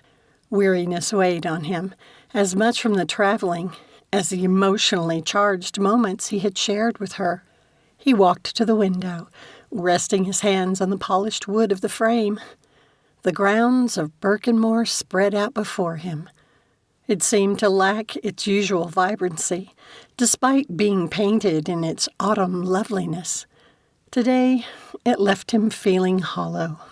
Mary had provided him with wise advice, in part. Opening to Trish about his past and encouraging her to do the same with him had brought them closer. For a moment, he allowed the memory of her lips on his to linger. However, as it had at the time, her wary eyes overshadowed the sweetness of the moment. Nigel truly did not know how to assuage her fears of being widowed again. He could not make himself younger, nor would he. The walls she had built to protect her wounded heart might have cracked, yet enough remained for her to retreat behind. And what other tools did he have to bring them down completely? With a deep sigh, he stroked his beard. He had not always had much patience, but his many years had forced him to learn. Nearly every time they shared a meaningful glance or a lingering touch, he knew his was not an unrequited love. No, lack of affection on her part was not the problem. Her fear was. He glanced at the antique clock on the fireplace mantel.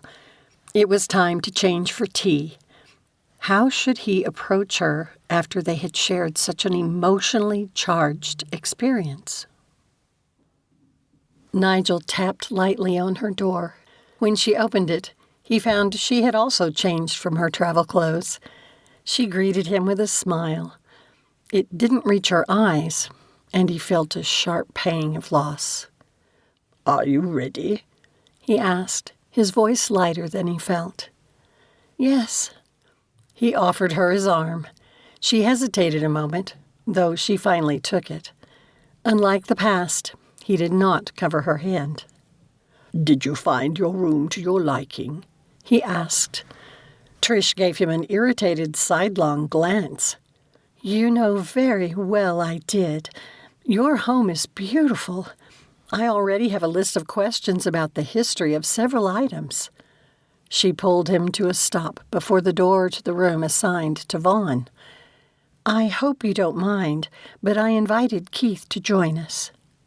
So much for spending time alone with her. She obviously meant to use her new personal assistant as a buffer. When Vaughn opened his door, he had also changed his clothes.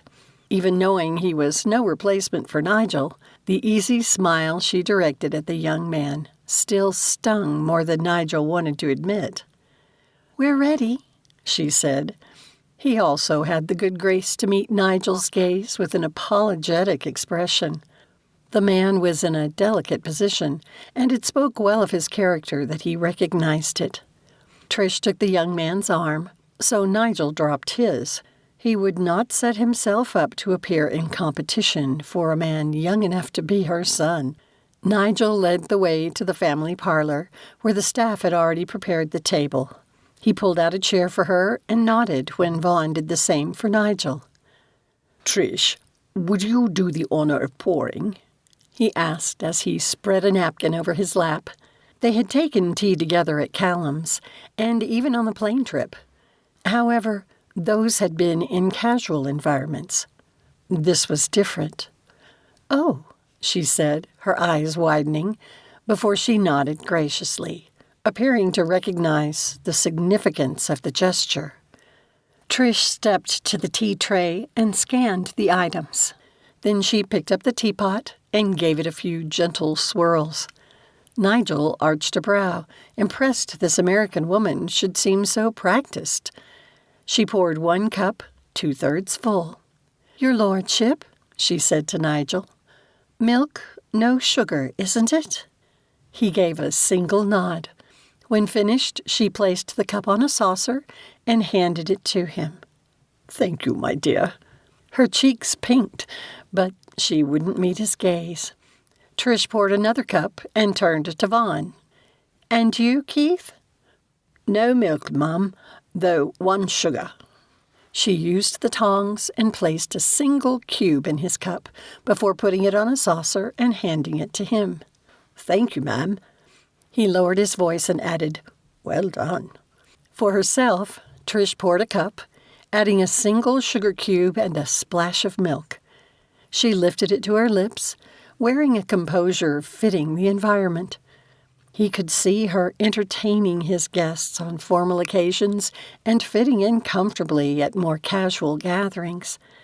Her American independence, he gave a mental chuckle at the unexpected comparison with the war for sovereignty, would make it more difficult for some of his stuffy, titled acquaintances to make Trish feel less. "Very nicely done, Trish," Nigel said softly. Trish took a small sip, her cheeks flushing. He hoped with pleasure, though she still wouldn't meet his gaze. Nigel let out a slow breath, holding his cup near his face to hide the gesture. He refused to give up on a future with her. At the moment, he was at a loss on how to proceed.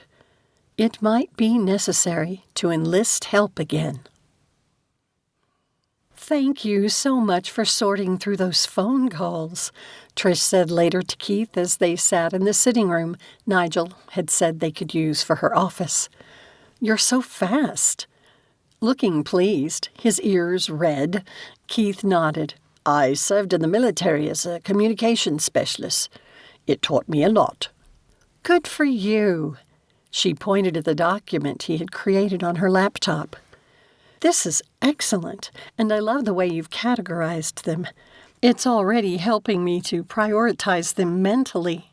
Since I survived through that awful call to my children, I'm ready to walk through the house and write down my impressions." She hated when her children treated her like a child, and both her son and daughter had acted like Trish was a teen who had sneaked out at night. Finally, she resorted to saying goodbye and signing off. "If you want, Mum, we could speak aloud as we go," Keith suggested, holding up her phone.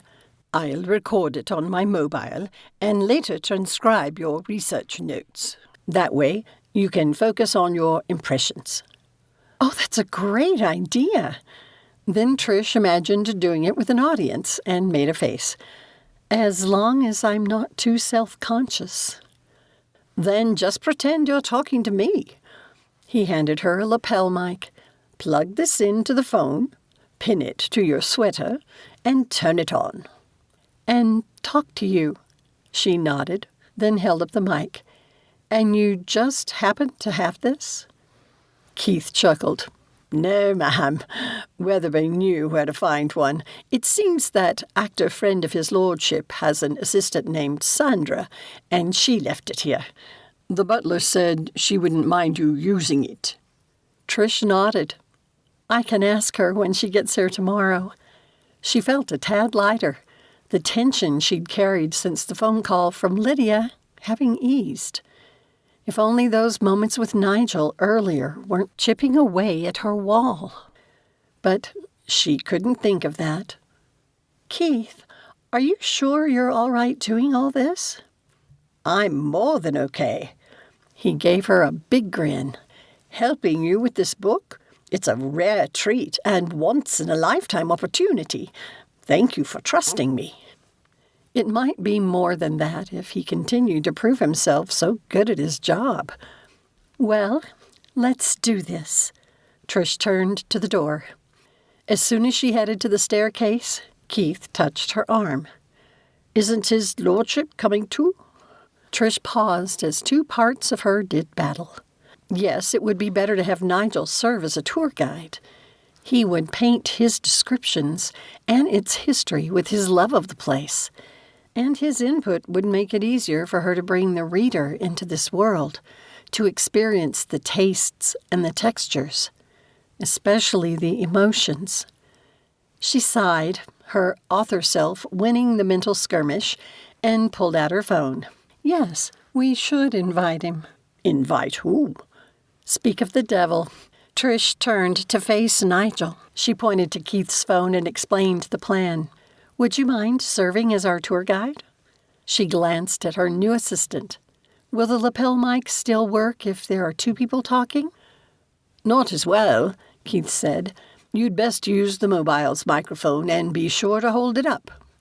All right, then. She handed him the mic again and checked the battery on her phone. It should last, and she planned to retire early tonight anyway.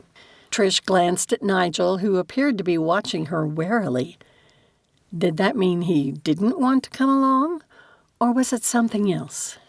Any way I may serve you. He gave her a formal bow. Thank you. She turned before he could see tears in her eyes. Where did all these emotions come from? It couldn't be hormones because she didn't have them anymore. Apparently, that didn't prevent her from caring that she had hurt him. I suggest we begin with the library, Nigel said, moving beside her, his hands clasped behind his back. It is one of my favorite rooms. It sounds perfect. The three of them descended the stairs, with Nigel leading the way. He opened a door. Trish walked in and gasped, stepping into her dream library. It reminded her of the one Belle had loved in the Disney movie Beauty and the Beast, except on a smaller scale. It made the room cozier. Dark oak shelves lined the walls, reaching the ceiling. She inhaled the scent of old leather bindings and beeswax polish, reminding her of dear Callum's bookstore in Huckleberry Falls. She gripped her phone in shaking hands, hoping Nigel hadn't noticed how the room affected her. Keith gently tapped her arm, showing he held his phone, already opened to the recording app. Let me do this for you. Thank you, Trish whispered and shoved her hands into her sweater's pockets. My great-grandfather commissioned the room, Nigel said as he scanned it. He fought in Africa in the Zulu War, but would never speak of his experiences there. I believe he sought refuge in here to help him forget. Trish understood too well.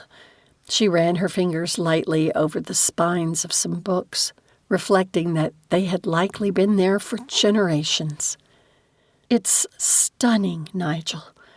Do you know if he left any journals or personal writings? We thought not. His eyes took on a mischievous twinkle. That is, until Carlyle's father fancied himself a spy.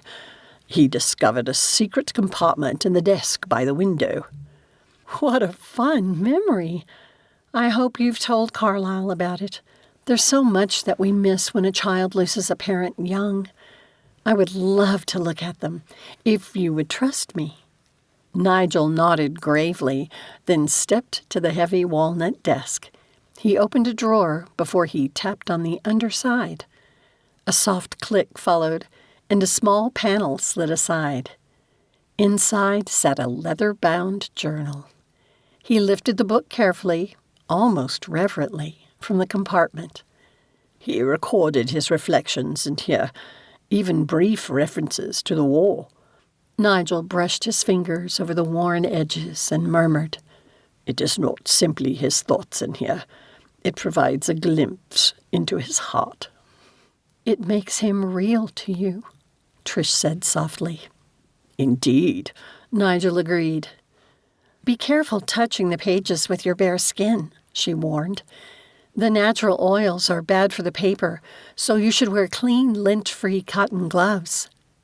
Nigel looked at her, a brow arched in surprise. You have experience with old documents? This may be my first visit to England, but I've done a lot of research over the years, and quite a few Brits traveled to America and brought their journals with them. I didn't know that. He returned the journal and locked it again. Shall we move on to the music room? Yes, please. Trish nodded, grateful for the moment to collect herself. It was another magnificent room, and she could imagine a musical evening held in it during the time of her work in progress, though not the grand piano that sat front and center now. Trish stepped to the framed photographs that lined the walls. They were snapshots of Nigel's family, including Marguerite, who played the piano. Another of young Reggie and Rupert playing violins. There was one of what had to be toddler Carlyle pounding the keys. She would need to ask him if he still played. I love how parts of your family's legacy are spread throughout the rooms. Yes. Nigel stared off into the distance. Marguerite loved this room and would spend hours here. She taught the boys. When they were younger, they would play together, until Reggie turned 13 and it wasn't the thing. Rupert followed quickly. It is sad when our children outgrow spending time with us. You got that right. Trish's back started to ache. I think that will do for me for today. Thank you for sharing this with me. I'm tired, and I hope I can take dinner in my room. Nigel's face closed up, making her wish she hadn't said it. Of course, my dear. I hope you will allow me to show you more tomorrow. Thank you, she said. That would be lovely. Nigel glanced at Keith. Do you know the way back? I do, my lord. Very good. Nigel met Trish's gaze for a moment. Until tomorrow, then. He bowed to Trish and left the room. Chapter 17. Nigel sank into his favorite overstuffed chair, weary from the emotions of the day. At his request, Weatherby had started a fire, and the flames crackled, its light casting shadows across the library's shelves. The warmth of the embers couldn't take the chill from Nigel's heart. He had hoped Trish would join him here after dinner. Instead, he had spent a stilted meal with Vaughn, who had obviously wanted to inquire about the sudden estrangement between Nigel and Trish. He appreciated the young man's discretion in keeping silent about it. What he had seen today was a microcosm of Nigel's relationship with the woman. Usually, the ebbs and flows spanned days, and often weeks. He couldn't recall a time when he had experienced the polar extremes in a single day. She had kissed him. They held each other as they cried over their painful pasts. Nigel knew she loved him. Still, she had retreated yet again, hiding behind those infernal barriers of hers. And she had been so close. He rubbed at the ache in his temple. It could be that Trish's walls were too strong to breach, and it was time he accepted that. Now, he and Reggie were getting along better. They could perhaps both call Birkenmor home. The two had spent years at loggerheads until Carlyle had interceded. While Nigel could only surrender his title by dying, he had agreed to give Reggie free rein of the estate, and his son had done exceptionally well. Nigel had always considered himself forward-thinking, but his son's innovative success had proved how far behind Nigel had become. He had given up on life until he met Trish. She made him feel young again. Well, younger. "You're an old fool," he grumbled to himself, watching the fire, "chasing after a much younger woman." When he was 40, she had only been 25. People would have called it a May-December romance. It hadn't seemed that when they were both senior citizens. Nigel leaned back his head and closed his eyes, wishing the crackling fire could soothe his melancholy and calm his restless mind. How could he bear to return to Wyoming if she refused to see him? His dreams of a future with her mocked him. Trish lay in her bed, wishing she could fall asleep. Every time she closed her eyes, the pain in Nigel's face flashed in her mind, as though imprinted there. Her heart ached, truly understanding for the first time the weakness of her characters, hating themselves for the pain they caused. She had caused. What kind of horrible person toyed with a man's feelings because she was too weak to resist him? Trish rubbed her chest. Having a weaker body than when she'd been young didn't mean her feelings had lessened. She had to stop thinking about Nigel. He'd always had the power to make her pulse race, but this was the worst yet. Then she recognized the too familiar irregularity. Was he why they came more often lately? She had been kidding when she'd said he would be the death of her.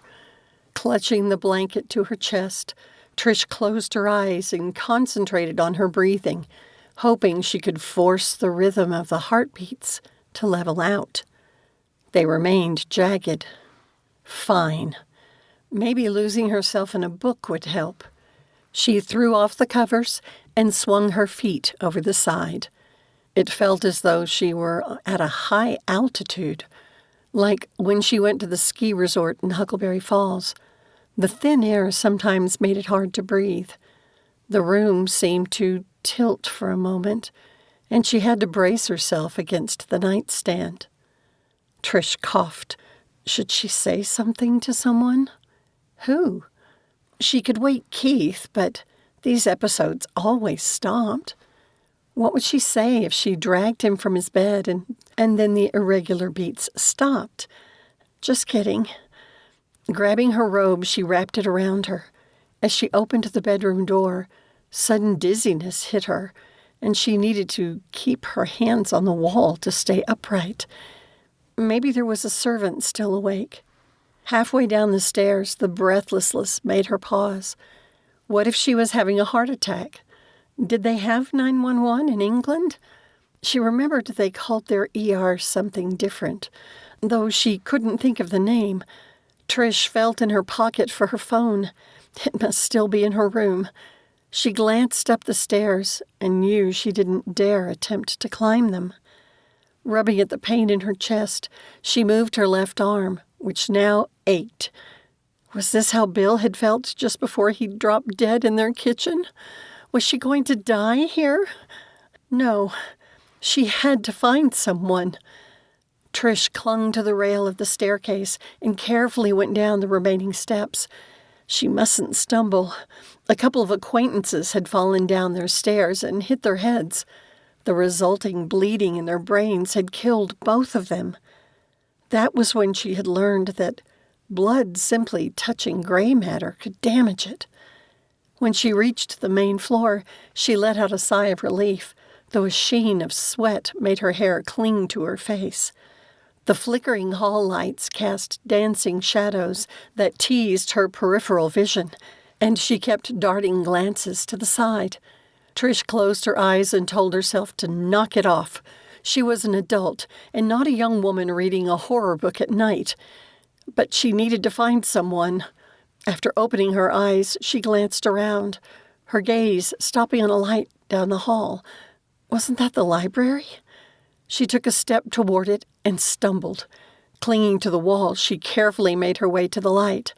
Hopefully she hadn't died, and the light was calling her to heaven. And What about Nigel? The pain in her chest made her clutch at it as she struggled to breathe. All this time, she held herself back from him, fearing he would die and she would be alone yet again. And look at her now. Trish had refused to tell him she loved him, and now she might never have a chance. The thought of leaving him behind made her chest hurt even more. Please, Lord, don't take me yet. Trish had to stop at the door jamb to catch her breath, but it was getting harder to take in enough air. The side of her heart that liked to breakdance seemed to have sped up even faster. It hurt so bad. Trish? Nigel called from inside. At the sound of his voice, joy filled her, enough to counter the terrible pain, enough to step into the library, still holding the doorframe. My dear, what is wrong? He had risen to his feet, his expression wary. Her heart swelled with a combination of happiness and agony. Nigel, Trish breathed, reaching out a hand. He didn't hesitate, coming to her to take it. What is it? You don't look well. She had to tell him, tried to form the words, but she couldn't pull in enough air to speak. The edges of her vision darkened, and his face blurred. Trish reached out to cup his beloved face, tears streaming down her cheeks.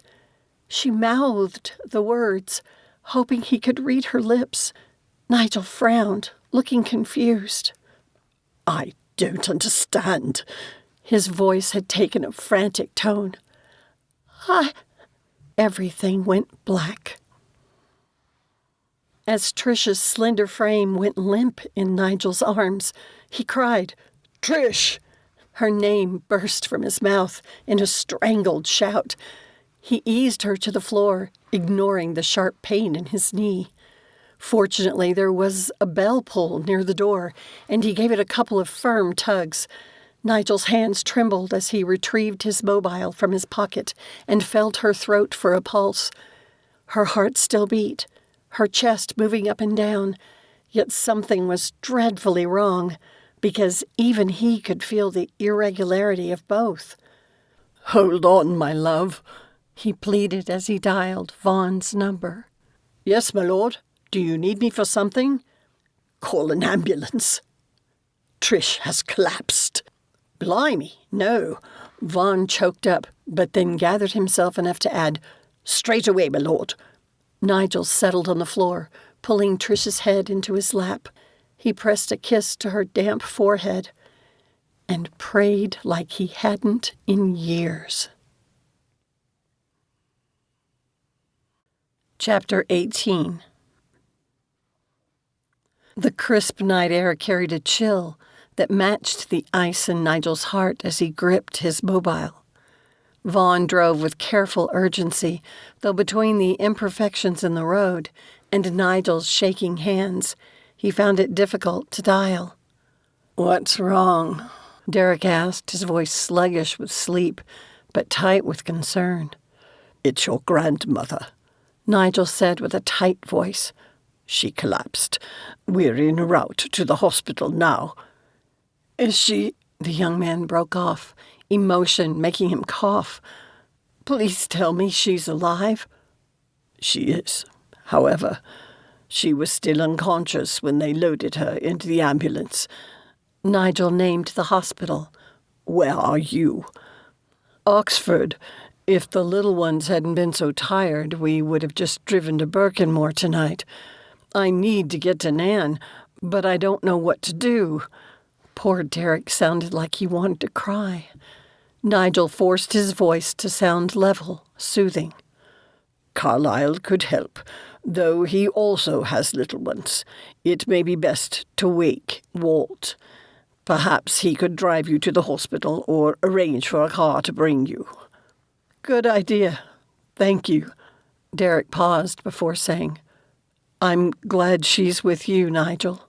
There's no one I trust more to make sure she gets the care she needs. Nigel warmed at the depth of emotion in the boy's voice.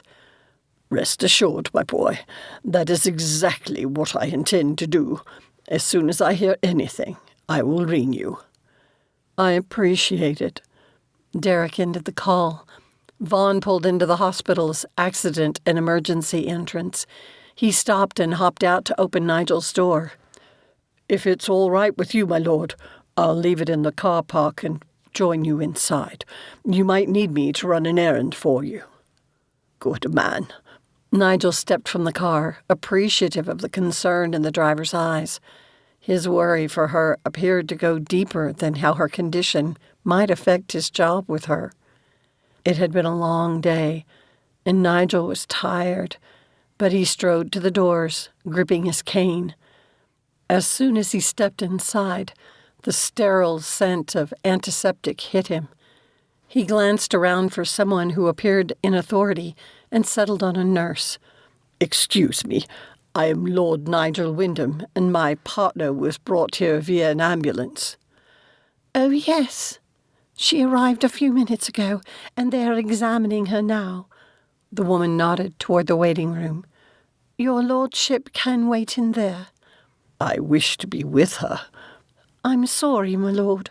Your wife was still unconscious when she arrived. She will need to be stabilized before we will allow you to join her. Please take a seat." Nigel chose not to correct the nurse's assumption that Trish was his wife. Believing they were working on a countess might ensure even better care. He allowed the nurse to usher him into the waiting room. Nigel sank into a chair, weariness making it impossible to remain standing. The antiseptic smell provided a stark reminder of other times he had spent in waiting rooms. His shoulders sagged with the same helplessness he had experienced while waiting on word about Marguerite. "My dear Trish," he whispered, "please stay with me." The entrance door opened, and Vaughn rushed in. He hurried over and took a seat next to Nigel and put a comforting arm around his shoulders. Normally, he would have put down such a presumptuousness immediately. But tonight, all Nigel felt was gratitude. At first, Trish thought she must be dreaming. Why else would she hear a heart monitor? And was that the hum of fluorescent lights? She must have slept deeply for her to have such brain fog. Her eyelids felt heavy, like when she had to take a nighttime cough medicine. Finally, she managed to lift them. Though the lights had been dimmed, they still made her blink against the soft glow.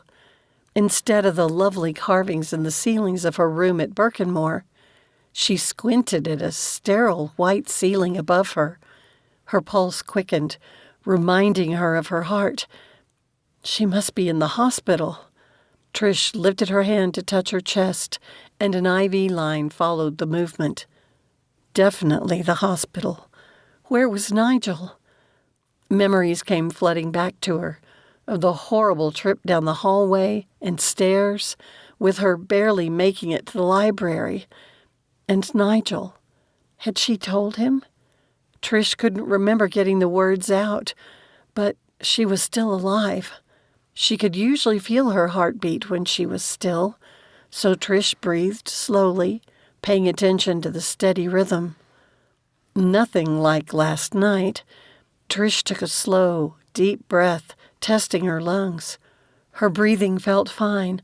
She touched her tender chest and noticed the tangle of tubes and wires. They connected to the monitor beside her bed. The door opened, and a man wearing light blue scrubs stepped into the small room. When he saw she was awake, he said, "Lovely, you're awake, my lady. His lordship has been that worried about your surgery." Still disoriented and trying to understand the "my lady" comment, it took a few seconds for the man's words to register. Surgery? "I will get the doctor." "Wait," she tried to say, except her voice came out as barely a whisper, and the nurse was gone before Trish could get the word out loud enough for anyone to hear. Trish swallowed with difficulty, her throat dry and raw. What surgery had they done? She shifted her body and felt what must be a bandage on her groin. Having excellent health her entire life, her experience with surgery was limited to the personal experiences of friends. She felt her chest again. Wires, but no bandages. So they must not have operated on her heart. The door opened, and a woman wearing dark blue scrubs entered the room, followed by the nurse. "Lady Birkenmor, I'm Dr. Patel." The silver-haired woman had kind eyes. "What happened?" Trish croaked.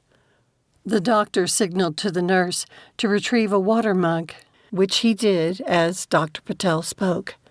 "You experienced a rather severe episode of atrial fibrillation, which escalated to a point where you lost consciousness." At Trish's confused expression, the doctor continued while Trish sipped from the mug. The cold water soothed the rawness in her throat and helped her to focus on what the doctor was saying. Atrial fibrillation is a heart condition where a rapid or irregular beat occurs in the upper chambers of your heart. In AFib, as it is often called, the electrical signals fire rapidly and simultaneously. It prevents the blood from flowing properly to the lower chambers and can result in blood clots, which is why you will be on blood thinners for a while, perhaps for the rest of your life. But that is for your consultant cardiologist to decide. "Electrical?" Trish asked between sips of water. "Are you an electrician cardiologist?" She giggled, which surprised her. It must be left over from the anesthesia. Nodding, Dr. Patel smiled.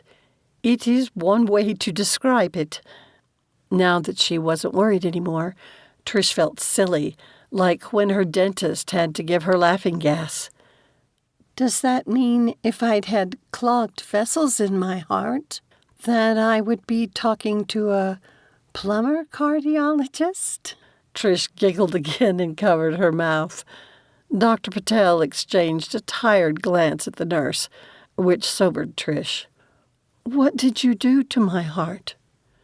"We performed a catheter ablation to restore your heart's rhythm and hopefully limit future episodes. It corrects the electrical misfiring in your heart. The frequency and duration of any future episodes should be extremely limited, which is why you will likely continue on the blood thinner.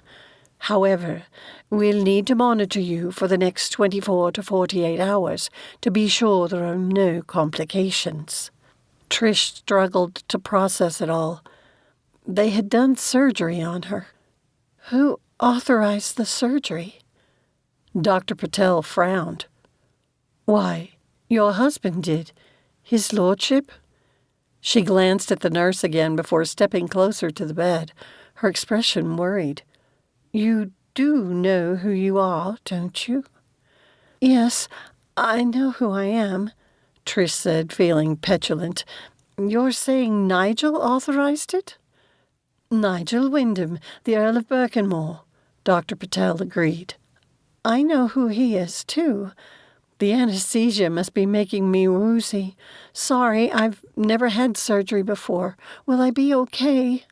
"The prognosis is a good one." Dr. Patel nodded, looking less concerned. "With rest, you should make a full recovery." "And these stupid episodes will stop?" Trish asked as relief swept over her, making her eyes sting. "You should have much fewer of them." The door opened again and everyone turned to it. Nigel stood there, looking more tired than she had ever seen him. Still, he locked his gaze with Trish's with an intensity that made her heart race so fast it registered on the monitor. Where, in the past, it would have frightened her. This time it was both thrilling and welcome. Dr. Patel now wore a soft, understanding expression. "Come in, your lordship. Your wife will need to rest before she is moved to her room, but you may have a few minutes with her." Trish held out the hand not hooked up to wires, and Nigel moved to take it. He bent over and brushed her lips with his. Then he buried his face in her neck and cried. She held him close and kissed the top of his head, her own tears falling now. "I'm still here," she finally said. "And I thank God for that gift." Nigel kissed her again and straightened, grimacing as he did. Trish brought his hand to her cheek, the warmth of his touch settling her. Then she looked into the eyes she adored and whispered, "I remember how I needed to find you. I had to tell you." "You tried so hard," Nigel said, bringing her hand to his lips. "I couldn't understand you." His weariness so powerful it made her eyes feel droopy. He closed his eyes and kissed her knuckles again. "Nigel?" He opened his eyes. "Yes, my love." Oh, how it thrilled her when he called her that. "Nigel, I love you." Chapter 19. Nigel returned to the waiting room, buoyed by Trish's confession. She loved him. Her words had made him feel like a young man again, floating on the joy of romance. He sent a prayer of gratitude heavenward. Surely this health scare had proved to her that they must, as the American philosopher Henry David Thoreau had counseled, live deep and suck the marrow out of life. She and Nigel had only so much remaining time to do just that, together. Vaughn had jumped to his feet, his face pinched with worry. Bless him for being so invested in Trish's well-being already. "The surgery went well," Nigel assured the lad before sinking onto the sofa, all his temporary burst of energy used up. "Trish's heart is beating normally again, and the doctor believes she should make a full recovery." "Well, I thank God it's over. I've been that worried, as if my granny was in there." Vaughn dropped back into his seat, shaking his head. "If anyone had told me a week ago that my next driving job would get me so attached, I'd not have believed it. You're a good man." Nigel patted Vaughn's shoulder, finally recognizing in the lad what Trish had from the very beginning. She had such a way about her of seeing into the heart of people, and what she had seen in their driver had inspired her to hire him as an assistant. Nigel asked, "Have you ever considered visiting America?" The long night had taken its toll on Vaughn, too, and he didn't appear to register the words. Blinking, he asked, "What was that, my lord?" "Have you ever thought of visiting America?" Nigel rephrased the question. "Someday, yeah, when I've saved enough quid." Vaughn yawned, then seemed to remember who he was talking to and straightened. "Pardon me, my lord. As for my dream of visiting America, it'll take a fair bit of savings. There's the flight, the lodging." He chuckled.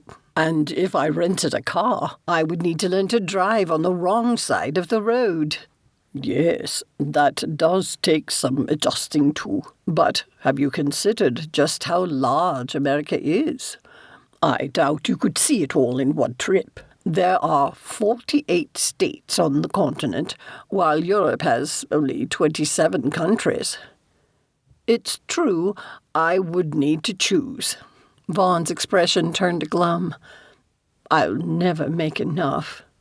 "And I disagree." Nigel was feeling drowsy, and he leaned back his head. "Trish lives in Wyoming, in the shadow of the Teton Mountains. They are quite a sight to see, and I understand the skiing there is something you would not wish to miss. My grandson resides in the same community, as does Walt Kincaid.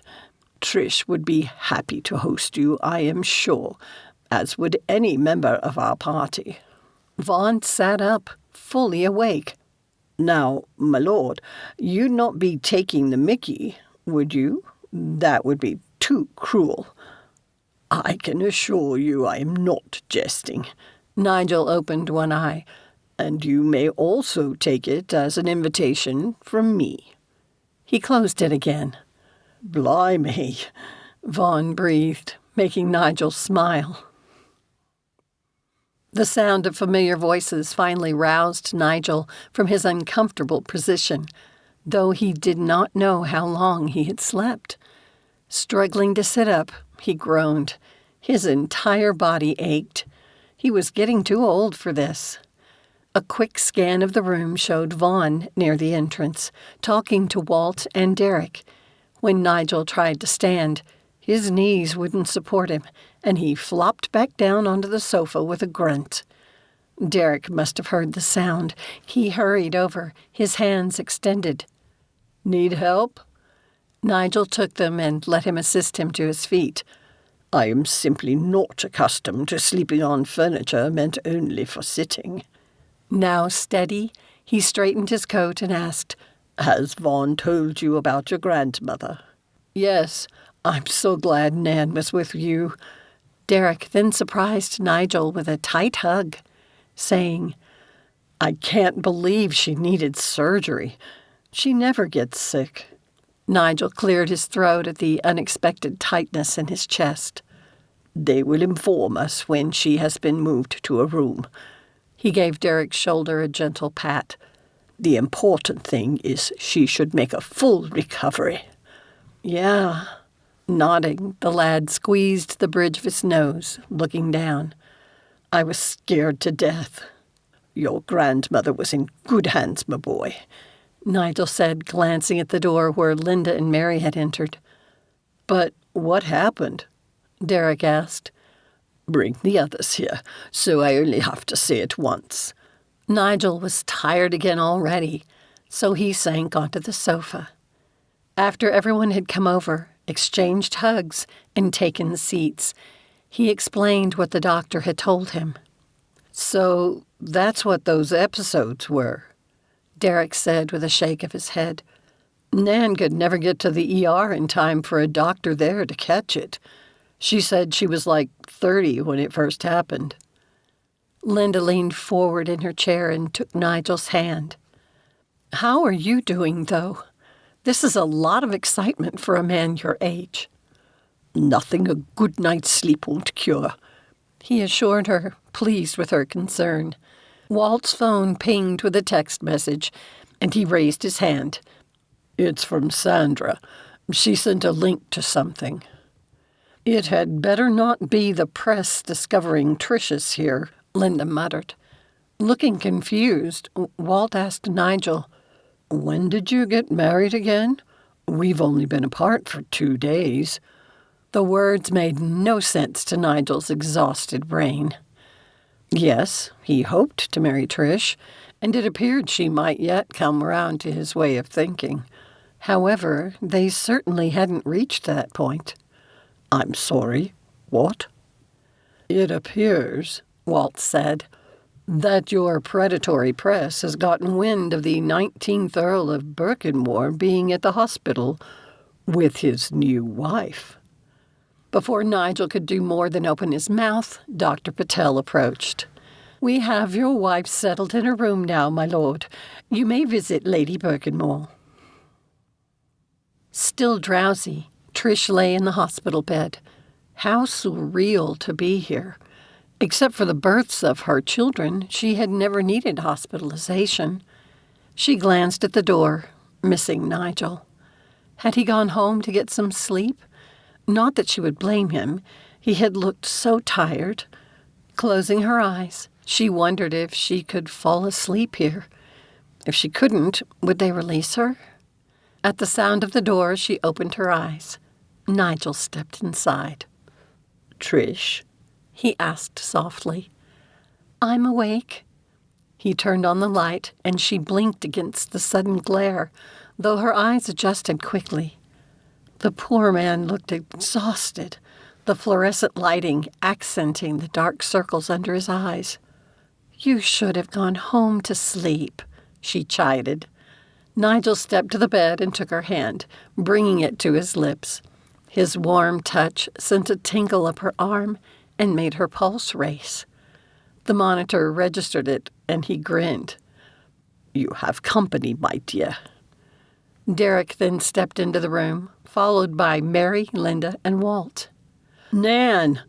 Her grandson rushed to the other side of the bed and bent over to give her an awkward hug. "You scared me." "Oh, you sweet boy. I scared me too," she said, and gave a dark chuckle as she glanced at Nigel. "That would make 3 of us," he added, still holding her hand, the pain of the experience deep in his eyes. She had not felt so loved and cared for in years. Trish shifted her gaze to the others. "I'm sorry you all had to come out in the middle of the night." Derek stepped away from the bed to make room for Mary and Linda to take turns giving Trish hugs. "I couldn't keep them away," Walt said from the end of the bed, a touch of humor in his voice as he gently squeezed her foot. "Well, thank you for bringing Derek, though you should take Nigel back to Birkenmor so he can get some sleep." Trish turned her head to look up at him, but he was shaking his head. "I would prefer to stay here with you," he said simply. It made her heart lurch again, and everyone's attention shifted to the stupid monitor. "Nigel, you need to sleep in a bed," Trish insisted. "There's plenty of room in yours," Nigel teased. When she gasped softly and Derek choked behind him, Nigel gave a soft chuckle. "I jest." "We do have a problem, though." Walt then explained about some mix-up and the hospital staff believing her to be Nigel's wife. Trish knew her fatigue and the aftermath of heart surgery were making her slow to understand. Still, she couldn't wrap her head around how it could have happened. She glanced at him. "I fear I caused this," he admitted, wearing a chagrined expression. "I called you my partner, and they assumed you were my wife. When I first heard them refer to you as that, I worried they might not treat you as quickly if they knew you weren't a countess." "It gets worse, Nan," Derek said. Trish stared at him. Had someone recognized her as Misty Vale? Her grandson must have recognized what drove the fear on her face. "Not the author stuff. Someone let the wife thing slip, and the press found out." "And they have reported that the Earl of Birkenmor has finally remarried, and his wife has been hospitalized," Mary said. "Here," Linda added. "Which will draw attention to you." Derek pulled a face. "I am so sorry." Nigel wore a woebegone face that made her laugh. "Nan!" "I'm sorry. A few hours ago, I thought I was going to die. None of the rest of this feels all that important anymore." She brought hers and Nigel's clasped hands to her cheek. "I'm tired of fighting. First about keeping my pen name private, but most of all, my feelings for Nigel. I'm just done." Everyone was staring at her, even as the hope in his eyes melted her heart. "What exactly do you mean by that, Trish?" Nigel asked carefully. "That I won't be ghosting you again." He rewarded her by bending over and kissing her. "Finally," Walt cried. Chapter 20. Nigel sighed as Carlyle drove to the hospital entrance to bring Trish home. Home. It felt right, and she had not changed her mind in the 2 days she had been in hospital.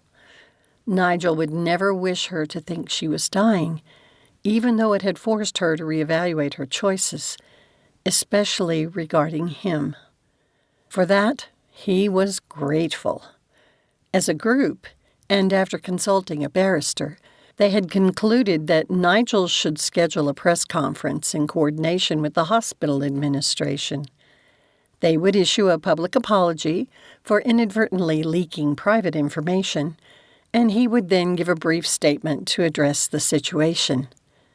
Since neither Mary nor Linda were comfortable driving in England, Carlyle would collect Trish from the hospital's rear entrance, where the assistant administrator would discreetly escort Trish to the car. Carlyle would then convey her to Birkenmor. If all went according to plan, Nigel would create a sufficient distraction, allowing her to leave without encountering the press. Nigel and his barrister had reviewed the questions the press might pose, including how he should respond should they turn too personal. It had been a long time since he'd been under their scrutiny, and he finally had sympathy for what Reggie and Rupert must have endured, and even Carlyle, to a lesser degree, when he had tragically lost his first wife. When Nigel had married so many years ago, the paparazzi had not been so predatory. He had no wish to presume too much about the press's assumptions, though he knew they had no compunction about making them. It had been many years since he'd garnered their attention, and the press these days was more about sensationalism than fact. Nigel had always striven to be honest with the press, so he had never been skilled at deflection. Yet he was learning now for Trish's sake. He could not understand why people felt they had a right to know personal details about public figures, as though he and others in his position had forfeited the right to privacy because of their birth. At least he was not a royal. But now he had to help the woman he loved ease into the role of a public figure. It was perhaps just as well that her publicist had exposed her true identity. She would gain the experience of dealing with attention brought on by her writing, and hopefully she wouldn't be overwhelmed when he asked her to become his countess. Even though he was growing older every day, he must be patient a little longer. Vaughn must have been watching for them because he dashed out and opened Nigel's door. Once Nigel had stepped onto the curb, Vaughn said to Carlyle, "She's all set up at the back entrance. I've already notified Mrs. Farragut." Sandra Farragut, Walt's personal assistant, had taken Vaughn under her wing. Nigel couldn't decide if the driver, or most likely former driver, realized they were preparing him to replace the assistant Trish's unscrupulous publicist had hired. Vaughn appeared humble enough not to see it. He had also shown himself to be savvy in unexpected ways and could be playing it cool to avoid seeming presumptuous. "Did she have a good night?" Nigel asked as Carlyle drove away. "She worked up a storm to the wee hours of the morning," Vaughn said, amused. "It seems her brush with death broke her writer's block. She said she knows just where to go with the story now." "I'm glad to hear it." Nigel gestured toward the hospital entrance, and they entered the fray together. The administrator strode over to greet him, profusely apologizing. The silver-haired man looked stressed, likely worried he could lose his position. "I only ask that you conduct further training of your staff, so they understand the repercussions of loose lips." Nigel put on his most stern and imperious demeanor, the one that had helped him accomplish much when he served in Lord's. "We have already set it in motion. We had the press wait in a larger conference room." "You will express the hospital's apology first, and then I will make my statement and take a few questions," Nigel said. "Lead the way." When they entered the room, the press representatives went silent. But Nigel knew from experience that wouldn't last long. The administrator went to the podium. "Good morning. Thank you for joining us," the administrator said. "I would like to acknowledge the presence of His Lordship Nigel Wyndham, the 19th Earl of Birkenmor, who will also make a statement." He then introduced himself and his role at the hospital. "I wish to declare that the health and privacy of our patients are top priorities here, in addition to our commitment to providing the best care possible. We respect the rights and confidentiality of the people we serve. Sadly, recent events led to a misunderstanding, resulting in a breach of our confidentiality policy. We deeply regret any pain or distress it may have caused, and the inaccurate information that was subsequently reported in the press. The administrator then accepted a few questions relating to the breach, continuing to assure the public that it was an isolated incident and that their privacy remained secure. He then turned the time over to Nigel. He stepped to the podium, his face composed. The public's interest in my well-being and that of my guests is appreciated. I can confirm I came to the hospital with one of them who required medical attention. I will only say my friend received excellent care and is well on the way to recovery. One of the reporters asked, Can you confirm if this friend is your wife, as some reports have suggested? She is not my wife, Nigel said simply. He had learned many years ago not to say more than necessary. He had debated whether to confirm his guest was female, though he did have several females visiting. Will your friend stay at Birkenmor for her recovery? As she is vacationing with a group of friends who are staying at my home, I would assume so. Nigel nodded to another reporter, this one a woman.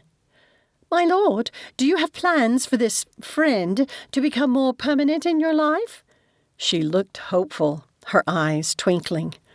My focus remains on ensuring her comfort during her stay at Birkenmor. The rest is private. Thank you. Nigel turned and strode to the door, Vaughn positioning himself as a barrier to the press, who continued to shout questions. The administrator, fortunately, called for everyone's attention and the voices quieted. You make a very good bodyguard, Nigel murmured.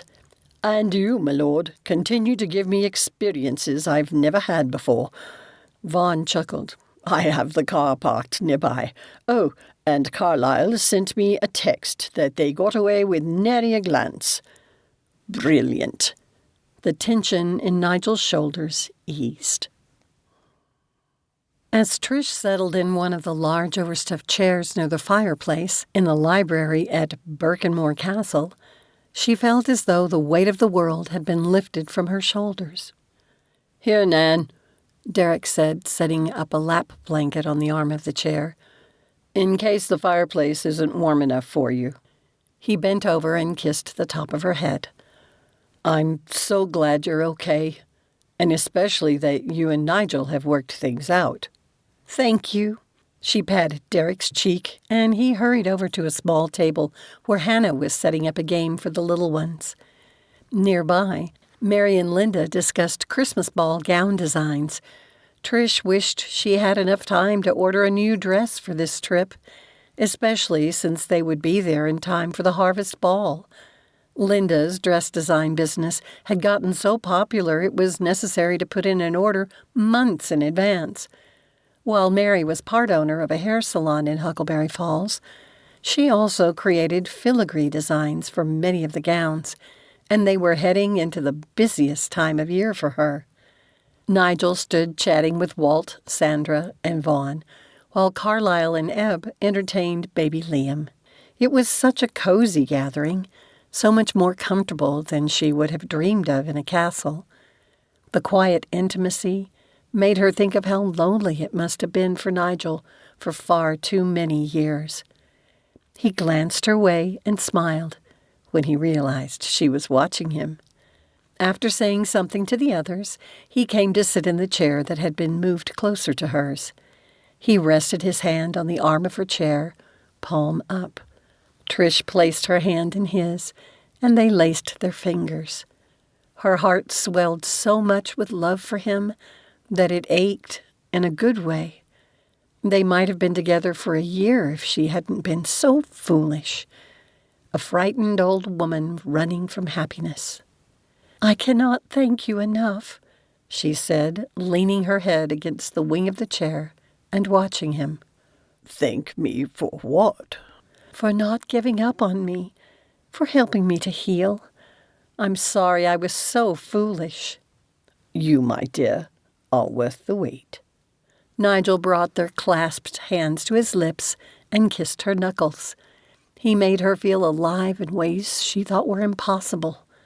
And if he wasn't careful, she was going to kiss him again, right here in front of all these people. He chuckled, as though he knew what she was thinking. "They do it all the time, you know, with nary a blush." Nigel arched his brows suggestively, his eyes full of mischief. When he leaned forward, she did too. It wasn't the most comfortable position for a kiss, though the newness and the reawakened feelings it sent into her belly made her wish it could last longer. But both of them groaned at the same time, then laughed, straightening. It drew the attention of the others. Linda rose and came to stand by Nigel's chair. "Your harvest ball is 2 days before we leave, right?" "Yes, it is another thing my grandfather instituted when he returned from the Great War," Nigel said. "During the day, there is an autumn market in Ravenshade. It closes in time for everyone to return to their homes to put on their finery before coming to Birkenmor for the ball." "Is that why workers have been putting lights on the trees?" Mary asked, standing beside her mother. "Yes, though they remain up until after Epiphany, which marks the end of the 12 days of Christmas." "January 6th, Trish said. Nigel nodded, sending her an approving glance. "If the weather is accommodating, guests can wander the gardens." "With the lights, I'll bet it's magical," Trish said. "You approve?" Nigel watched her as though unsure. "Absolutely. Lights make everything better. I can't wait to see it. Will there be a live band or a DJ for the dancing?" She hoped it was live because she wanted to see how it sounded in the ballroom. "No DJ here." Nigel made a disgusted face. "There's a local group who plays quite well and has garnered a bit of a name around the county. They perform a variety of music, including older dances." "Don't worry, Trish." Mary put a gentle hand on Trish's shoulder. "Mom and I brought a gown for you." "Thank you." Trish's eyes stung at their kindness. They must have known Walt would invite her. She pinned Nigel with a hard look. "Did you have anything to do with Walt's invitation?" "Of course I did." Nigel didn't look the least apologetic.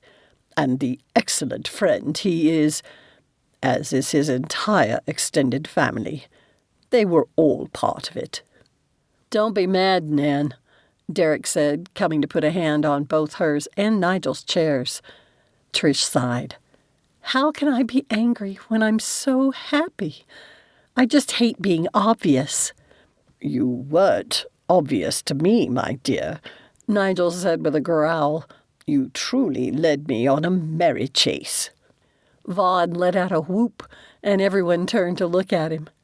"Oh, begging your pardon, I got confirmation that the extra books will arrive the day before your signing in Ravenshade." He grinned. "And the notice will go out tomorrow for people to sign up for it." "Thank you. I just hope I won't be a nervous wreck." Trish rubbed her temples. "Simply remind yourself it will help expand the Ravenshade library," Nigel suggested. "You love talking about the books." "Yes, but that was when people didn't know I was the author." Trish shook her head. "Sandra's been working with some contacts here to get the word out," Ebb said, coming to put his arm around his wife. "And some surprising people have expressed interest in attending the ball. I told them it's only free to the locals." Sandra's expression turned smug. "However, a donation to the library would gain them admittance." "Brilliant," Trish cried. "You're starting to sound like Nigel," Derek said and laughed. "I suppose I am," Trish sniffed. Chapter 21. Trish sighed when Ravenshade came into view. She was really going to do this. All night she'd awakened with dreams that, when the signing was opened for questions, people accused her of being a fraud, a fake. She had imposter syndrome bad today. Nigel, who sat beside her in the car, must have picked up on her nerves, because he lifted their clasped hands and pressed his lips to the back of hers. It seemed to be his way of letting her know he had her back, and she loved it. "Have you been to the bookstore before?" she asked. "I have, many times, in fact. It is quaint and has a charm which reminds me of Callum's bookshop, though his is larger." "When I arranged the book signing," Keith said from the driver's seat, "the owner, Rosie Brenner, said she's always had plenty of room, but this event has her worried." "Why?" Trish asked, her mind going in several directions, thinking of the worst-case scenario. Nigel chuckled. "Because her store now has a connection to the famous Misty Vale." "You mean infamous, the way the press is talking about me. It's a good thing Callum is such a good friend. I feel sick the poor man has taken the brunt of the press frenzy. I really never dreamed anything like this could happen." "This too shall pass," Nigel soothed. "Think about how enjoyable it will be to talk to your readers." Right. Trish had needed to remind herself of this several times a day leading up to the event. She could hardly believe the trip was nearly over, and they would fly back home the day after tomorrow. She leaned her head against Nigel's arm. "Thank you for making this trip so special." "It's my life's wish to make every moment we spend together special," he murmured. The man was absolutely going to do her in. He, and spending time with him at Birkenmor, had set a fire under her muse. Trish had finished the first draft of Wooing the Earl. It had even inspired her to sketch out a possible timeline for a family saga series set in a fictional castle based upon Nigel's home. And he had shown himself an excellent sounding board for it. "Looks like there's already a line," Keith said, pointing ahead. "Oh, dear." She straightened and put a hand over her queasy stomach. At least the nightmare where she arrived at the bookshop to find it empty of people hadn't come true. "You've got this," Keith insisted, turning on the lane before the crowd. "Rosie suggested you enter through the back." "Oh, good." Trish was sure she was making a mountain out of a molehill, and she appreciated how patient everyone had been with her insecurities. Stepping inside the Ravenshade bookshop reminded her a little like entering the Thistle and Quill, with the same cozy warmth and the bright autumn light filtering through the windows. Trish inhaled the scent of leather, paper, and a hint of coffee. When Rosie hurried over, Keith made the introductions. "I have to sit up in the corner, far enough from the fireplace to keep from making you too warm. If you are needing anything, you need only let me know." The middle-aged woman crossed her arms over her plump middle, looking thoughtful. "Is there enough light there for your reading?" Keith took a book from the stack on the signing table and held it up. "I can read it just fine. You should check too, though." Trish had gotten LASIK a few years before. The doctor had put her reading distance to her monitor, so she still required glasses for close work. She stood next to Keith. "This works just fine," she said. "Very good." Rosie kept glancing at Nigel as though he might say something negative. Finally, Trish put her hand on the poor woman's arm. "His lordship doesn't bite." Rosie's cheeks flushed, and she moved her gaze everywhere but at him. "Will you, Nigel?" Trish pinned him with the look. "Not very hard, anyway." Trish choked back a laugh, though Rosie gasped. Nigel winked at her. "Madam, you have done a brilliant job with this event. I especially appreciate how you have gone out of your way to make Mrs. Johnson comfortable. Have no fear that I will complain. Trish wanted desperately to kiss him, but she hadn't forgotten the need for decorum, even if he seemed willing to cast it aside. Ever since her declaration, his entire demeanor had lifted. She could hardly believe what a difference it had made to him, which filled her with even more guilt. All the time she had let fear keep her silent to protect her heart. She had been hurting this wonderful man. His lordship is showing himself to be quite the tease. Trish shot him a glance like he was a wayward child. Once satisfied everything was in order, Rosie opened the door where she accepted tickets from the patrons. The amount of work the woman must have gone through was apparent in how smoothly the event went, and Trish hoped she got a boodle of sales to make hosting the signing worthwhile. The reading went well, and then Trish answered questions. People who recognized Nigel kept giving him glances, some more subtle than others. During the question and answer session, one man asked if Trish had recently been in hospital. They had discussed the possibility, especially with Nigel such a presence in the community and essentially the liege lord of all the homes and businesses in the village.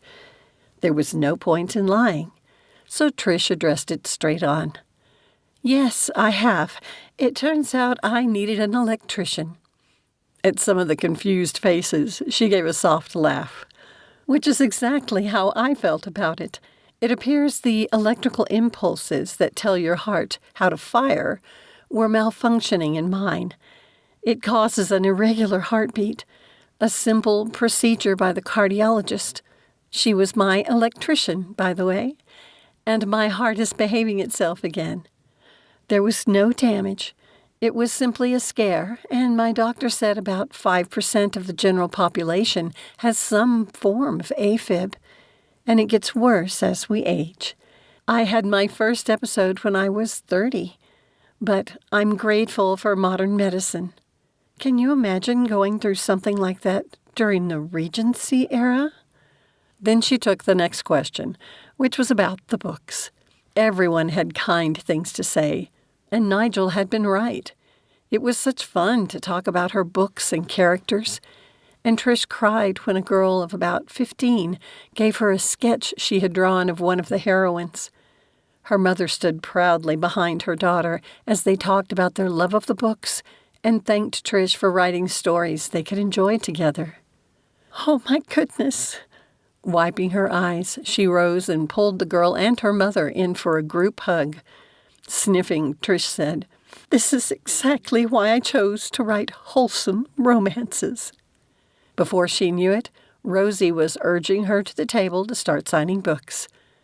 "I'm telling you, it's exciting to have you come to Ravenshade first," a kind woman with a round face said as she held out a worn copy of one of Trish's books to be signed. "And to think that 2 weeks ago no one knew who you were. This is a dream come true for me." "Thank you," Trish said, though her words came out rough. "I appreciate you reading my little stories. That's a dream come true for me." She handed the book back. The woman accepted it, her face beaming. "Would you like your picture taken with Misty?" Vaughn asked before she left. "Oh, my, yes." She pulled her phone from her pocket and handed it to him. After that, everyone wanted a picture too, and others who hadn't asked got back in line for one. Fortunately, they all chatted as they waited. Trish reminded herself to savor the experience, because she had heard from authors online that not everything went so well. Most of all, she loved the sense of connection she felt with each of her readers. Never, when she wrote her first book, had she realized others could come to care for her characters as much as she did. "Mrs. Misty," another girl said, this one about 12, and clutching several books in her arms. "Will you stay here in England? My mam said you were going to marry his lordship up at the castle. The girl must have been focusing on Trish because when her gaze darted to the side and landed on Nigel sitting in a corner watching her, she gasped. Surprisingly, Nigel answered. Mrs. Misty lives in America, though we all hope she will visit here often. Finally, Rosie collected the last of the tickets and closed the door. When Trish had finished signing the books and the last person left the shop, she leaned back in her chair. The arthritis in her hands only troubled her occasionally, but signing so many books, especially with all the personalizations she had written, had taken a toll on her fingers. She would have to get a stamp. Trish stood. "Rosie, this was an amazing experience. I cannot thank you enough." She glanced back at Keith. "And you too. For years I've been terrified to do a signing. I hope your library made a lot of money, and your shop too." She hugged the shopkeeper. "If I ever make it back to England, let's do this again." "You name the time, my lady, and I will make it happen," Rosie said with enthusiasm. "Well, I'm not a lady in the sense you mean, though I'll take it as a compliment." Nigel had risen, his eyes twinkling, so he must have heard it. Then his gaze heated, and he pulled her into his arms. "You are an amazing woman, Trish Johnson." And he pressed his mouth to hers, his lips soft and tender at first, then more demanding. She wrapped her arms around his neck, the fire in her belly making her forget at first that they had an audience. Keith coughed, and Rosie giggled, but it was enough to bring her back to her senses. "I love you," Trish said against his lips. "Now behave." Chapter 22. Nigel slowly descended the stairs and entered the great hall. Birkenmor was resplendent in its autumn finery. The staff had gone to great lengths this year, and garlands of leaves in hues of gold, red, and burnt orange lined the walls or were twisted artistically around sconces. Some even trailed from the chandeliers and cast shadows, which added to the ambiance.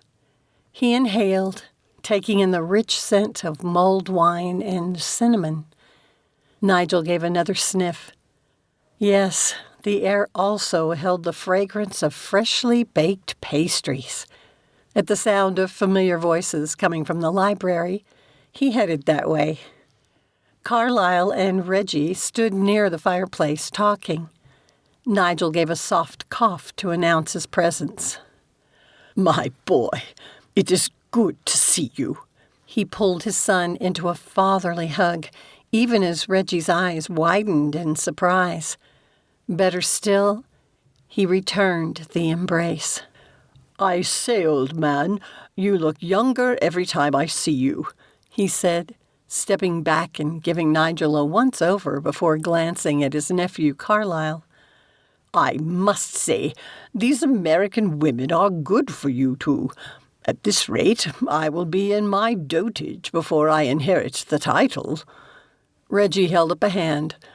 "I am in no hurry for you to die, father, since I find I rather enjoy your company again, and I like what I'm doing. In that, I believe you have found your true calling."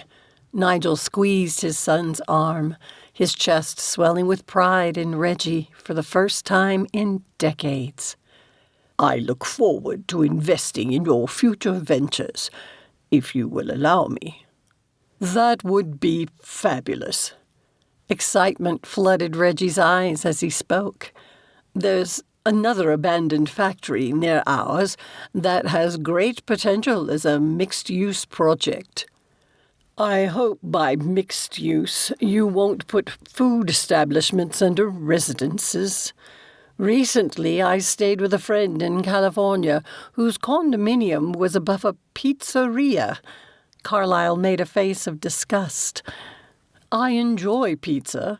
Can you imagine having that odor in your home all the time? No, thank you." Thanks for mentioning that, Reggie said, pulling his mobile from the breast pocket of his suit jacket and jotting something in it. When he was done, he met Nigel's gaze. When am I going to meet her? The ladies are helping each other to dress so their maids can get ready as well. Carlyle wore a smug expression as he watched Nigel. It normally would have irritated him. However, his heart was so full of happiness that he cared not if he were the butt of their teasing. His mind flashed back to the kiss in the bookstore. You're thinking of her now, Reggie cried, his eyes alight with laughter. Then he sobered and grasped Nigel's shoulder. After Mother passed, I fear we all became lost. I worried you would die of grief. And I almost did, Nigel admitted. Without Carlyle, I might have. I have been far too remiss in expressing my gratitude to you both. You have put up with my cantankerousness, and I apologize. I thank God every day that I have you both in my life again. Amen to that. Carlyle put an arm around Nigel's shoulder and then pulled his uncle into an awkward group embrace. If I've learned nothing else, it is to seize our moments, for we don't know how long they will last. Hear, hear, Reggie said gruffly, before stepping back and making a quick wipe at his eyes. He coughed and then pinned Nigel with that look again. Well, are you going to ask her soon? Carlyle asked. Nigel removed the small box from his pocket. So much for being patient. The ring had belonged to his great-grandmother. His Marguerite had worn his grandmother's wedding ring. It may be presumptuous of me to move so quickly, but I'm not getting any younger. Let me see, Walt said, entering the library. Nice to see you again, Reggie. You too, Reggie smiled. I hear you have been scouting out the Cotswolds for some future films. If my father doesn't disagree, I think you should consider Ravenshade and Birkenmor. I would love to. Walt looked at Nigel, his expression doubtful. Though wouldn't that bring in a lot more people here? Turn your home into a tourist attraction? I would say Father's lady has already done that, Reggie said, rubbing his chin thoughtfully. I had a talk with a few of the shop owners. The harvest ball is always a boon to their bottom line, but nothing like this year. Folks still came, even if they couldn't get tickets for the signing, in hopes of getting a look at her. And they spent money here. He glanced at Nigel. Sometimes we can control what happens, and other times things simply happen. I believe now is the time to make a plan for the future while preserving our past. They aren't mutually exclusive. Previously, Nigel would never have agreed to it. Seeing how much Reggie had accomplished, the idea of creating a revenue stream to keep his home from falling into ruin, as so many estates had in the past, felt right, especially since his intention was to spend most of his time in Huckleberry Falls, with only 2 or 3 visits to Birkenmor per year. I agree with my son, he said simply. Someone pinch me, Reggie teased, extending his hand to Walt. I must be dreaming. My father agrees with me on something. Before Nigel could make a snarky response, a soft voice called his name from outside the room. As he turned, she stepped through the doorway. She came to an abrupt stop when she saw he wasn't alone. Trish, he breathed. Soft light outlined her slender frame, her deep red dress accenting the curves of her figure. Mary must have done Trish's short white hair in a simple yet elegant style, her appearance both bold and timeless, elegant without grandeur. It took him back to the first time he had seen her in Callum's bookstore, when his life had changed forever, though he hadn't realized it at the time. Nigel stepped toward her and offered his arm. "I would like to introduce my son to you." Her cheeks flushing, her gaze darted to Reggie.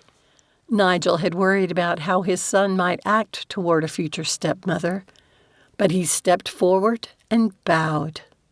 "Reggie, this is Trish Johnson. Trish, my son." "It's a pleasure to meet you." She held out her hand, and rather than shake it, Reggie kissed it. A little breathless, she said, "Your home in London is amazing." "Thank you. It means a lot to me." Reggie met Nigel's gaze and gave an approving nod before stepping back. "My lord," Weatherby said from behind, "your guests are arriving. Time for the grand entry." Reggie offered his arm to Trish. Nigel had thought about entering with her on his arm. Instead, she entered with a man on each arm, until Reggie's wife joined them, and Nigel had her to himself. Nigel had insisted on not only Carlisle and Mary joining the greeting line, but Walt and Linda as well. He would have had Sandra and Eb. She had flatly refused, saying she would be training Vaughn. Derek had also declined. With their greeting obligations completed, Nigel finally led Trish out to the dance floor. They had danced together several times in the last 2 years. This evening was different. Tonight, she was in his home. Nigel was sure his chest must be puffed out. If he'd had a tail, he would be like a peacock. Clive and Marjorie joined them following the first dance. After a few more, the ladies excused themselves for the loo. "Well, I must say you have made fast progress, my friend," Clive said as they sipped champagne. "I assume your staff verified it was someone outside the bookshop who filmed that kiss? Modern technology is a bane." Nigel grumbled, adjusting his too-tight collar. He couldn't bring himself to view it. While Trish had taken a more resigned view of it, she wasn't any more pleased about it. "How ridiculous that anyone would wish to see two old people kissing." "No, you two have done more to encourage senior romance than I've seen in years." Clive set down his champagne flute and retrieved his mobile. "My son said the trending hashtags are Birkenmor Bliss. That is mostly in the UK, and Love Has No Age. Marjorie and I are thrilled to embrace it. Older couples have taken to posting pictures of themselves kissing passionately. It's wonderful. Our son-in-law will film ours right here on the grounds." Stunned, Nigel stared at his friend. He and Trish had only kissed a few hours ago. How could the simple act have taken on a life of its own so quickly? The ladies returned then, Marjorie wearing a smug expression, while Trish's cheeks had turned red enough to match her dress. "We need to talk." She slid her hand in his and gently pulled him toward the doors to the outside. As they stepped onto the terrace, Trish came to a stop, captivated by the view of the gorgeously landscaped pathway leading to one of the Birkenmor gardens, dressed in the vibrant orange, red, and golden foliage. She wanted to capture the image in her mind as the fading light of twilight turned into night and gave way to the fairy lights the staff had been putting up for days. "Oh, Nigel," she whispered, resting her head on his arm. "It's so beautiful."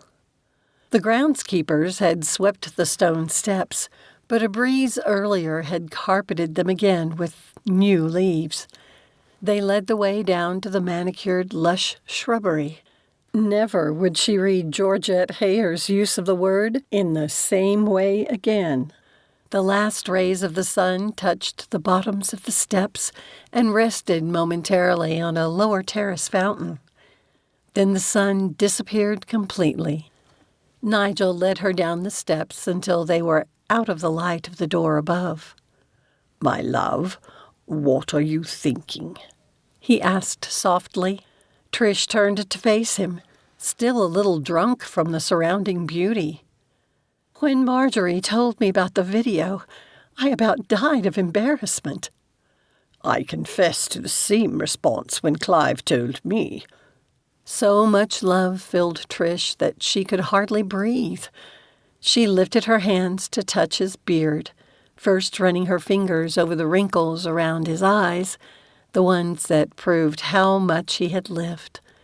Then she ran a thumb lightly over his lips, the ones that had set fire to her today, like she had been 20. "I love you, Nigel. I want to spend the time we have remaining together." He blinked in surprise. Then his eyes, flickering under the fairy lights, took on a sly twinkle. "Are you asking me to marry you?" Trish brushed a feather-like kiss across his lips. "I absolutely am, Nigel Wyndham. What say ye?" "I say yes." Nigel wrapped his arms around her, pulling her against him, their hearts beating a rapid, syncopated rhythm that matched so much of the time she had spent with him. He lowered his mouth to her cheek and placed an almost reverent kiss there.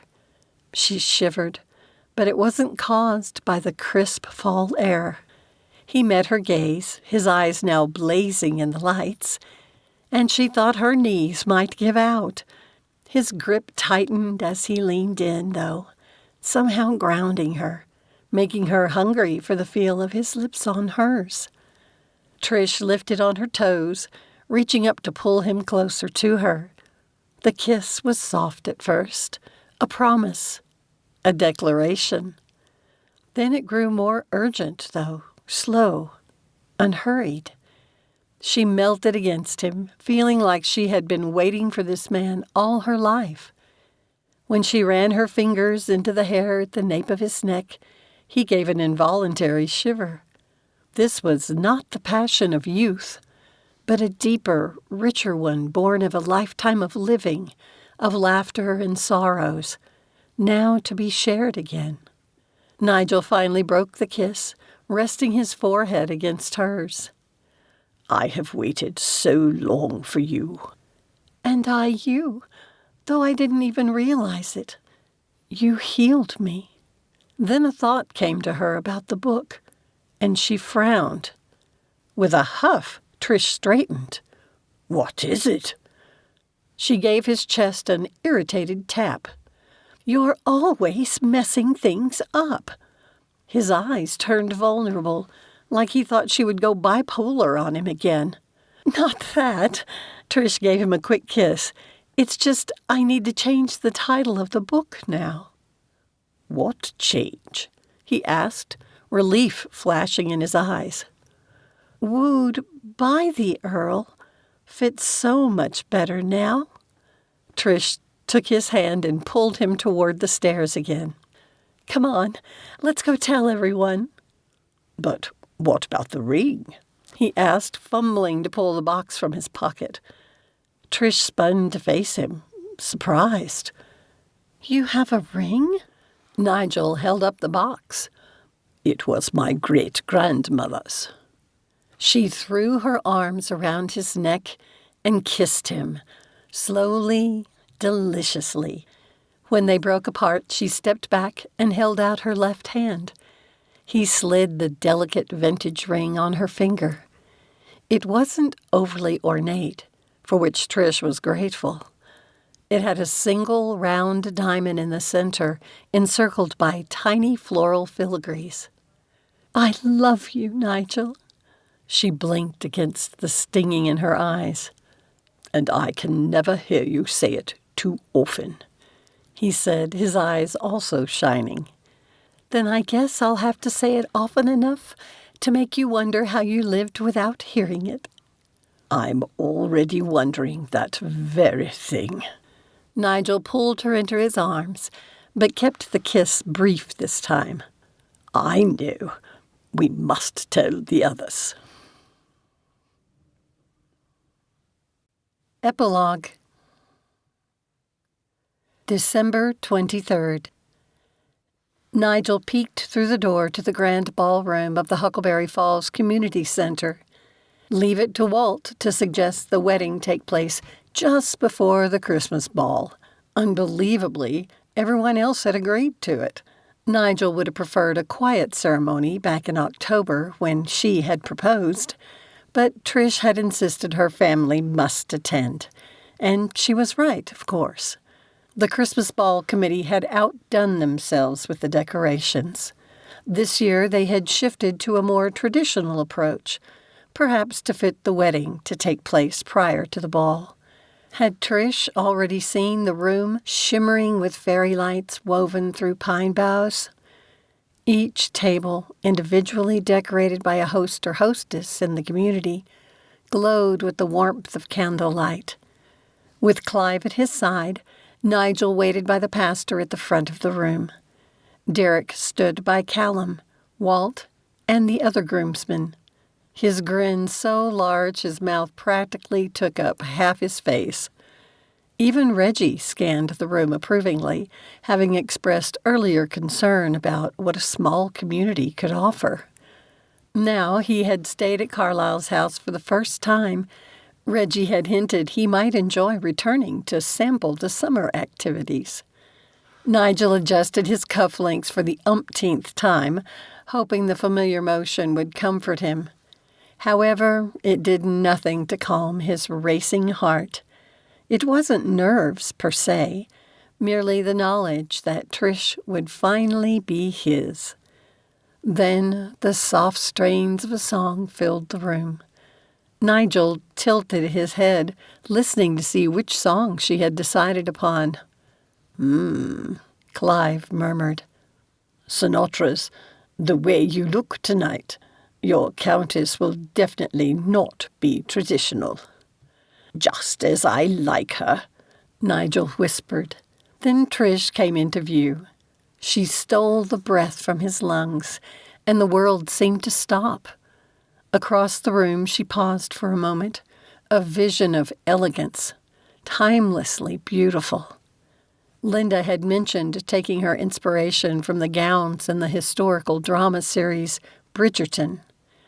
While the fabric was white with a Regency square neckline and short cap sleeves, Linda had added cascades of colorful blooms descending from Trish's shoulder and lining the hem. The embroidered flowers, in shades of purple, blue, pink, and green, must surely have been designed by Mary and added a whimsical charm to the dress. Trish would be able to wear it again, something she had said was important to her. Trish made a quick scan of the decorations, a smile teasing the corners of her mouth. Then she met his gaze and walked toward him in time with the music, her steps full of purpose. His eyes stung. This incredible woman had chosen him, despite knowing their time together was limited. Steady, old man, Clive warned. If you cry, you won't see her coming to you. Nigel blinked to clear his vision. Trish reached him and placed her right hand in his as she handed the bouquet to Linda, her maid of honor. Nigel marveled once again at how small her hand was. He brought it to his lips and kissed her knuckles. Don't let them get going, Reverend, Derek warned, or he won't stop. People nearby chuckled, and the clergyman coughed, fighting back a laugh. He then began the ceremony. Nigel's gaze on Trish never wavered. They had chosen the old-fashioned ceremony and repeated their simple vows. He only stumbled when he had to say, "Till death do us part," not wishing to drive home her fear. She surprised him with a smile, her eyes glistening. "With this ring I thee wed," he said, his voice rough with emotion. He slipped it on her trembling finger. As she did the same with his hand, she whispered, "I'm so glad you said yes." "You, my love, had me from the first moment I laid eyes on you." When the pastor pronounced them husband and wife, Nigel didn't wait for the man to give him permission to kiss his wife. His wife. His countess. His. "Oh, you look so hot tonight," Trish murmured when he finally broke the kiss. Before he could kiss her again, she turned to face their guests. Nigel shot Clive a smug grin. "I'm hot." Trish could not believe how good Nigel looked in his wedding attire. When Linda had first suggested pairing a blue velvet jacket with black tuxedo slacks, Trish had argued against it. She had always heard that you never mix blue and black in an outfit. Linda had assured her that the rule applied to navy blue, which was almost black. The midnight blue was perfect, especially when matched with a burgundy waistcoat and a holiday boutonniere. When the Frank Sinatra song began again, Nigel took her hand and pulled her in for a dance. The guests quickly joined in with anyone passing nearby calling out congratulations. When the dance ended, the mayor called the gathering to order. It was time for the Huckleberry Falls Christmas dinner and ball to begin. "Congratulations, you two," Sandra said as she gave them both a quick hug. "I know you hate it, but you two are trending again already." Trish and Nigel glanced at each other and gave resigned sighs. "And I have some good news, too.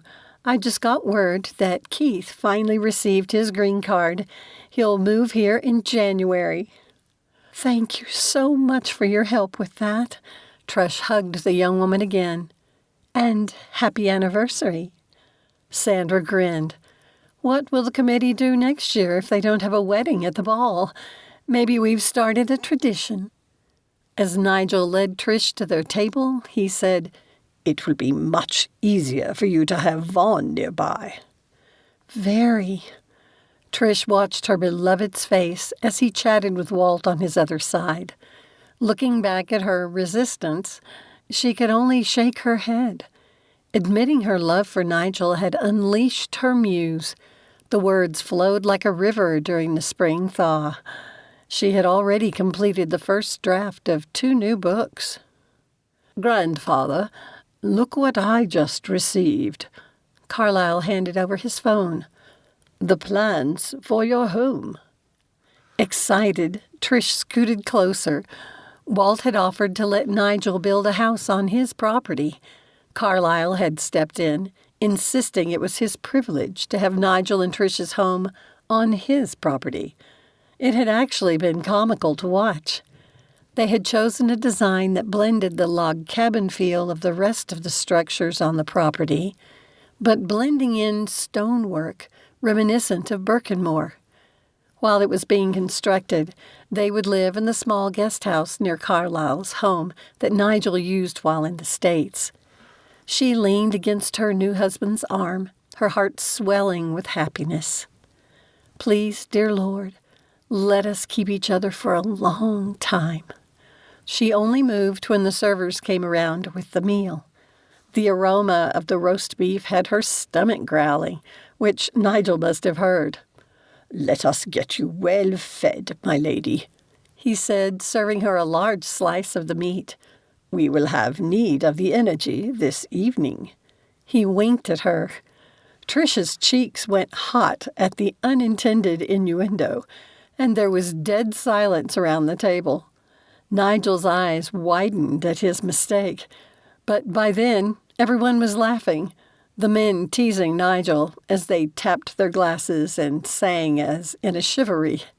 Once everyone settled down, he leaned over and sheepishly added, "I must apologize for bringing that upon you. It was not my intent." "Are you kidding? I'm totally putting it in a book." She gave him a quick kiss before tasting her Yorkshire pudding.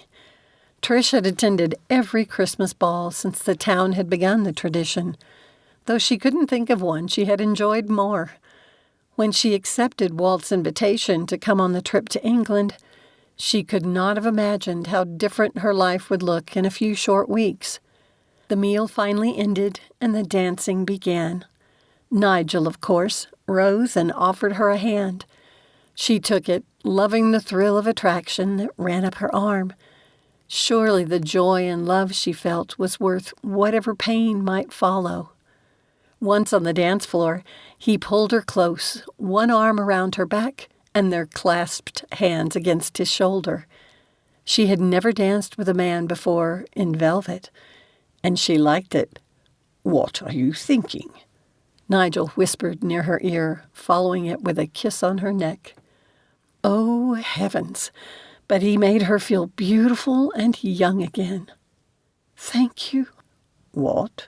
He lifted his head to meet her gaze. "Thank you for not giving up on me. I'm sorry I acted so ridiculous." His eyes warmed as he said, "You have made me the happiest of men tonight. I can face anything the future hands us, as long as I have you by my side." Then he kissed her, the warmth of his lips and the firmness of his arms, a promise of their future together. This has been Nigel's Silver Belle, written by Donna K. Weaver, narrated by Vicki Pierce. Copyright 2004 by Donna K. Weaver. Production copyright by Donna K. Weaver.